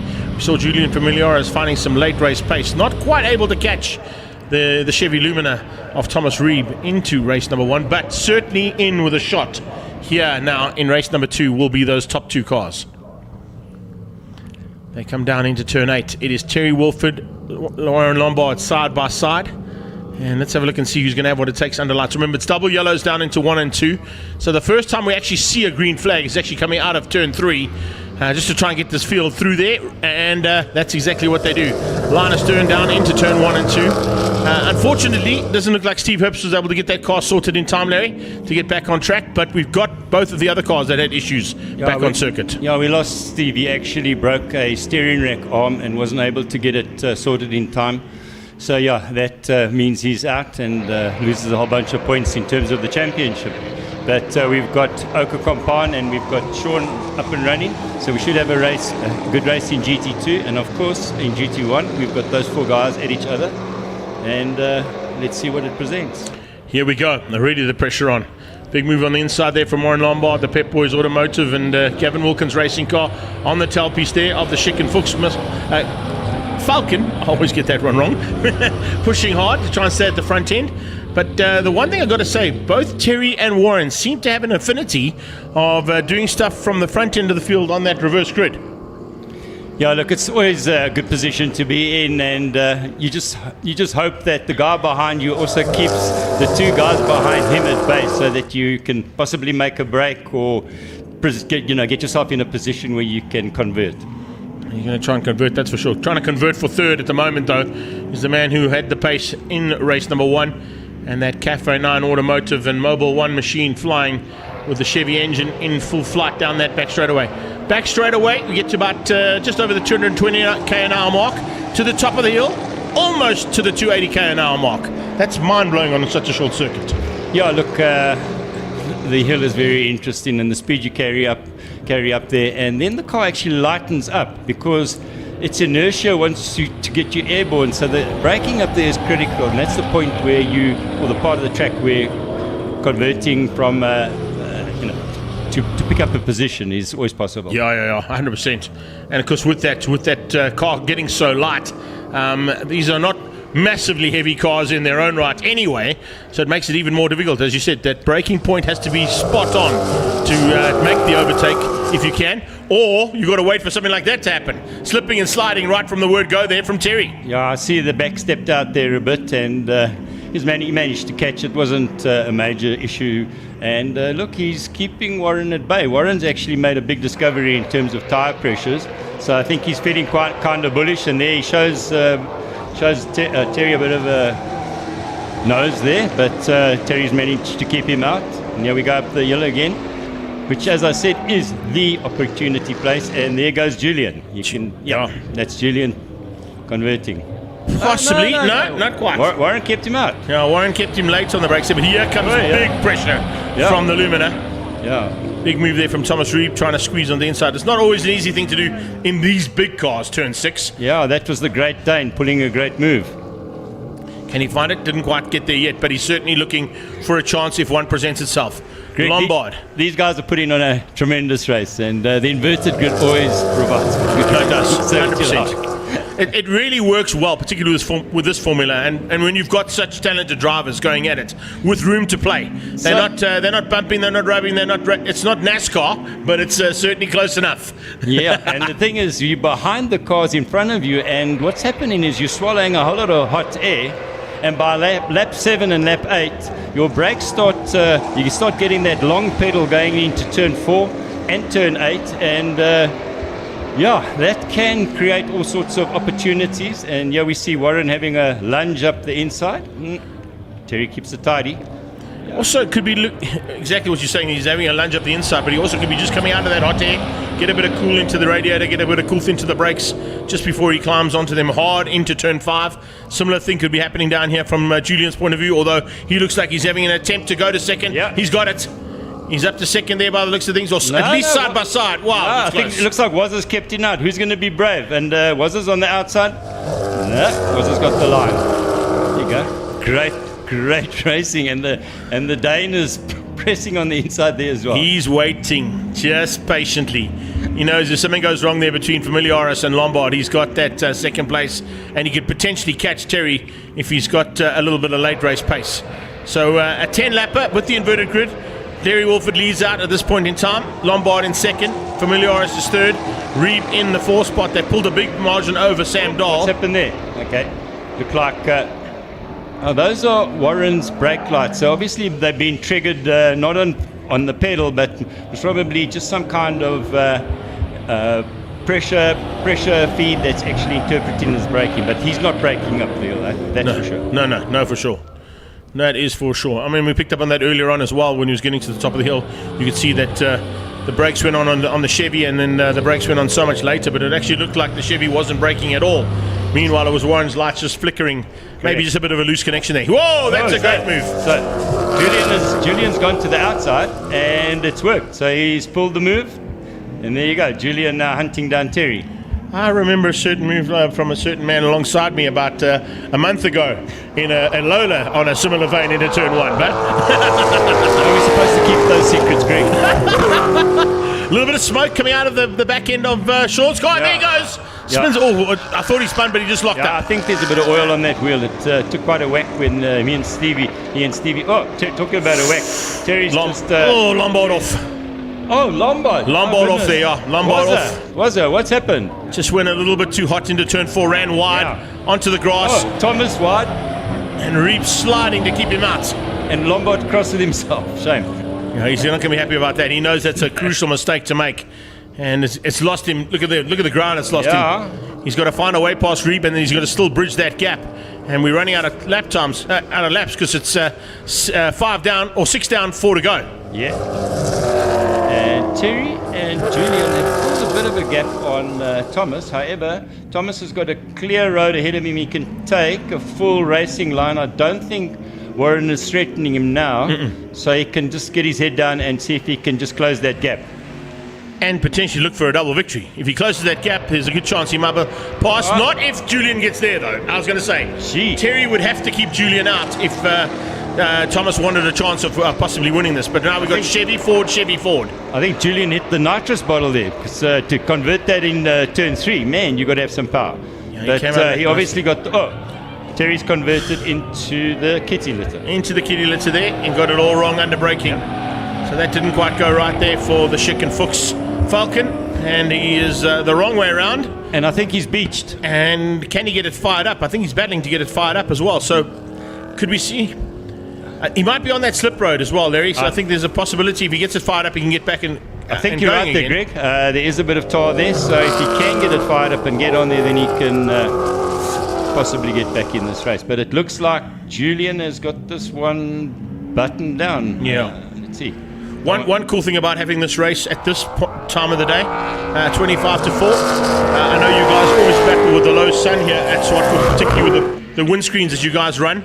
So the windscreens are definitely going to have still full vision. We were watching Sam Dahl coming out of turn 2. He's now bumped up to 4th place behind Warren Lombard after the demise and the spin out there at the top of the hill of Terry Wolford. We'll wait and see if Wolford was able to get going again.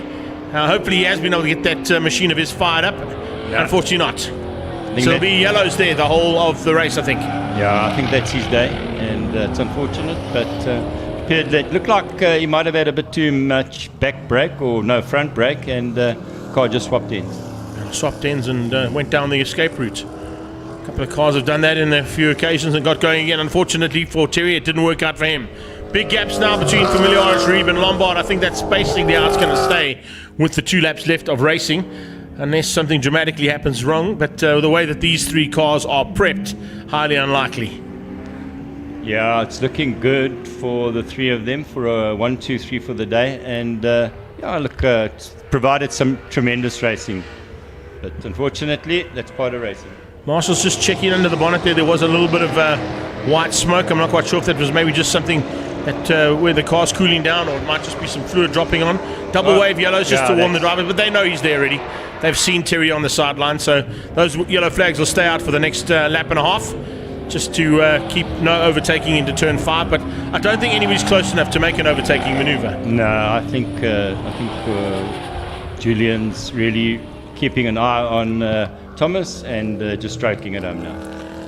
So what happens when you go off like Terry has? Okay, the brakes are very hot, and the cooling that you're normally getting is then obviously compromised. That means that's when you have brake ducts and that's starting to burn. So that's why the marshals are on the ball. Then, if you have a look, they're keeping an eye on that. So I'm pretty sure all is good up there. Yeah, just in case they might need to put the extinguisher in there if necessary.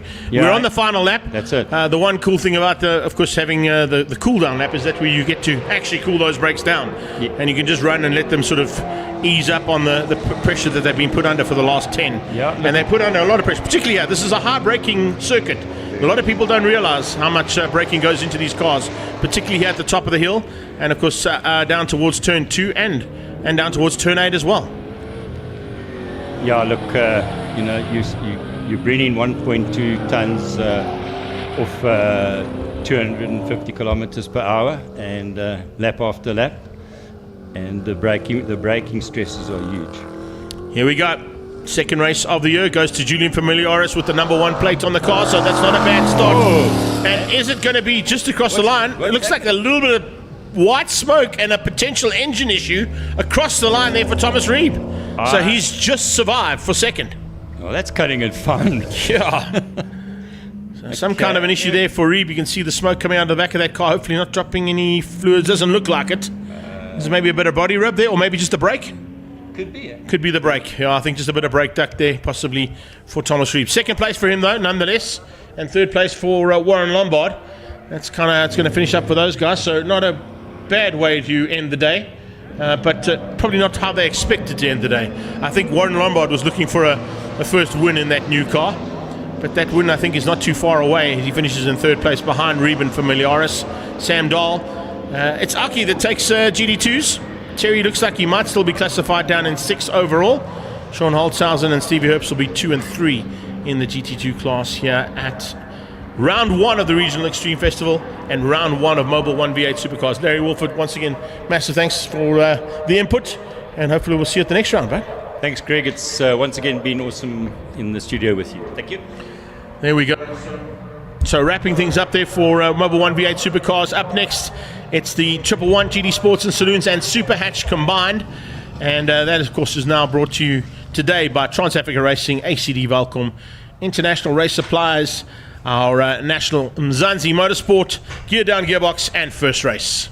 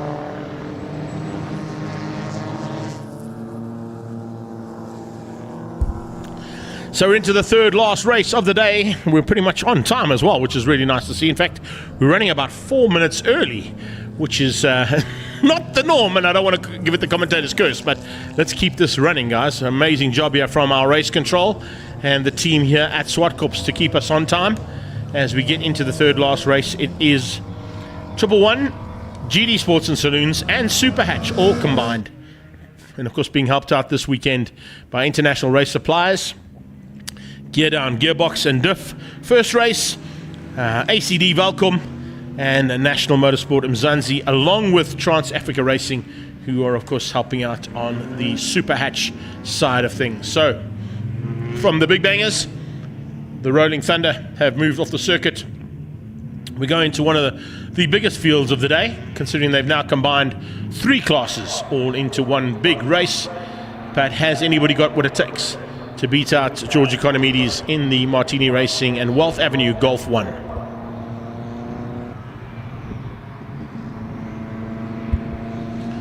Louis Klutti will certainly be looking to do that, as will Davy Olivier and Troy Murray. Mal Spur came and had a chat to me after race number 1 and said this Golf of the Car Care Clinic and Nathan Motorsport team's stable is just the best car she's ever driven.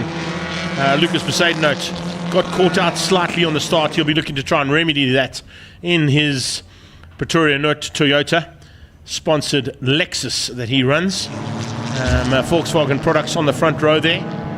The original, of course, Volkswagen Beetle out front there, taking on the original Golf 1 with a slightly modified and maybe a slightly different engine to what the original Golf 1 body ran. A couple of Golf 1s out there, a couple of Subarus out there, a couple of Polos. The BMW of Mark de Toy has been tinkered with a little bit. They are playing around with some adjustments on that car to get it all sorted out in terms of Super Hatch for 2024. First 4 cars split slightly there. You can see Mel holding up the second grid, because as those lights go out, it'll be the GT cars that start the race first. And will Davy and Troy try and give the 2 Volkswagens a run for their money down towards turn 1. Lights out. And we hit the loud pedal. The Toyota 86 trying to run with the Beetle on the inside line. Gets left slightly there. Besaidenote this time catches Mal Spur out. And Pete Portkita tucks in behind Mal Spur. Stablemates there, the 2 of them, both out of Nathan's Motorsport. Portkita, of course, running in the Rocky colours there. The Ding Ding Rocky machine of Pete Portkita. There is Vota in Mel's old car. Mel is in Vota's old car. And a bit of chopping and changing there between the 2 lovebirds as they get into 2024. But now as they head towards turn 4, big gap opening up there for first and second over third place. Besaidenote closing rapidly though on Troy Murray in that Toyota 86. So we'll keep an eye out on the progress of that machine as it makes its way to the front end of the field. Watch out as well for the ACD Welkom Honda of Leonard Archer. Hadn't gone according to plan for him in race number 1, but he's certainly looking to try and remedy that in race number 2. Check at the fight in the background though. A huge battle as Michael Corbett chucks the Golf 1 into the mix there, along with Charles Veyer. And in there as well, it looks like Wayne Labochki joining the party in the Shield Golf 2. They come down in towards turn number 8. There is Mal Spur up the inside, getting through now and leading in terms of Class X.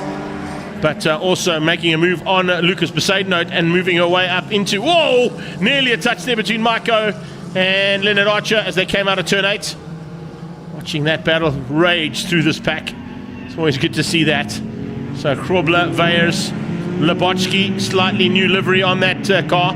Normally an all-black car with a Shield livery on. Now gone with sort of a turquoise, blue and silver feel to it. So as I said, first race of the season, couple of cars that are not as easily spotted as normal. There goes the Stinger Stringer car. Looking for a chance to maybe get a little bit higher up there. Michael Krobler certainly doing a superb job. The pest control specialist is pesting and hounding the back end of that little Opel of Veyers. Boski's behind him, Charles Founds is behind that. Then you've got Chris Smith, the first of the Porsches. Elke van Vleuten is the back lady. We'll see her just in the background there. So it's Folds who's in the Subaru. And Troy Murray with some problems of his own there, falling back dramatically into the clutches of the Bat Lady and into the clutches of Votarus, your reigning champion in the 111 Sports and Saloon car class. He might be down in Class X today. He'll probably be bumped into Class C after today's racing once they've sorted out all the lap times that he's able to do in that car. Maybe possibly Class B as well, depending on how quickly he goes. But remember, it's 1-1-1 for 111 Sports and Saloons. A 1 minute 11 or quicker, and you get bumped out of this class. If you do a 108 or quicker, you get bumped out of the GT class. So you've got to be very wary on what your lap times are, and you've got to be exceptionally good at getting through traffic as well, particularly later on in this heat, because there's a big field out there. And I think Economides, Kluti and Olivier are going to have to negotiate their way through that big field. Malspur right now also looking to try and negotiate a chance of staying ahead of Lucas Mercedes. Note there's a change up as Pete Porchita gets demoted down one position. That's not normally where we see him. There must be some kind of an issue there on the Rocky car. Let's see if he's able to make up the ground that he's able to do there. Further back in the pack, of course, Mark Dettori, Henry van Vletter, Wayne Robb and Mike O'Sullivan fighting there for honours in what would be Class X as well, but also what would also be termed as the Young Timers class if they were here on a historic day's racing. Corbler looks inside. Possible change up there for him on Pete Porchita as well. He's through. So Porchita's got some problems. He's falling by the wayside here big time. He falls into the clutches of Lubotski. Folds is just behind that. Charlie Folds has got Lindsay Kleur closing down on the back end of him. So it's not quite done and dusted just yet there. Malspur in with a big fight there with Lucas. The boss man of Pretoria Nerd Toyota fighting hard there with the car care clinic lady. Going at it into turn 4. Golf 1s and Polos. Here comes the Honda from ACD Valcom. And I think we're going to have to keep an eye on that maneuver, because I think slowly but surely Leonard Archer could find his way up into the top 10 overall. He's certainly got the pace in that little Honda of his. So as they come out, it looks like there's a bit of a fight on here, as you can see. And some pressure being applied by Lindsay Kleur. Trying to find a way through there on that Scooby, but not able to do it yet. Further back, Ishmael Beloy continuing to fight for honours in the Super Hatch category. He's in amongst those young timers. And there was Stinger, by the looks of things as well. Behind him, it's the second of the Porsches, Marius Malherbe. Visser in the Jetta just going through shot. So Stinger, then it's the two Hondas, make that 3 Hondas with Beloy joining the party. Malherbe and the Porsche behind that. And that's going to be the Peugeot, yeah, just behind them as they come through there of Georgie Aldrich. So that's how things stand at this stage. We've got a couple of classes that we have to look at. Of course, I'm going to try and flick the timing monitor to give me those classes so we can run through as they stand. So right now on track, we run through the classes. Lucas Mercedes leads our Class A. Veyers is second and Kleur is third. Class B, it's Schrobler and Lubotski. Class C is Smit, Van Vletter and Van Vletter. The Bat Lady beating Batman at the moment. Stinger, Clark and Malherbe lead out Class D. Economides, Louis Kluti and Davy Olivier top 3 in Class GT. Super Hatch is Mark Dettori from Beloy. Setanadu, Alex Mack, was our international import there for this weekend. And Class X, it is Malspur, Charlie Folds and Vota Rus. That's how it's going to stand on track at the moment in terms of the categories as they go in classes. This is Vota under a bit of pressure, coming down and feeling that pressure there. I think is that George Iceland on his tail by the looks of it? Yes, it is. The ex-Henning car. Quite easy to spot, white bonnet and silver with the red wing mirrors. There goes Mark Dettori leading Class Super Hatch. Second place in Super Hatch coming across the line there. Setanadu. I saw some flags waving in the background. I'm going to keep an eye out for that too as this fight heads into turn 4 with Lindsay Kleur on the inside. Outside is Lubotski, and right on their tail comes Leonard Archer. Archer will probably have a little bit of extra squirt up the hill compared to that Golf 1, and yeah, there you can see it. Just gets past the Golf 1, not quite past on the Polo just yet. Krobler maintaining the fight there with Charles Folds. About to join them is Lubotski, Kleur and Archer. Led out by Archer, Lubotski on their tail. back to the front. That is Davy Olivier in third place. International Race Supplies, BMW. He's trying to find a way to catch Louis Cloutier in the Beetle, but haven't really seen much of Cloutier or of Economides. That's how far up the road they are in front of this big pack of cars. We've been concentrating on the little fights that have been happening in those separate classes and the progress of cars that maybe battled a bit. Here we go, on cue comes our leader with 7 laps completed of the 10 that are required to finish this one up. And he's got a comfortable margin over second place, Louis Cloutier. Coming up on the back end of Visser, he's still got 3 to go, 7 completed. No worries at all there for that turbocharged Golf as he heads towards turn 2. BM of Olivier is also through on some traffic, coming up on the Stinger there. See if he can find a way easily on that car. Shouldn't be too difficult for him to get through on that one. Economides now about to catch Setenadu in the Opel. That little Golf has got such a good turn of pace. Straight line speed is just pretty spectacular, but even the handling is top notch as well. They do an amazing job with this car, his team. And it's not his only car in his racing arsenal. He's got a couple that are equally as good in the categories that he races in. Mel heads to the top of the hill. How far back is Lucas? Or is Lucas ahead of her? I didn't quite see whether or not there was a change-up. Yes, there has been a change-up by the looks of things. No, Lucas leading over Charles Vaz, not over Mel, so might still be ahead there. Watching the traffic now as Louis Cloutier comes down into turn 8. Not too far behind him is that E30 BM. Possibly... no, still too far back there for Davy, I think, to affect the ability here of Cloutier for a second place for the day. So it'll be second in Class GT and second overall as well for the Beetle.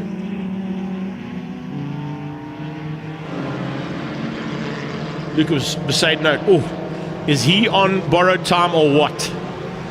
Lucas Besaidnout in that Pretoria Noord Toyota Lexus is on a 1 minute 11.255. He is 0.255 away from breaking out. So has to be very, very wary about his lap times now. Going to ease off slightly there, I think. Pit board will probably be telling him that if he doesn't have in-car communication. But if not, he's definitely going to be told to slow down. He cannot afford to break out of that one. I'm also going to just double check. I know there's been a lot of traffic there for our leading GT car. But, oh yeah, Economides is very tight as well. 108.838. So he's only 0.8 of a second from breaking out as well. Fortunately, a lot of traffic. That should slow him down. So shouldn't be too much of an issue there. And I don't think he's going to break out with the amount of traffic he has to negotiate going into the closing stages here. But both leading cars in GTs and Class X and A of this category very close to the margin of breaking out. Let's have a quick squiz at what Mel was doing. Mel's doing 12 deads, so she's well within the time allocated for a Class A 111 sports and saloon car competitor. Also getting used to that brand new car there from Car Care Clinic and Nathan's Motorsport. So Mel will definitely be getting quicker and quicker in that car as she goes through the season. When she came up to come say how's it here in the studio, she was saying that it is arguably the best motor car she's driven in her racing career, and she's had a few.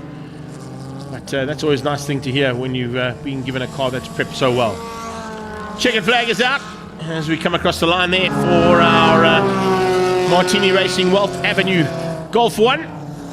And second place is going to be Louis Cloutier in the Beetle for ARC Racing, beating out our international racing suppliers BMW of Davy Olivier. Top 3 there in Class GT. That's across the line there for the 3 of them.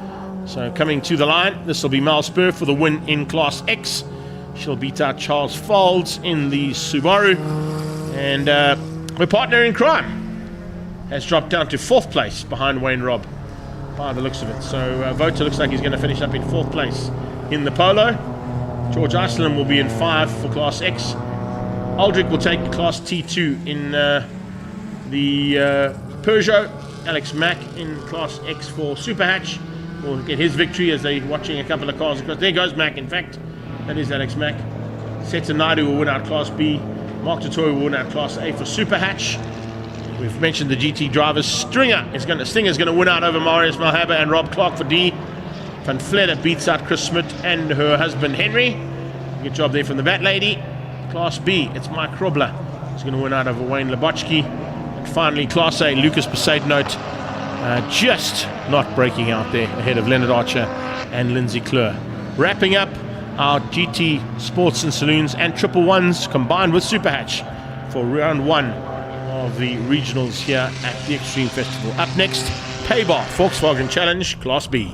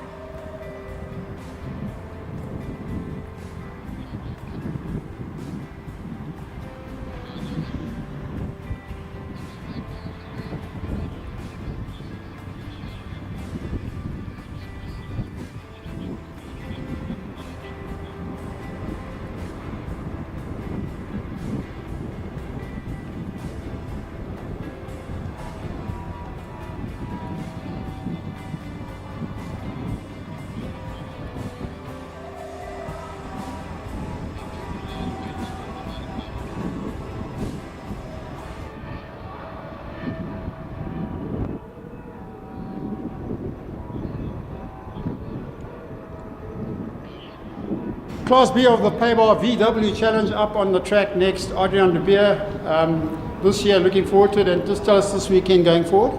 Yeah, looking forward for the year. First session that we're going to go out. There are a couple of changes on the car suspension, so we'd like to see what times we can do. We're a little bit off still from the top guys, but we'll give it everything.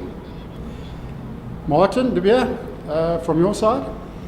Yeah, it's just getting rid of the rust from the holiday season, and yeah, just getting that seat time in the car, see how it goes. I'm always interested, what's the secret quick lap around here in Class B? Just like I said, seat time, getting used to the track, riding it a lot, that's it. A bit of aggression. Yeah, that you need. Especially Nachi, tell us from your side, how's it looking for the weekend? Yeah, looking to have a great weekend. Yeah, first time in the car for quite some time. Made a few setup changes, and yeah, just trying to learn how to drive the new setup. But otherwise, just trying to have a clean race and not have any incidents this weekend. I see Adrian looking at me a little bit skew there about the clean race. Why is that? We're known for the red flags here at Zwartkops.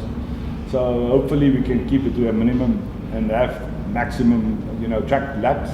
And as long as Martin is behind me, I'm happy. It's a family affair. Well done, guys. Go out there and give it hell, and no red flags, please.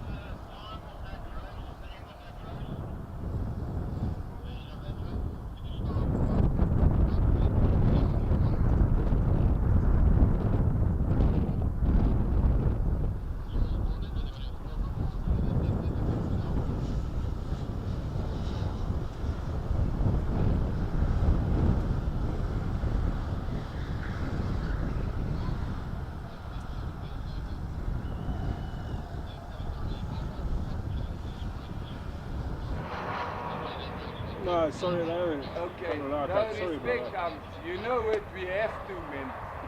Thanks, Hans. Sweet.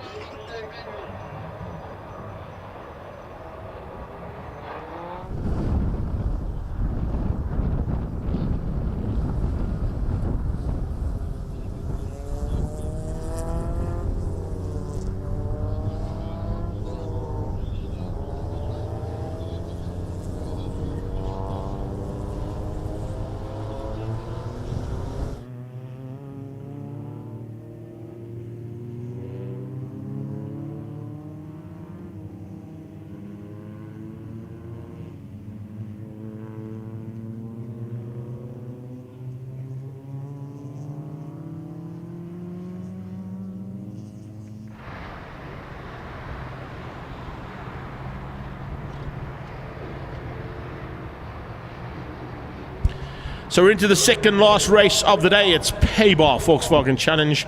They make their way onto the circuit for the second time today in Class B. And is it going to be Mo Karodia?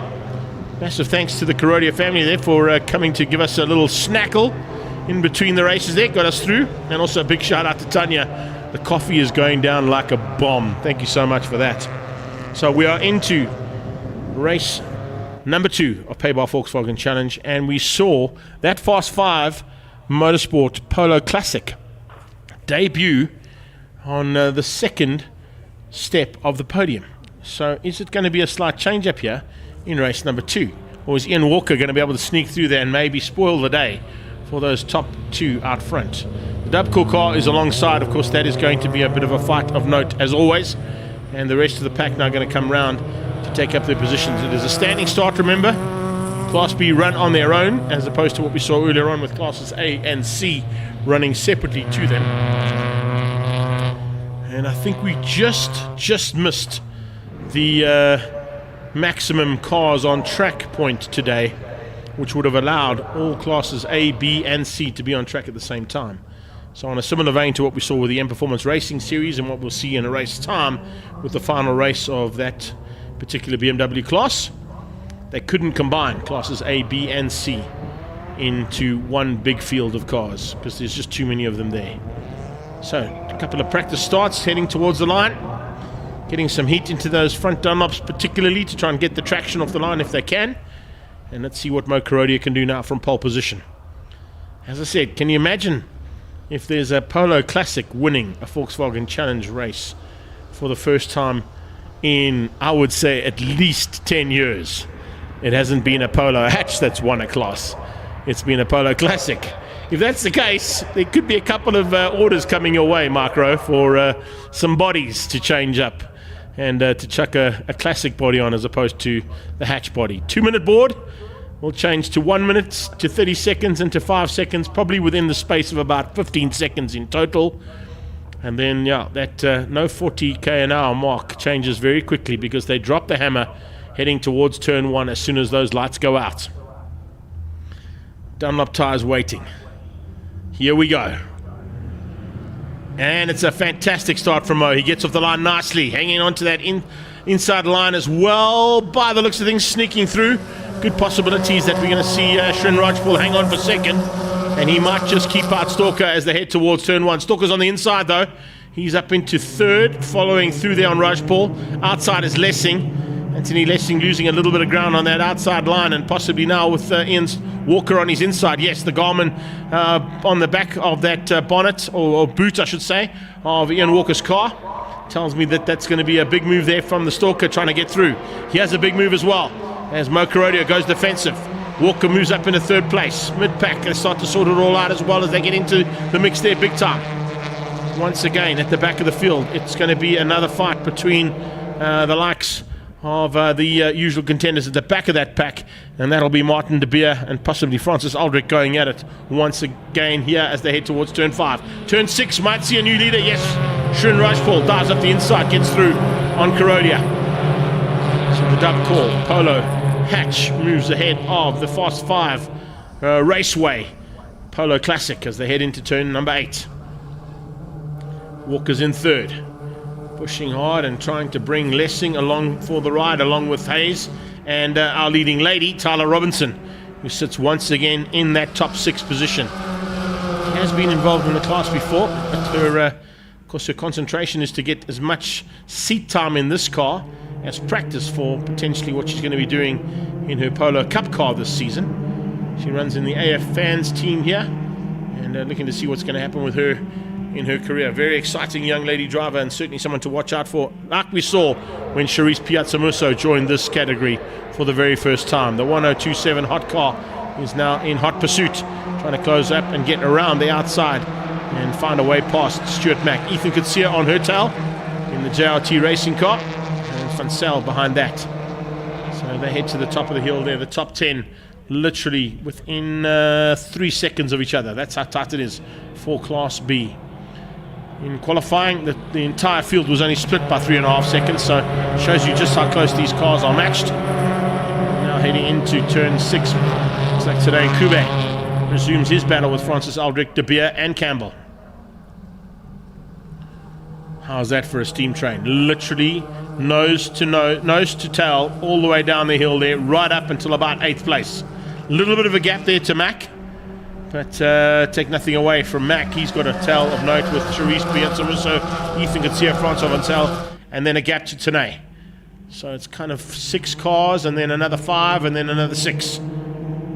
Evenly matched driving, and of course the driver skills coming into play, as well as the setup of the cars that give them the ability to lap in the times that they are lapping at the moment. But top 10 with Shren Rajpal sitting on the 16.7s at the moment, 16.8s out of Mo Karodia, 17.1 out of Stalker. Lessing in the 4 spot, 17 dead from him, 17 dead from Hayes, 17.3 from Robinson. How close do you want it? The first 7 cars are split by half a second in terms of lap times as well. So it just shows you how incredibly competitive this class is, particularly in the Payball Volkswagen Challenge category. Hoping that by the time we get to Kyalami on the 11th to the 13th of April, this class could also possibly see an entire field of cars on track at the same time. That's what BMW is hoping to do with the M Performance Racing Series. They've been capped at 60 cars they're allowed to enter at Kyalami, and all 60 cars will be on track at the same time for the second round of the regional championships and second round of the national championships of the Extreme Festival. It's the first time that they're combining both regional and national championship cars and competitors at one circuit. But what a way to do it at Kyalami. That is for sure something you want in your diaries.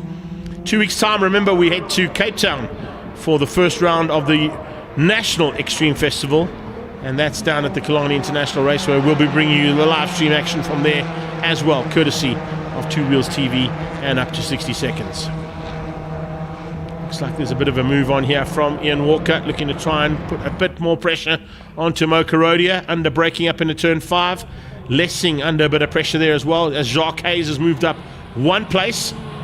He's found a way through and got ahead, and now tries to find a way through there on Lessing.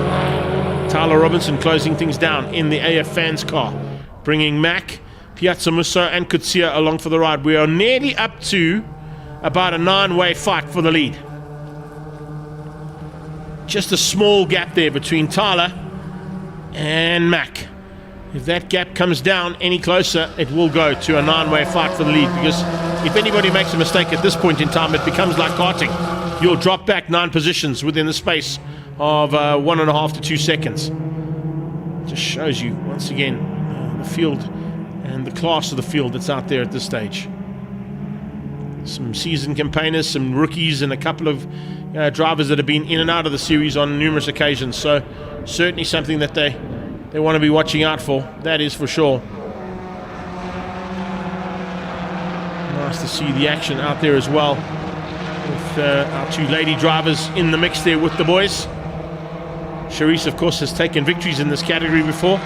Tyler hasn't quite got the first victory in the bag just yet, but will be pushing hard to ensure that she gets it. And it's not too far away from her, I can tell you that much. Running that very good number, 27. Doing a superb job at this stage for 6th place on track. And with a bit of breathing room there over Stuart Mack, Charisse Piazzamusa, Kutsia and Francois van Sale.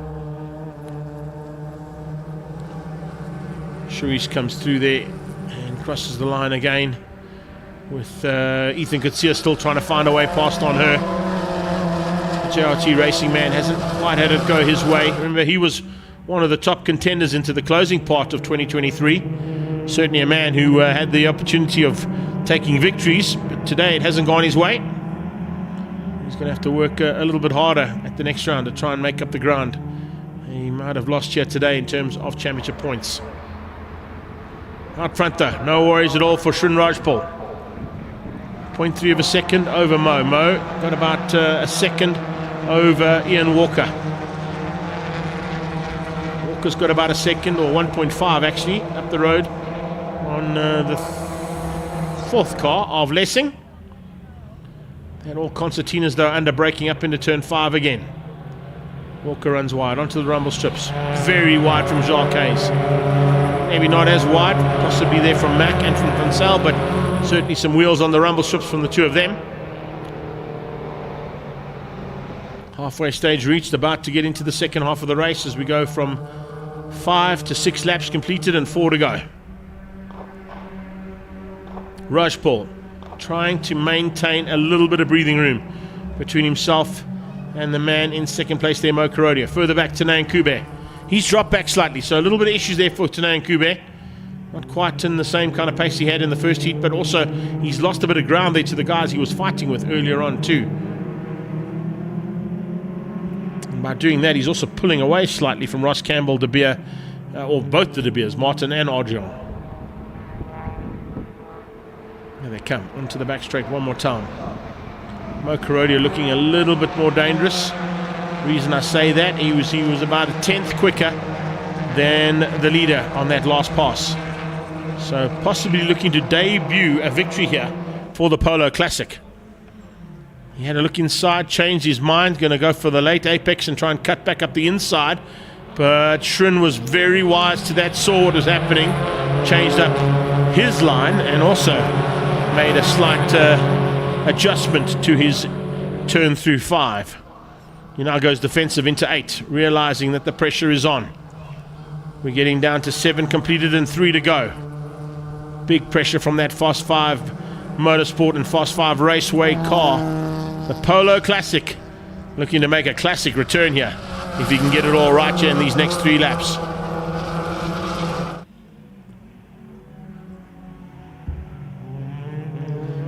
A little nudge out of turn 2. He realizes that Walker's coming though, so he's going to have to get a move on. Ian Walker looking to pounce. Oh, Van Zyl off again at turn 2. It's just not gone his way there in turn 2 today for Francois Van Zyl. It's the second time he's been off. Fortunately, this time he's able to get back on track again. Last time he had to exit via the exit road and went back to pit lane. Kurodia, good drive up the hill. Has he got what it takes now on the brakes to get through there on Rajpal? Rajpal will have to be late on the brakes. He is. The dub core Polo keeps out the Fast 5 OMP machine. Let's have a look now as they go through turns 6 and 7. Double right at 6 into 7 down the hill. Late braking coming from Kurodia again. Can he make it stick? No, he can't. Cycles United car there, still in the 3 spot. So it looks like Walker is going to not have a chance here unless something goes wrong in these next 2 laps between the 2 cars ahead of him. Lessing is right there, so he can't afford to make any mistakes either. The Seasol machine will pounce and make Ian Walker pay. Let's see what happens now as they come out of that one. Heading towards turn 3, Walker hangs on, only just ahead of Lessing. Hayes has dropped back slightly, now in the 5 spot, all on his lonesome. He's got some breathing room between, big move there between Tyler Robertson and Stuart Mack in the background. Robertson side by side there with Mack. See, you can pick up on Mack's car. It's the all white car with, of course, the red Motul livery decal running across the top of it. Late braking from Kurodia, but not late enough to get through. Rajpal matching him on that late braking, keeping him out. Hayes runs wide again. Mack has got through. So has Sharice Piazzamusso. So a couple of changes there as we see Tyler Robinson dropping into 2nd place in the ladies' battle. So it hasn't quite gone according to plan there. Now as they head down the hill, further back in that pack, all the cars just in their own little fights, about to start the penultimate lap. They're actually onto the last lap, I beg your pardon. Last lap started now there for Rajpal. As we went to the shot there, just a change of shot, of course, just trying to pick up exactly where they were. Walker runs wide, Lessing follows him through. Hayes waiting to pick up any pieces between the 2 cars ahead of him if something goes wrong. There it is, 1 to go. Confirmation of that, Rajpal, Kurodia, Walker, Lessing and Hayes. 2 seconds between the first 5 cars on track. Gap down to Mack, then Piazzamusso, and then it's Tyler Robertson, Ethan Kutsia and Francois Van Zyl still in the top 10 despite his off-track excursion. Here we go. Mo Kurodia looking dangerous, goes inside. Is he late enough on the brakes? Can he get up the inside? No, he can't. Has a little tap on the back end of Shin Rajpal. The 2 of them a little bit out of shape, but he had to have a go. He gave a little tag on the back. It's dropped him back slightly into the clutches of Ian Walker as they come out of turn number 7 now, heading down towards 8. Last ditch effort. Is Walker going to have a go? Is he close enough? Kurodia goes defensive. No, he's not close enough to go for 3rd, from 3rd to 2nd, but he's going to hang on for 3rd place. The win goes to Rajpal though. He takes the win. Kurodia in 2nd place ahead of Walker, Lessing and Hayes. And wow, all 3 cars within 1.6 seconds of each other across the line. That is a top class finish once again to Paybar Volkswagen Challenge Class B. That is the type of action that we'd love to see at Regional Extreme Festival level. And of course it just bodes well for a couple of these drivers that will be making their way up towards the very important and of course National Championship Volkswagen Class Polo Cup later on in Cape Town. Rajpal from Kurodia, Walker and Lessing. Hayes make up the top 5. Mack beats out Sharice Piazzamusso and Tyler Robinson for 8th. It's Ethan Kutsia and Francois Van Zyl, your top 10 for Class B of the Paybar Volkswagen Challenge. Up next, our final race of the day. It comes in the form of BMW M Performance Racing Series, and it's classes A, B and C. They'll be on track shortly. We'll be back with action here from Zwartkops.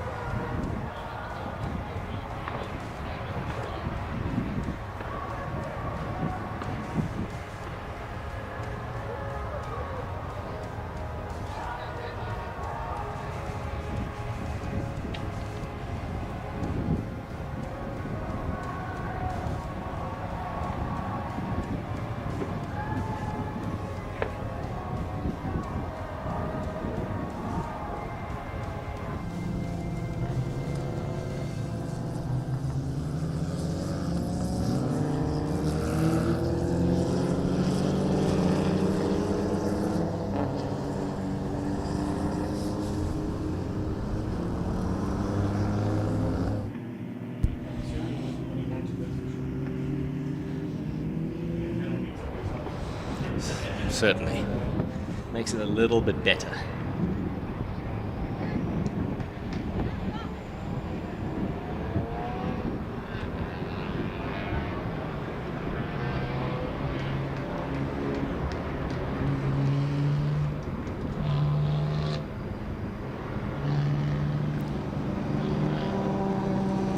Check at Yaku's car after that little gravel incident. Intercooler fully exposed.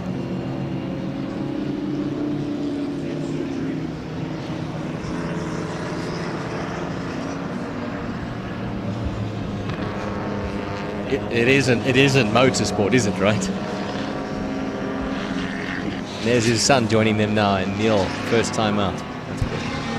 So we're into the final race of the day, and it's BMW M Performance Racing Series making their way out onto the circuit for the second heat of classes A, B, and C. Joining me as always, Nick Herbst. You've got some information that's sort of come from pit lane and having been down there. Listen, good effort in the second heat though. First of all, good job. Didn't quite work out according to plan for you, I'm sure, where you wanted to be, but a nice start to the season is going home with a car on the trailer with very little damage. First prize always, taking it home. But yeah, really happy with the result.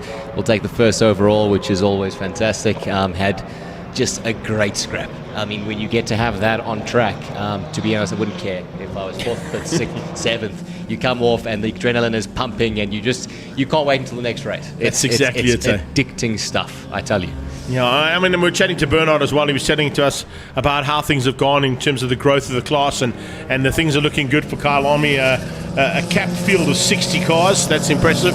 That'll be pretty important to remember. And of course, if you have just joined us here on the live stream, 11th to 13th of April, it's the second round of the regional, second round of the nationals on Extreme Festival's point of view at Kyle Army 3-day motorsport festival of note. Yeah, Saturday, Sunday race. I mean, that's interesting for us. I mean, we're so used to jam-packing it in, qualifying, race 1, race 2, and you're done, car on the trailer, go home. Kailami is such a long event. It's so cool to see the lightning there in the background. Sorry to break that up. And there's a reason for that shot, bud. We are literally just going to make it. If you remember the last time we were here. Deja vu. I mean, the storm's rolling in, and what's so cool is, BMW will change up whether the Class A, B, or C guys or the Class D and E guys get that last session race here at Zwartkops. And just like, clockwork, thunder rolls in, the lightning rolls in at this 4:30 little stint over here. We start to see the drama.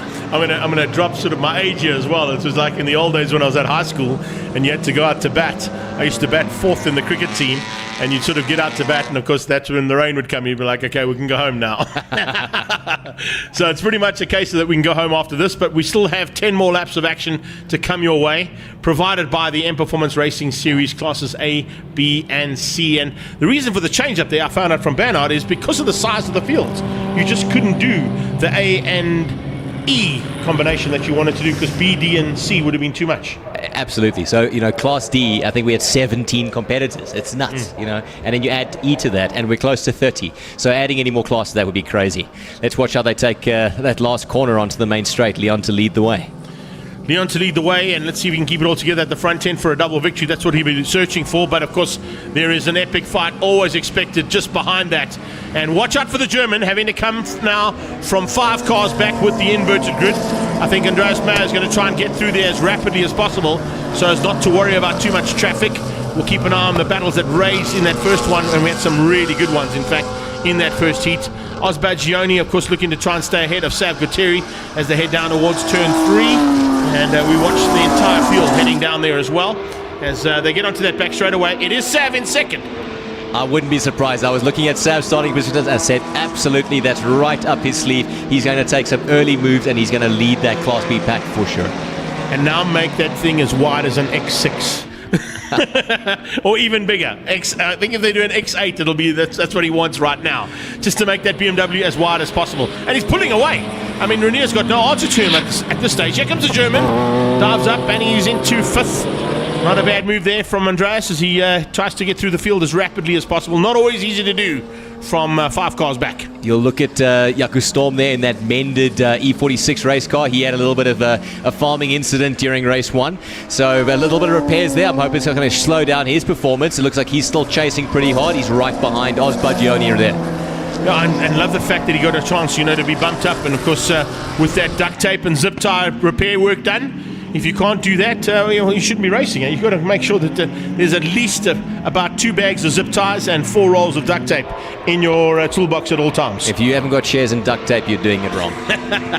I chatted to Larry about it actually earlier on when Steve Herbst went off in that Prior Instrumentation PPG Corvette.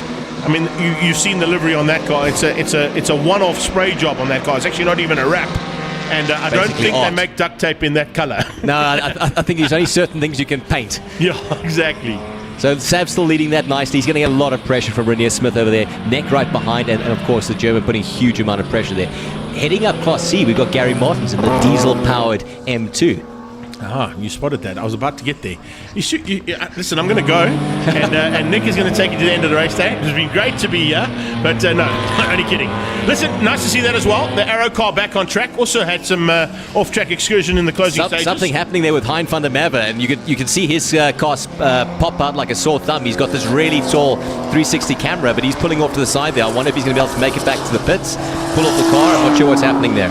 Something went wrong there dramatically for him. Truewood finished his machine off as well, so there goes Storm for the second time. Is that going to be the left-hand side? Now we're going to do the right-hand side of the car. Hope he at least makes it balanced. If he can get it back on track, that's more important right now for him. Let's have a look and see if we pick up on that red car in the background. There comes the diesel. Watch for the big puff of black smoke. Gary's making great progress over there. I mean, he's putting some very big pressure there on Oz in Class B. A little bit of a gap behind between him and who's in second there. That's Reinhard Miller. Yeah, Miller. So Reinhard, really good performance there. I mean, this is his first session, a couple sessions in that Class C field after competing in Class D for the last season. And that's the cool thing about it. We mentioned it earlier on. The step-up process is instantaneous now. So as soon as you break out, you move up, and you've got to take those points with you. You take the times with you, and you find yourselves fighting with cars that you're not usually in close attendance with. So it takes a while to get used to that. I think Bernard was mentioning it as well. He was saying, he's backed a little bit to get up to the pace of certain drivers. We saw that with Ari as well earlier on. You were involved in it, so you wouldn't have seen it behind you. But Ari van Heerden bumped up, and of course only managed to get up to 8th place, where he was contending for the lead earlier on in the day. New competitors, you've got to start learning your fellow race driver, because everybody races differently. You've got to understand what they're going to do and what they're not going to do. And it's completely different. Every race car behaves a little bit more differently, but so much more the driver. So really interesting little niches and changes and nuances here in the racing series. Oh, there we go. Another position up. Sav is about to be caught by the German. Is that Renier Smith going slowly? I think it was Renier, yeah. Renier slowing down up the hill. Here comes Jonesy. He makes his way through turn 4, but I was just watching to see if we picked up on Renier Smith's car slowing up the hill there. And such an awesome giving looking it E90. Pretty an easy pass there in the end for Andreas to get up and move up into 3rd place. Yeah, so that'll mean Sam's going to be looking into his mirrors right now. Andreas looking for his 2nd win. I wonder what happened with Renier Smith's car there. It looked like he pulled over to the side, so I'm assuming this is going to definitely be some kind of mechanical drivetrain problem. Well, he still was classified crossing the line, so maybe he just slowed up or a missed gear and just cost him a little bit of time. So let's see if he's able to stay in that position. He's staying with Mayer. If we look at the timing monitor in terms of the blue line that we follow, they literally sort of line astern in terms of their pace. So maybe just a missed gear. Oh, and here we go again. 3rd time lucky. Truewood seems to love that little farming patch over there, so I think Jaco's going to be very familiar with that zone. I'm sure the guys at LTR aren't going to be too happy with a number of repairs to reenact in that car. If you can't win the race, make sure you get on TV. All publicity. And he's certainly done that on 3 occasions. But, so Gary's still doing a very good job there. Oh, pity. There we go. Commentator's curse, Greg. Well done. There we Sorry go. about that one, Jakes. But yeah, there we go. Storm out of this one and parked on the sideline now. Now, Greg, was that Yaku or was that his son? Because Yaki got promoted through to Class C. It's senior. Yeah, it's definitely senior. Senior pulled off. Okay. Yeah, senior pulling off there. I think junior is a little bit further back there. So unfortunately, it looks like senior might be out of this one. We'll get confirmation now as they go through to complete this lap and see if he drops by the wayside. The first couple of cars already gone through there. They're starting their next lap. There they go. Renier is back in there, so we didn't lose him. Great. I thought we might have. It's blue overalls, white helmet. Don't know if you picked up on that. I didn't recognize him. Okay. I must have. I think that is senior. I think you're right. No, I think it's possibly Senior that's going to drop by the way. Seb's doing a great job there. I mean, he's dropping off the timing. Still leading Class B there, so fantastic job. I mean, we've got a couple laps still left. We're at lap 5, and the German isn't exactly in overtaking position just yet. I think the difference there is going to be, we mentioned the fact that Sav runs that laptop on his left-hand side to make a quick adjustment to the power differential of that Sav speed machine. And it looks like Renier's coming back with a vengeance there. I think he's seen that little error. I'm not sure if it was car or driver related, but he's coming back with a vengeance. So I wouldn't be surprised if the German's got to start looking in his rearview mirrors not too shortly. That is Senior, for sure. There you go. Confirmation as he removes the helmet. Not happy about it, but unfortunately that's how things go sometimes. And today has been a bit of a nightmare there for him. Yeah, not the greatest weekend for Yaku over there. Really having trouble into corner 2. Let's hope Junior can play the role and bring the name back in. There's some maneuvering as well. Hilligen versus Jonesy. Who's going to pip it to corner 1? Yeah, here we go. Blue flag's waving, but it's full position. Straight drag race between the E46 of Hilligen and Mark Jones and that beautiful yellow E90. Hilligen just making it through, but it's super tight going in here. Let's see what happens leading up to corner 3 and the drive up the hill. If they get the power down there, oh, it's a nice drive out of turn 3 there from Hilligen. He's pulled 2-3 car lengths there on Jonesy. So maybe just using the advantage he got from a slightly better line out of turn 2. It's not over there between those two, that's no doubt about it, and it's certainly not over here. Here we go. This is going to be Gutteri versus the German. There's a bit of World War II antics coming in here, eh? Are we allowed to mention that? Are we allowed to mention the war? Is it too soon? I did, but I think I got away with it. So that's getting really close. I mean, we're looking at 3 or 4 car lengths the previous lap. This is now 1 car length away. So Sav is going to be looking at all his rear view mirrors, side view mirrors right now. Let's see if he can keep it together. He's been running a great race until now. Let's see if he can hold the pressure. Listen, I'm hoping he does. I mean, the German is an amazing driver, and so is Sav. So it's going to be a big fight on there. Gary's still hanging on for the win here. This is great to see. You wanted to see that M2 perform like it has. If this is the case, he'll run that pace, of course, to Kyalami. Hopefully keep that pace up onto the hill at Samola. Absolutely. You know what a fantastic weekend for that Grease Monkey Motor Garage M2 diesel-powered car. Had a lot of problems with reliability and issues before, and this race over here has just been performance and finding podiums and positions. Speaking of performance, well, he's about to start his penultimate lap there, if I'm not mistaken. Jarl Loopsche has just completed lap 8. I think I saw on 2 laps to go board there, and I don't think it's quite refreshed here on our timing monitor. But Loopsche on to, yeah, thank you on that one in my ear. Confirmation on that. Certainly 2 laps to go for Leon Loopsche. Plain sailing for him here, but unfortunately, as we mentioned in race number 1, not enough cars for him to score the full amount of points. So it'll be a slightly reduced amount of points scored because there's only 2 entered in Class A. That's right. We catch up back on that Class B battle. Not as close as it was the previous lap. So I wonder if the German has tapped off a little bit, or if Sav has found a couple more aces up his sleeve and enlarged that gap. This is looking very promising for a Sav Speed victory in Class B. Yeah, this will be good to see. And great to have Sav back in the car to take a victory. Take nothing away from Salvio or Lorenzo. They're always fantastic to watch. I know Renzo is concentrating a lot on the sim style of racing that he's so good at. But it would have been awesome to have all 3 of them back in the car. But to have Sav back in the car, always a good thing. Final lap started now from Leon as he heads down into turn 1. He's got a huge advantage, but he can just literally cruise to the line now. No one is going to have the ability to try and catch and pass him. And I think not only that, we are also going to be exceptionally lucky to miss the storm. Not that one, the one that's coming. Talk about storms. We've got Yucky putting pressure onto Varish over there, so that's great to see.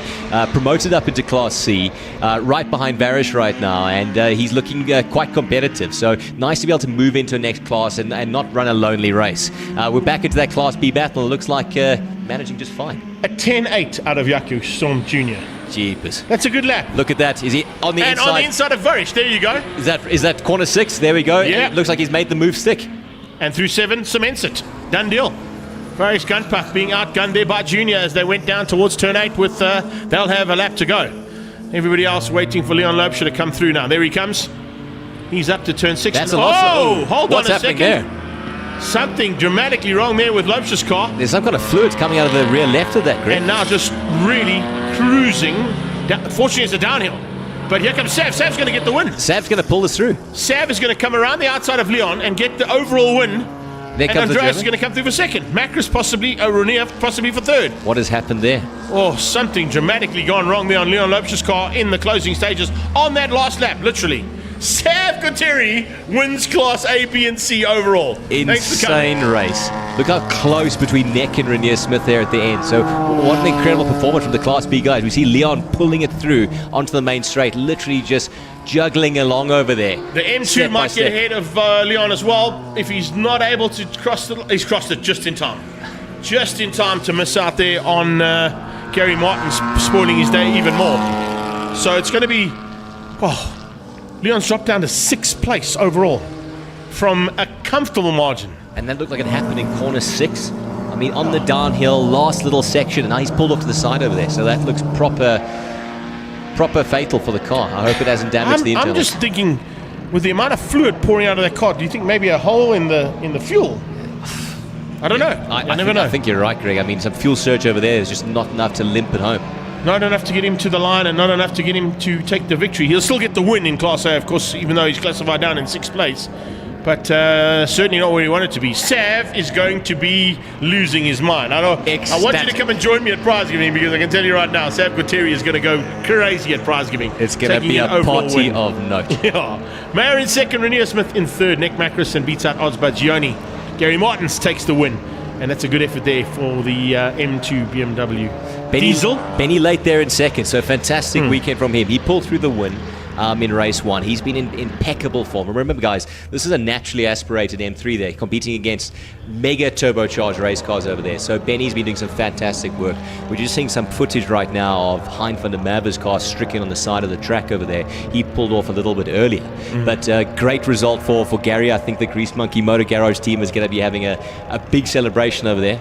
Awesome 100%. racing. Benny Layton 2nd, as you said, and Reinhard Miller for 3rd for Class C. Once again, buddy, thank you so much for your time and for joining me in the studio. It's always a pleasure to have you here. We hope you've enjoyed all the action with us here. We're going to keep Nick on board as we just wrap things up here from the regional round 1 of the Extreme Festival. We've had action from Paybal Volkswagen Challenge, BMW M Performance Racing Series, the DOE Formula V, Super Hatch 111 and GT Sports and Saloons, and of course some spectacular action coming out of the Mobile 1 V8 Supercars. A big thanks to all of our marshals, medics and race control. We have finished 10 minutes after we were supposed to start the last race. So incredible job there from race control, JL and his team. Of course, our medics hardly had anything to do today, so but they always need a big thanks because they do an incredible job here at Zwartkops, and we definitely can't go racing without them. And to Tanya and the team for all the organisation in the background. 2 weeks' time, we head to Cape Town for the Killarney International Raceways round 1 of the National Extreme Festivals. Don't forget, 11 to 13 April is the 2nd round of regional and nationals at Kyalami, and of course other dates to have in mind. Historic Tour comes back to Zwartkops on the 20th of April. And then on the 28th of April, it's Thunderbikes and Brunch Run back here at Zwartkops, the international world of motoring. From my side, Greg Maloney, on behalf of my fellow commentator, Nick Herbst, hope you've enjoyed all the action. And once again, a massive thanks to our team behind the scenes there from Two Wheels TV and Up to 60 Seconds. We'll see you at the next one. Take care then. Bye-bye now. Thank you, bro. Great job. Cheers, Greg.